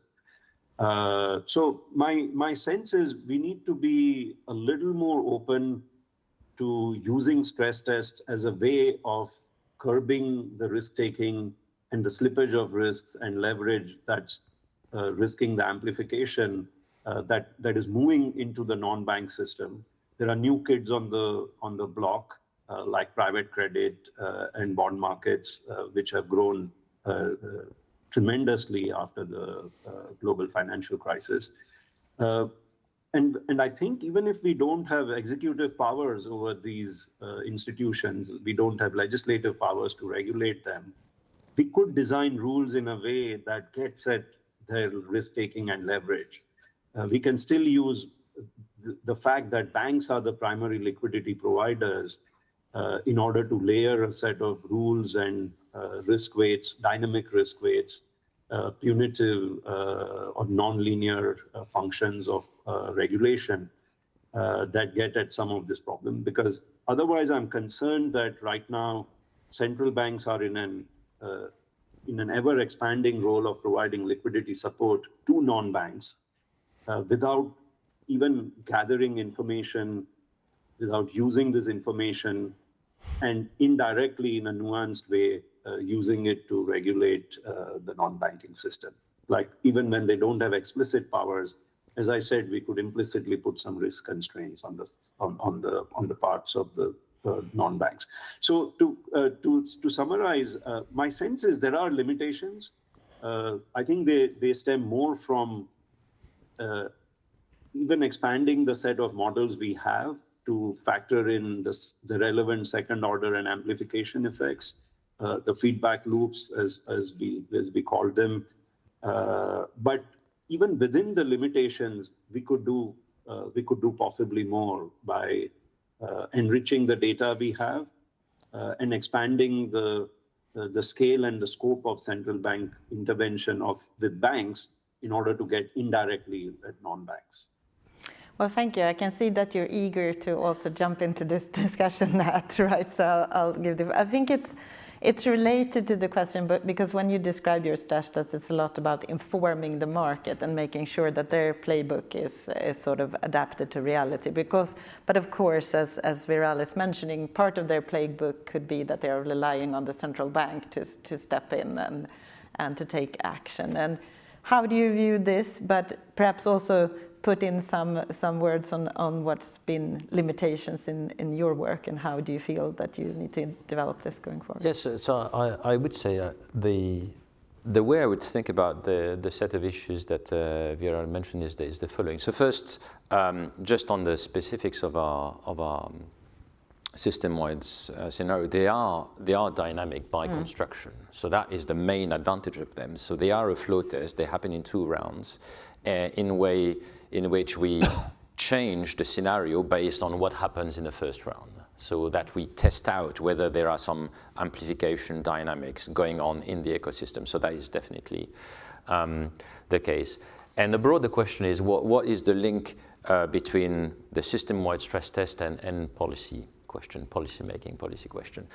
Back to Viral's point, I do think the primary use of those scenarios, which is to help everyone, us and the participants, understand better how shocks would play out, that is a key policy tool for us, because it helps each individual participant understand what avenues would or would not be open to them should the shock happen. And it does mean that as and when the shocks does happen, well, their playbooks has been updated, and therefore the collective ability of the market to self-stabilize after the shock is greater.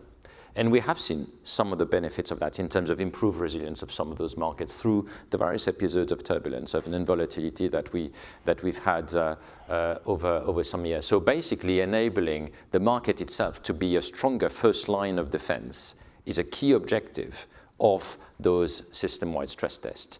Having said that, There's always going to be a set of scenarios for which we need to have the tools in our toolbox to be ready to intervene. The idea being that for severe but plausible shocks, that is the job of the private sector to deal with. But when it goes beyond that severity, it's important that authorities have tools in their toolbox, and we've got tools in our toolbox to do that. But in terms of the link between the system-wide stress test and policy making, I'll give you one example, which was very striking when we did ours, which is one of the areas in which we had to prove some assumptions wrong. So some participants were assuming they would get some extra repo from their broker-dealers. We asked the broker-dealers, and broker-dealers said, no, we have no further risk appetite to give more repo to those participants, unless they are cleared, unless we deal with them via a clearinghouse.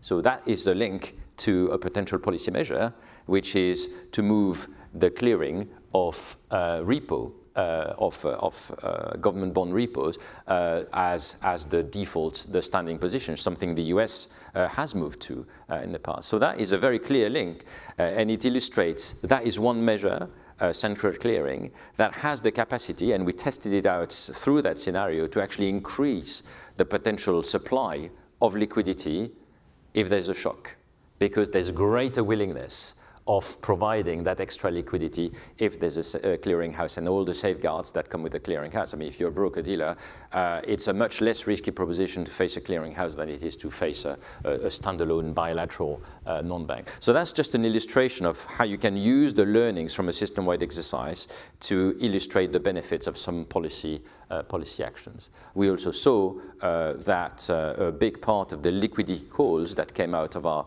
scenario were due to the fact that a number of, many haircuts were zero, like absolutely zero, and were dialed up very late in the day, which generated extra liquidity measures. That also points to things, proposals that have been made in the past. So that's an illustration of how you can use system-wide scenarios to link it to, okay, what does that mean to policy actions that could be taken in the future to enhance the resilience of core markets?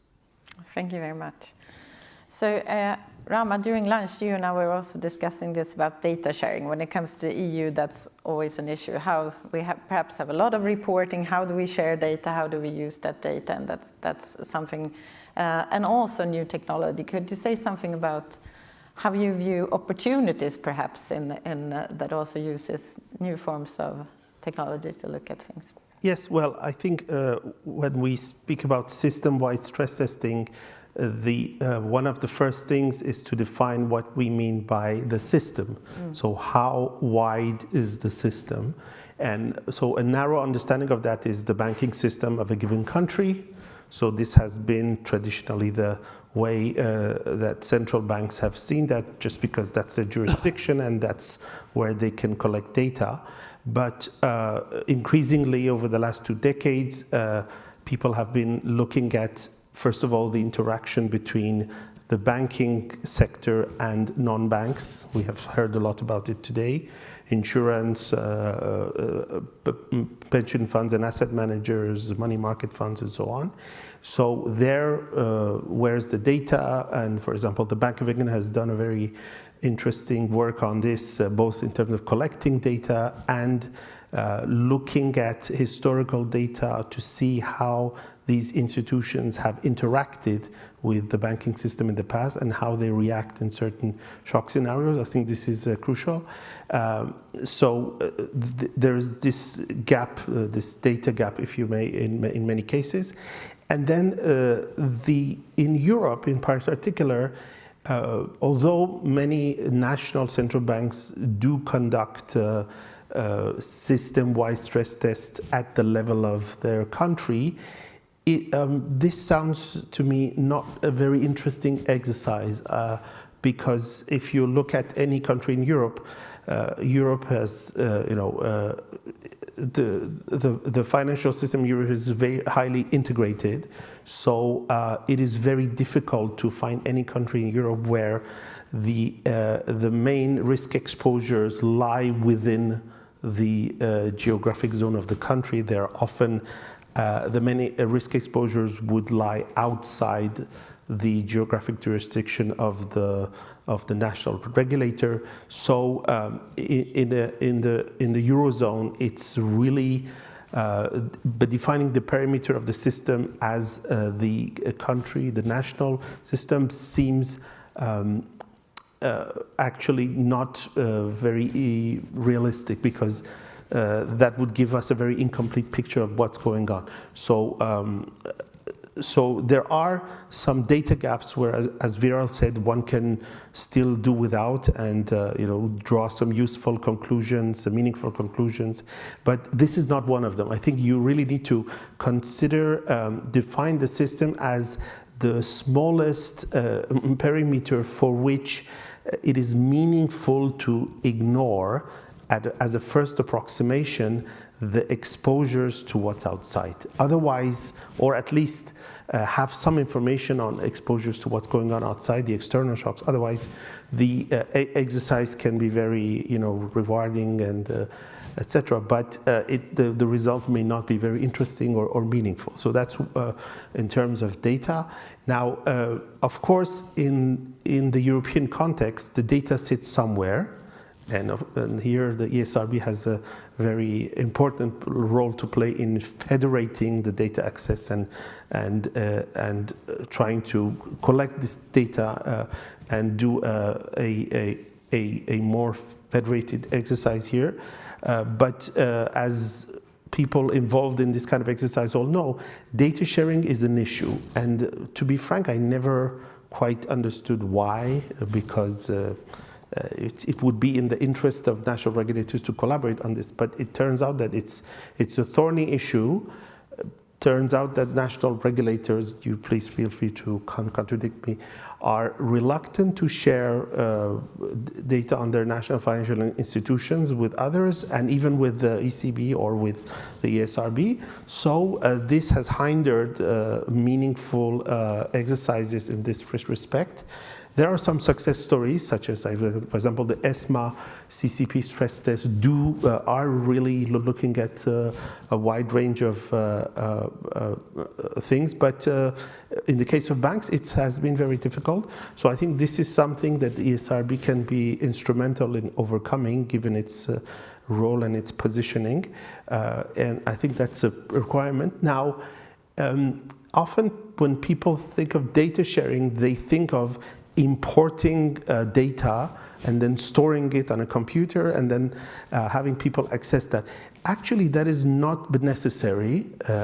There are in other areas, not in central banking, but in other areas, we do have protocols for data processing which do not require the user to actually import the data or see the raw data, but rather they're secure protocols which allow you to send a request to a database, perform some calculations which are seen by the owner of the data. They're supervised, so they may not allow you to do certain calculations, they may allow you to do other ones, and then export the results without actually violating the privacy requirements of the core database. So I think maybe these possibilities have not been explored in the case of central banking, and maybe that is a thorny issue of transferring the data that can be resolved by using these technologies. So maybe that's an answer to the question you were asking about data. But beyond the data, I think one of the other issues that John alluded to, and also Nat and Viral, is the assumptions in stress tests on the reactions of financial institutions to shocks. So in classical static stress tests, this is not an issue, but as John said, in some of the scenarios considered in system-wide stress tests, that's an unrealistic assumption. We cannot assume static balance sheets over in these stress scenarios. And in fact, some of the feedback loops and contagion phenomena stem from the fact that there are certain reactions of financial institutions. And so this is, I think, something that we need to still refine in these models. For example, there has been a lot of work on fire sales the fire sales is one extreme type of reaction in a stress scenario. Fire sales can be triggered by various types of things like regulatory requirements or or ratios and so on. But beyond fire sales, which is like the extreme case of reaction, there are other types of reaction to shock scenarios where it's important to understand the reaction, for example, of non-banks or hedge funds in certain stress scenarios, whether they will be acting as shock absorbers and stepping in to provide liquidity, or on the contrary, withdrawing liquidity. This type of thing is actually crucial to understand the stability consequences of certain scenarios, and we still don't understand this very well. And for this, we need to, so fire drill exercises like some of the things done by the Bank of England, and careful study of data from past episodes can maybe help us go in this way. So I think these are two different dimensions where I see improvements but necessary. Thank you. I can see you looking at us thinking we're talking. We need to have also a question for the audience, but therefore I need you, John, to help me then to summarize it, because you brought this up as well, the policy action, that is usually that was a limitation in the COVID episode. It had already happened, but that's one limitation. Could you say something more about things that you feel that we need to develop going forward?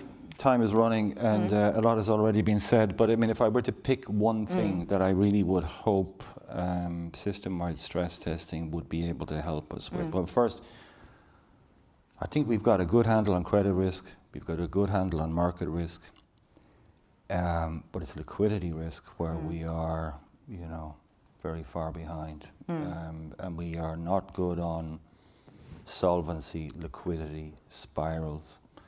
Now, I wouldn't be forgiven if I didn't mention and give some prominence to the ECB's ESA, but in so doing I need to find the acronym.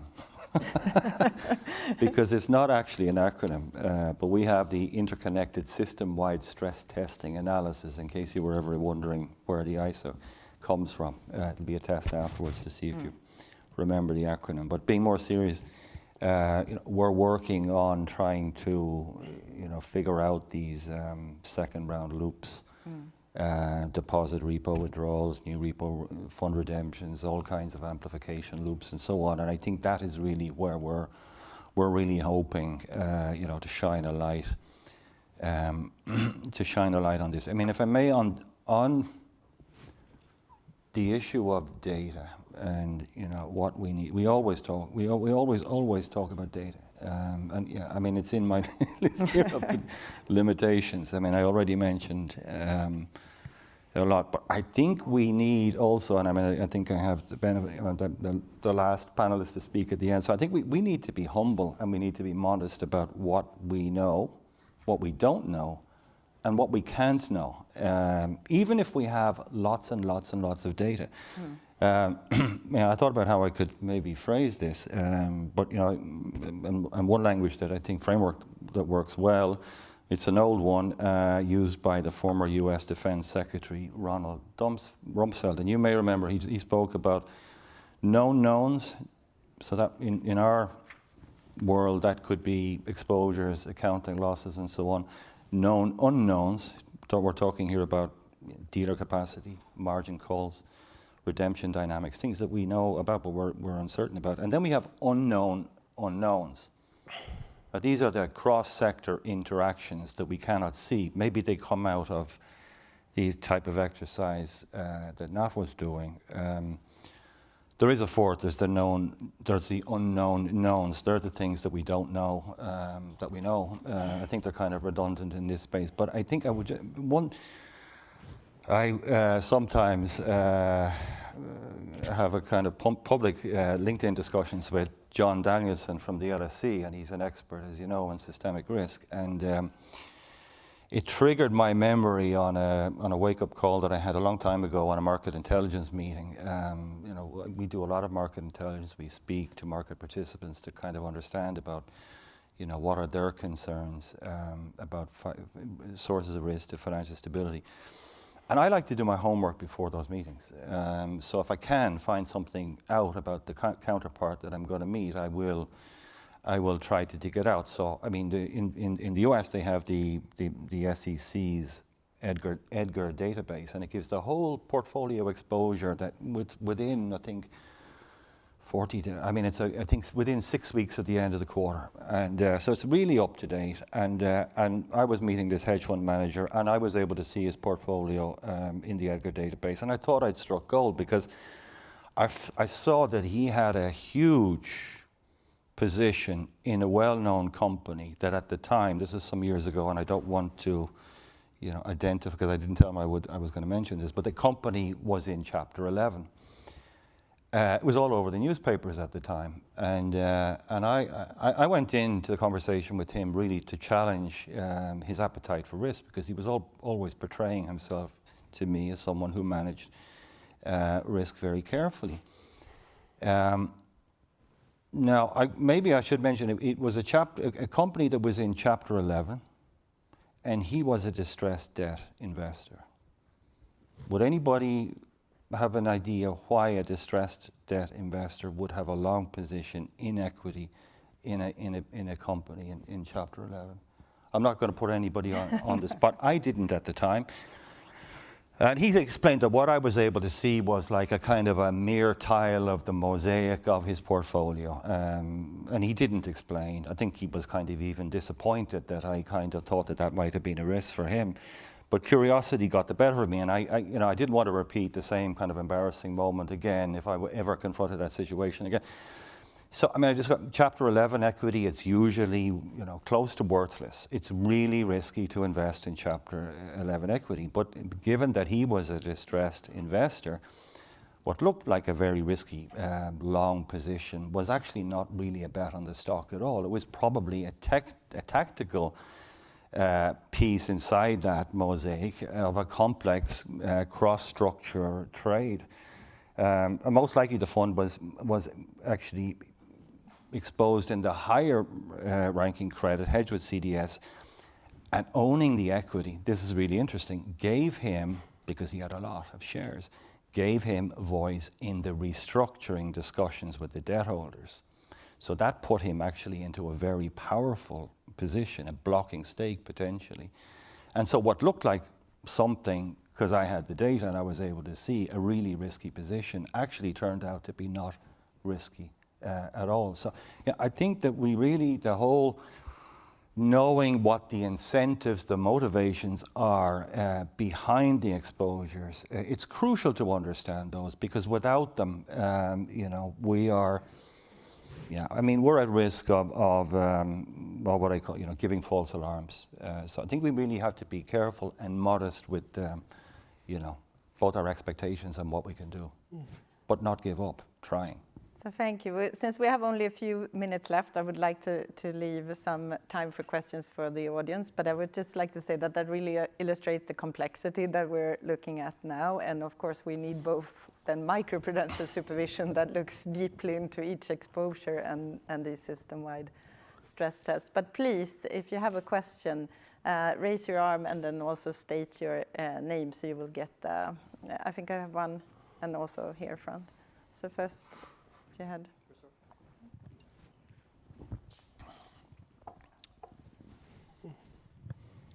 Thank you. This is a question for John, because you stated that common metrics are key to compare results, which is not to be put under question, of course, but I just wonder whether you were making reference to a consistency over time or across sectors or across jurisdictions. I think I was speaking at a very high level on that point, but I think, if you're going to run a system-wide stress test, you want to have some kind of, common metrics so that you can make comparisons to say, this scenario is, or that vulnerability is, a bigger risk for the insurance sector than it is for banks or whatever. I think there are lots of attempts out there to do that. Are you skeptical on the possibility of actually doing that? No. But I think we kind of need to do it. Now, if I may, I'm just skeptic about ensuring such a consistency across jurisdictions. But sure. I see the value, and I was sure we're mainly talking about consistency across sectors because of what you said before.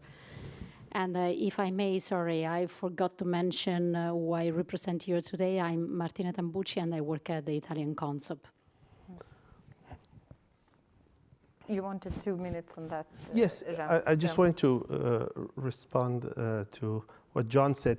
It turns out that every time I go to a central bank conference, somebody in some speech says, we are in unprecedented times. I didn't say that. And somebody, you didn't say that, the first speaker said that. And somebody quotes this Rumsfeld thing. Okay, never fails. Okay. And I just wanted to react to that because it is, of course, convenient for risk managers and regulators to blame everything on unprecedented times or unknown unknowns. But I really don't buy that because if we take the examples, for example, if we look at Silicon Valley Bank is not about unknown unknowns. No, it was all there. It was a classical exposure to interest rate risk, any standalone, non-system-wide, regular stress test would have picked it up.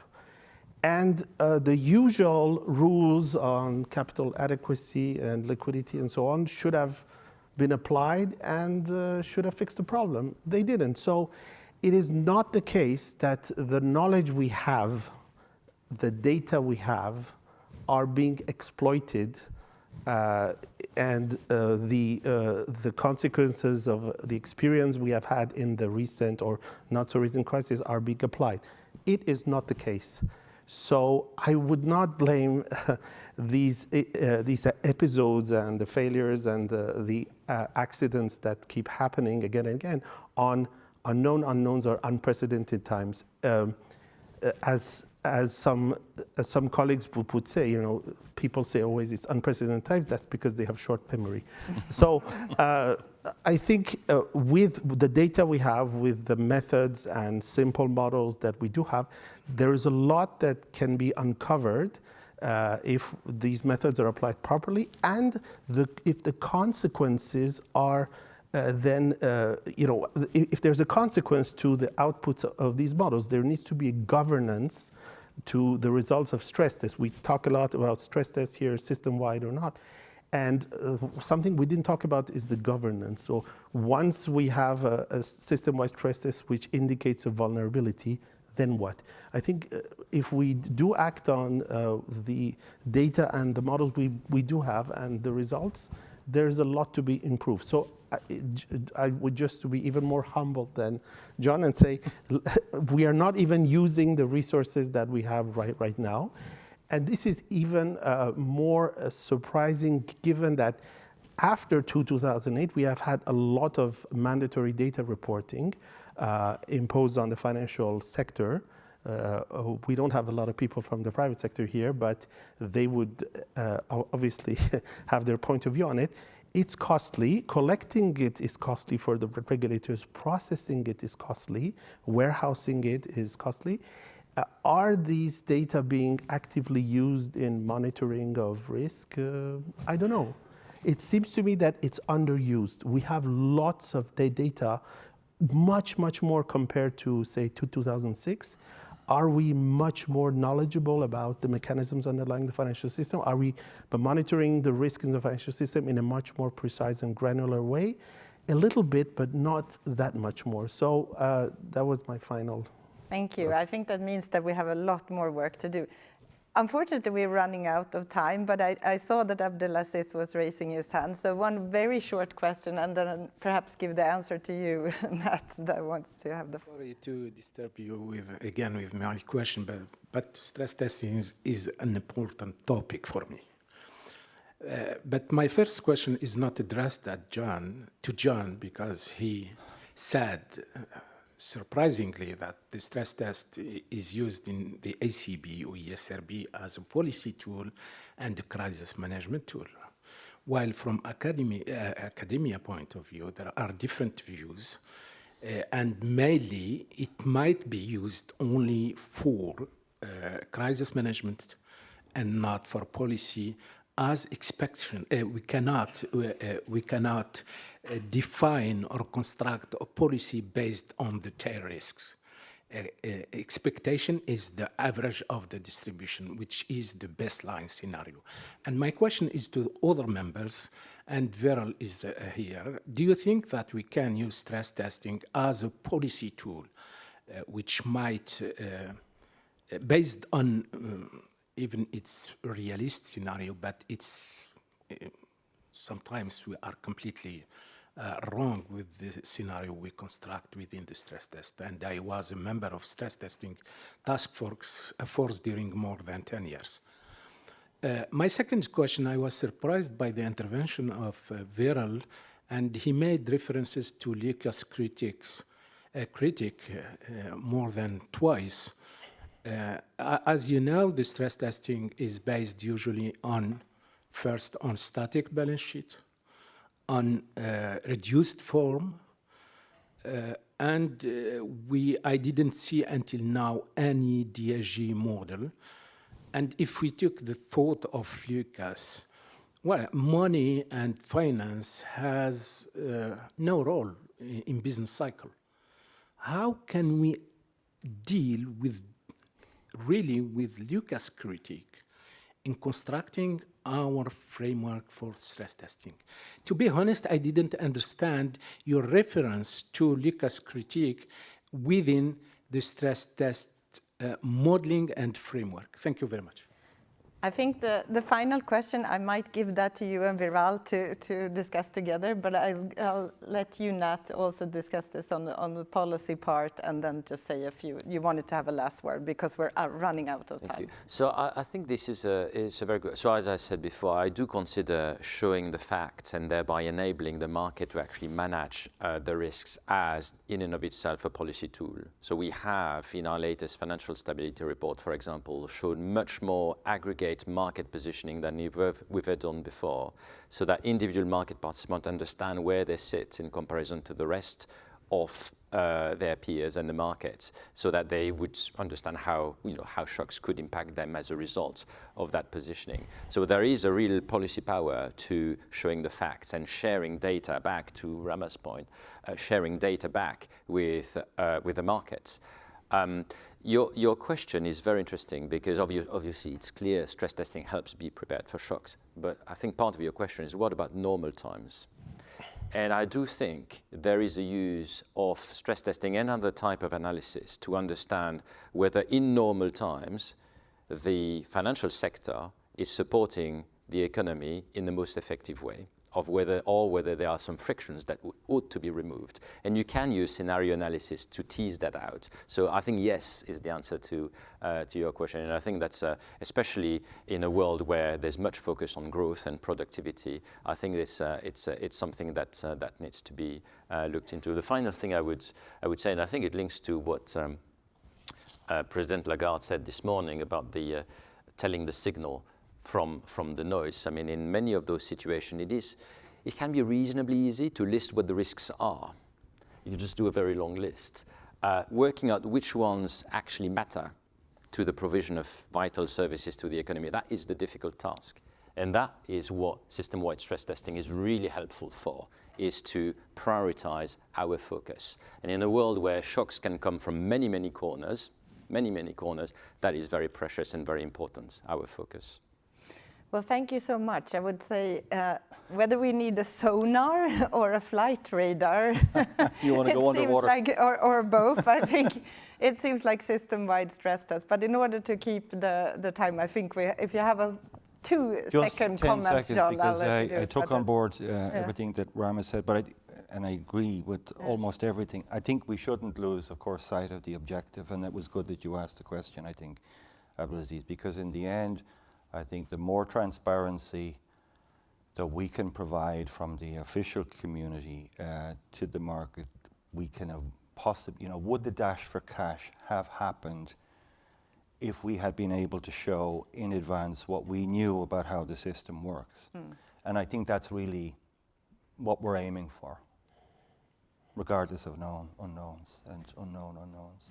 Well, thank you. That will be the last word, and I'll leave it to you, Connie, to introduce the panel. Thank you so much. And thank you, Viral. Thank you. Thank you. Thank you very much. So we're coming to the end of our discussions, but not yet right to the end of the conference. But to close the conference, and I give the floor to no other than the Secretary of and the head of the ESRB Secretariat, Francesco Mazzaferro.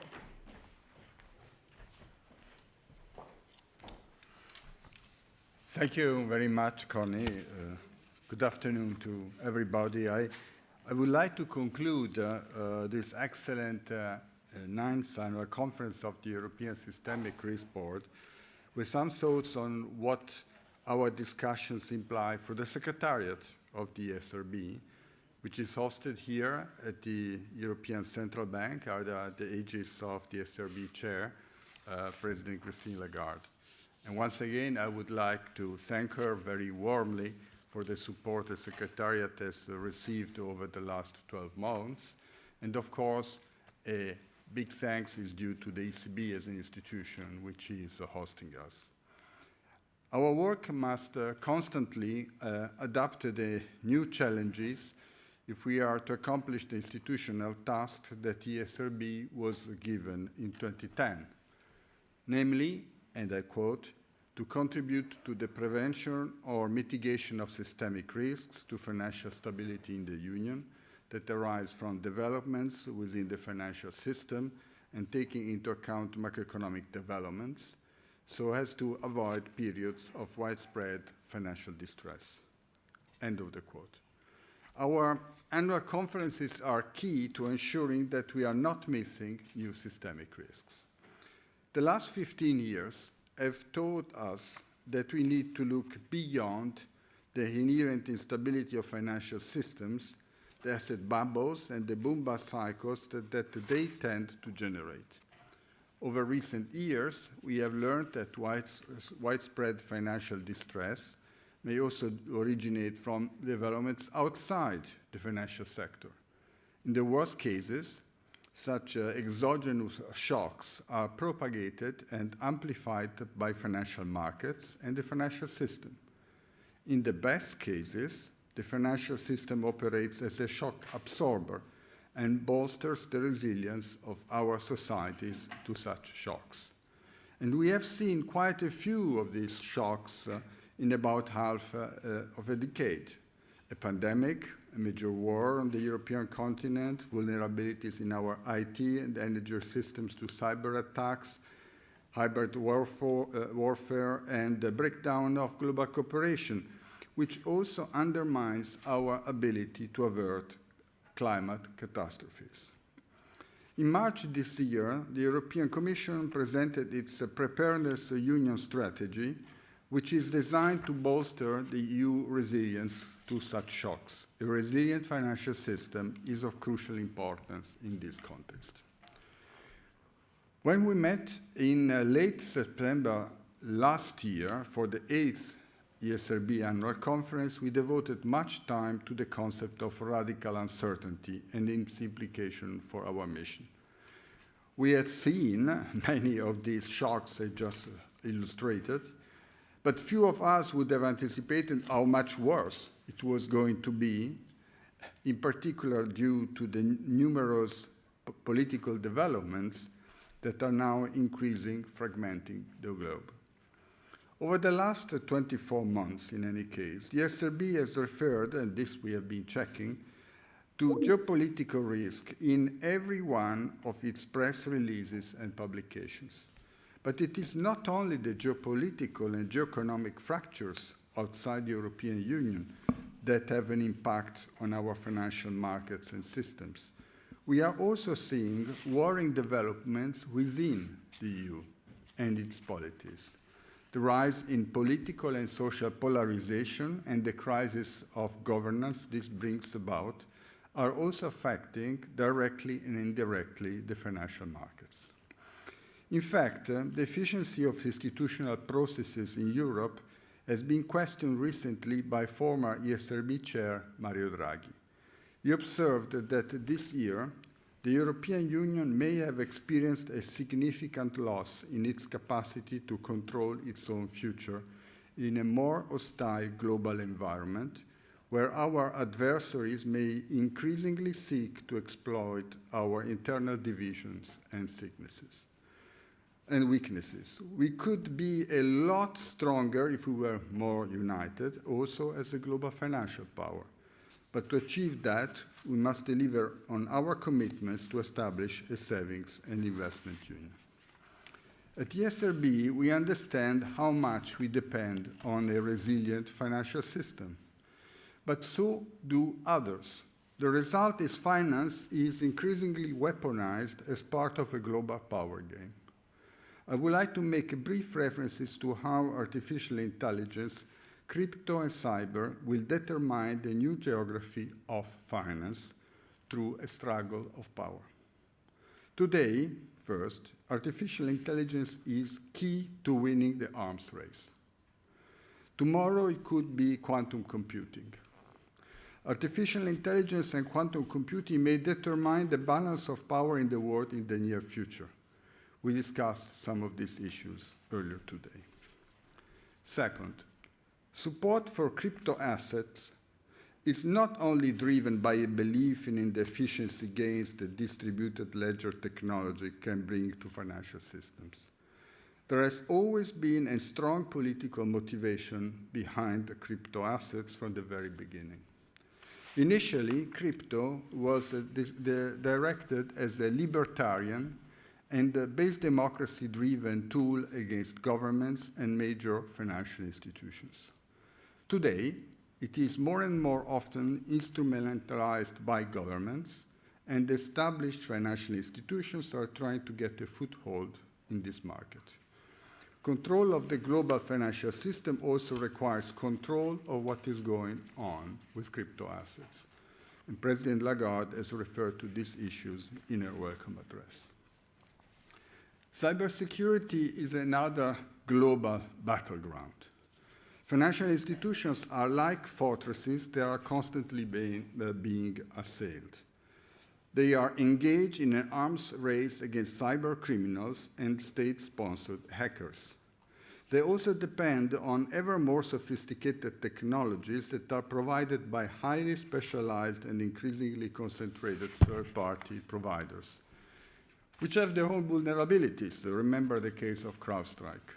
The SRB has been part of the response to cyber risk through innovative macroprudential recommendations.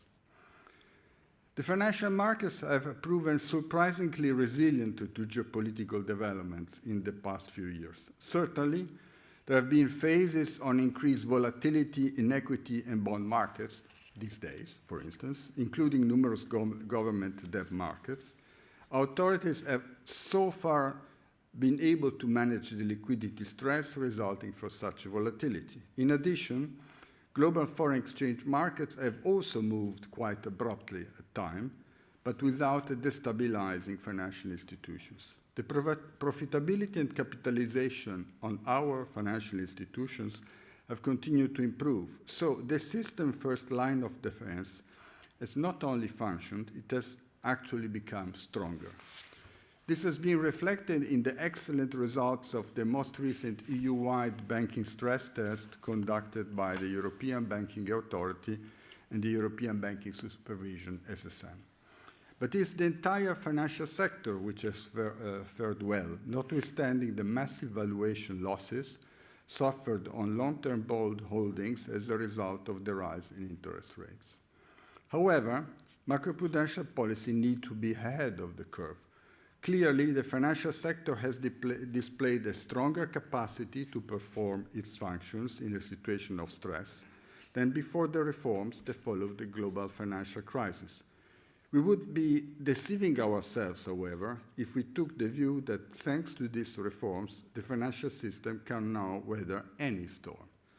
In fact, the financial system has been sheltered to a large extent by monetary and fiscal policy interventions during the pandemic and during the energy crisis. With this in mind, Last year, our General Board tasked 4 high-level officials with developing proposals to adapt the SRB work to the new challenges we expect.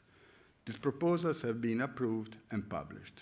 The first of these is for the SRB to assess different scenarios in situations of uncertainty and rapidly changing conditions. To this end, and as a joint endeavor between the SRB Secretariat, the ECB Director General Macroprudential Policy and Financial Stability, and all other member institutions, we will develop a new system-wide top-down stress testing tool. But that will only work if we can also overcome legal obstacles to the sharing of transaction-level and firm-level data. The SRB and the supervisory authorities together form the European System of Financial Supervision, as defined in the SRB funding regulation. But how can we have an integrated system of financial supervision without data sharing? This is clearly an area where more regulatory progress is needed at EU level. The second focus for action identified by the high-level group is to better respond to the way in which risk shifts across different parts of the financial sector. This implies understanding risk transfers between entities which are performing the same activity but have different business models and possibly operate under different legal frameworks. This will also require an understanding of how complex interactions, for instance, between private and public markets, mitigate or aggravate financial vulnerabilities. The resources of the SRB Secretariat are limited and would not be sufficient to achieve the ambitions defined by the high-level group. But we are meant to be part of a larger macroprudential family. The SRB Secretariat can concentrate on the amplification of risks across countries and across sectors, leaving the analysis of vulnerabilities in national systems and specific sectors primarily to its members, national supervisors, and the European supervisory authorities. The SRB would increasingly become a place where the other members of the European system of financial supervision coordinate their actions, exchange information, and develop synergies. The SRB should certainly not attempt to duplicate what its member institutions are doing at the national and sectoral level. The thrust of macroprudential action would remain national, but with cooperation and coordination mechanism in place, as it would occur in a highly integrated single financial system. As an example of such solution, the supervision of systemically important core components of financial markets could be gradually transferred to the European level, for instance, to the European supervisory authorities with hard law powers. The SRB would continue to use its soft law powers to provide general guidance for the use of macroprudential policy instruments and to assure that the regulatory framework can continue to safeguard financial stability in a changing risk landscape. Implementing the recommendations of the high-level group will be a process that will take a few years. I will be glad to update you at future conferences on the progress we are making, and I'm glad that I can count on the dedication and professionalism of my staff at the Secretariat. I would like to thank in particular Deputy Thomas Peltonen, who has moved there now, and the management team, Magnus Andersson, Johanna Battista, Emily Bo, Ralph Jacob, Angeli Van Moreno Bernal, and Olaf Wieken. I would also like to thank Paulina Przezowska and Wojciech Golecki for having helped us navigate through all the institutional processes that are involved in decision making. And let me also express my special gratitude to Thomas, Shirley, Simon Snocca, Lanza, and Antonio Sanchez for organizing this conference. Without them, this event would not have been possible, but it's thanks to you, the participant, that this event has been a success. I would like now to ask Elena and Shirley if they could come 1 second. We have some flowers for them, and I would like to ask all of you to pay an applause. And with this, the conference is closed. Thank you very much.